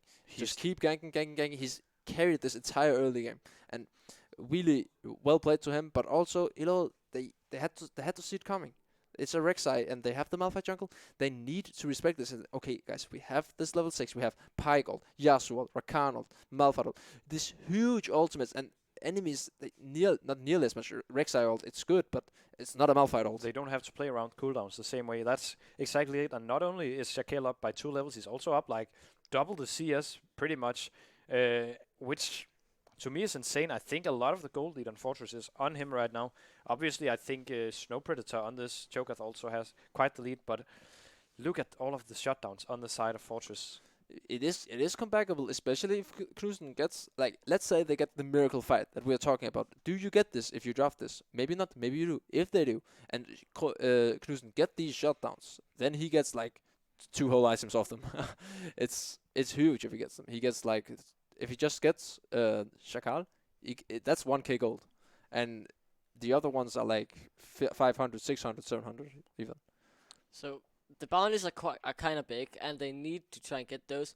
Especially just focus Shakal. He's still pretty squishy, so he can't get taken down if you time your CC enough. It's not like you spend 3 ultimates on him. Forced to flash. Like you do to Snow Predator, and no one dies. So... I feel like he's an obvious target at the moment, but they haven't quite been able to do anything. And just, look, they do no damage to this guy. He's so Not tanky. even the turrets can touch him. Yeah, the turret is going to have to fire a lot of shots at him to at least do some kind of tickling. And I like that he's going Sheen as well. Just gives him that extra bit of oomph to round out his builds. That extra bit of damage that could just come in handy because he's so tanky. He might not have a lot, but if he throws it out over these 10 seconds he's alive, it's a decent amount. That's true. It's easy to see here also, like, what is... Because I I feel like... here. I feel like Fortress is a team that has a composition that has a lot of different win conditions, whereas Hillerød is quite all eggs in the same basket, right? The Knudsen basket. I would say Joachim Knudsen has to be in a team fight for them to win it. Where on Fortress side, I would say you could have a Kai'Sa, you could have a Pantheon Rek'Sai, you could have a Cho'Gath Pantheon. You could, like, combine... a lot of different but the skirmishes. thing is about the Fortress comp is also a teamfight comp. It's not like it's a split push comp. Definitely not, no. They just out teamfight them right now. Even though Hillerød has this huge ultimate, but they got too far behind in the early game. Fortress just They're just too far ahead. Look at Kaiser's build. Look at Yasuo's build. Static Shift is even a cheap item, but Kaiser just has almost 3 items. And it's a huge difference. And also Pantheon with his lethality almost had 3 items. And Shakal and also Snow Predator. I mean, they're so far ahead. They cannot lose a fight unless they misplay it mechanically. And what's a really nice thing about this? Oh, that's Shakal, he might be certainly really did. smart. I talked about timing ultimates, and that was what they did right there. But the gold, it goes to Pike though. that is so huge. Still very, very big. But now the ultimate comes in. They want to try and get something back here, I feel like. Flashing forward. Force a flash, but the killer instinct comes through. That's a kill instantly to Lineups. And talking about Lineups, he now has a supercharged upgrade as well, which is so huge because at first, before you get an upgrade, it feels so awkward to use because it's just that half second there where you can't do anything. You're just getting more attack speed slowly. But when you get it upgraded, you get the stealth, so they it's look actually for so Baron. useful. They have the mountain, they have the choker, and the Kaiser. Yeah, they're gonna run. That is what you can do with Malphite this. has no ult. Rakan has no ult. They cannot contest this. I think they only Karma is Karma's mid. No, there's nothing they can do. Oh, he got hit by the Dark Binding. That's There's no way he gets in now. It gets eaten up by Snow Predator as he runs towards Slot, but won't quite catch him out. Now let's see if Joachim will fall as well. Will likely be the next one on the menu. He's jumped upon. He doesn't have his ultimate. Now he actually has it. Let's see if it will be useful. Whoa, Not that's at all. so much That's damage. a lot of damage. 5 stacks coming in here, yeah. Also, that's what I wanted to stress a little bit. Like, if you don't have an ultimate, the wind wall doesn't block this binding, and Shim just goes down. If you do not have the unstoppable force from Malphite, can you even fight on the side of Hillerød? Even in an even scenario, right? It's so easy for Fortress to punish them if that ultimate is on cooldown. So them giving one member for that cooldown, I think, just wins them every single fight. Or at least allows them to do whatever they want on the map. And new Drake is spawning in 1 minute, and Fortress recalling, setting up for it. This is the Fortress I expected to see. And I feel like if Fortress was playing this coordinated, then it would have been a 3-0. And because this is really dominating right now. And it's not looking like game 4 at all. You can feel that gold lead. You can feel it now. And Hillerød side, it looks really hopeless for them. They don't have a clear win condition or inclusion anymore. He's not even building a finish in a second. He has to build defensively in the third stage. And they will lack damage. Shogat, he's not going to die. They start to have grasping for these straws on the ways to come back. And the first one obviously pops to mind is the Dream combo, but it's so unlikely. As you mentioned, you see them in the montages and it looks all cool and it's like, oh, well, let's just play a game with friends and we'll do that on the first try. No, it's incredibly hard to pull off, especially, obviously, Fortress, they know that this is the way to get back, so they won't be 5-man But grouped they're up looking in one here. skirt. Shakal might overstay his welcome, and Joachim is going in. Yeah. Oh, PlayStation? PlayStation might be dead. He used the Soul Shackles, won't quite be enough. Oh, he will actually get out. Slot almost dies here. The Void Seeker finds him, even through the battle dance. And a flash away keeps him alive. Incredibly played by him. And now Knus will fall as well. It's looking horrible for the side of Hillerød, but they get chased back.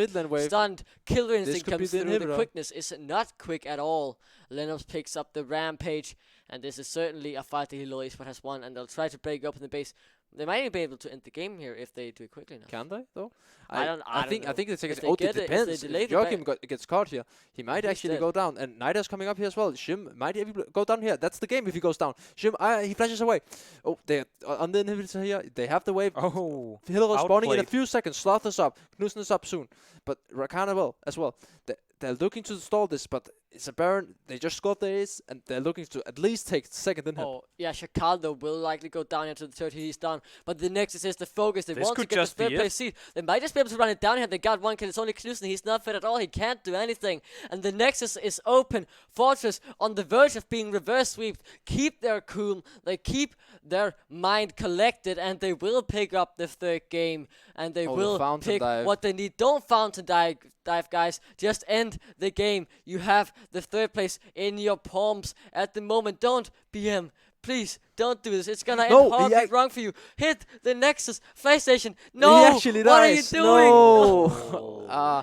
Fortress. It most likely doesn't matter. Fortress is still in the driving seat. There's nothing Hillerød can take here. They actually didn't get the top inhibitor, so there's only one inhibitor down. But again, it gives Hillerød that one chance to get that one fight they're looking for. If they get it, it would be huge. Again, the chances, they're not great. I like how Slot, he disconnected. I was like, oh, it's over. And wait, the guys are like, oh, wait, it isn't over. And he just reconnects instantly. But neither can TPN, but it's just, I don't know why you would do this. Obviously, it It's feels like it doesn't matter, but then Yeah. again, the possibility giving them that one more chance, it might be the one that they need, and it's so risky. And I would especially say now in game 5, if they were up 2-0, I could understand it. But when they're up in the game 5, I feel like just end it, guys. Just no more but BM. This Exactly. game, they are so far ahead, and it's not like the other game. This game, you can really feel it, and Yeah. Hillerød can feel it, Fortress can feel it, everyone can see it as well. This is just a dump. So they're stomping them right now. I Hillerød feel doesn't like they'll stand a back chance. though. Maybe wait for Linnup's TP to be up. Oh. They have a ward inside the pit. Use the ultimate, or maybe just double TP in. I don't do know what they see- feel like doing, but they'll. No, they have the ward. I mean, I do see they are the kind of team that could try to pull it off. they do, but I think the clever thing here would be just 5-man, push the sides in and just. They the don't need game. to push the sides. They can just run it down mid. It's true, but I think the Malphite is the only thing keeping them from doing so right Oh, now. see, just Cho'Gath. Look at the Cho'Gath the pressure. greatness Oh, of they're actually they're trying to getting get in, onto but the black Lineups. shield.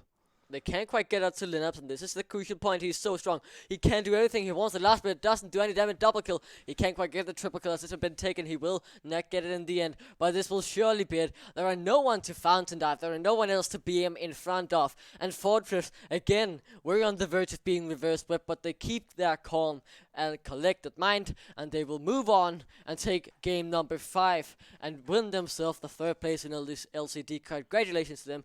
Hillerød Esport fought valiantly until the end, but it wasn't quite enough to stop the Giants of Fortress. I think it was well deserved throughout the series. Obviously, I think they played a little bit with their foot toes, to use that Yeah. expression. They could have done this a lot earlier, but I do think it's well deserved, and they are cementing themselves, as you said, on the 3rd place, which I want to congratulate them. It's a team coming from CST straight into LCD playoffs and falling short in the semis. I think Two they're the Wicked first Gaming. team to do that, actually. Yeah, and they played 2 5-game series to actually end up where they are. Almost took down Wicked Gaming as well. This is a team that has super, super high A games, but also super, super low B games. Where it really depends. And if they can shave up these B games, they could be competitors next season for maybe even the title. And before we go into a break, because we're not going to end the stream, because we have something special coming up. It is the one and only Revo's game show in 10 to 15 minutes. So we'll have a break. That'll be it for me today. Hillerød will be back and with Revo on the game show. So look forward to that as a warm-up for the final. It is for the final, Atlanta versus Wicked Gaming. Look forward to that. But before, just be there for the game show. I've heard about it. It sounds great. I'm excited to see how it'll play out. See you after the break.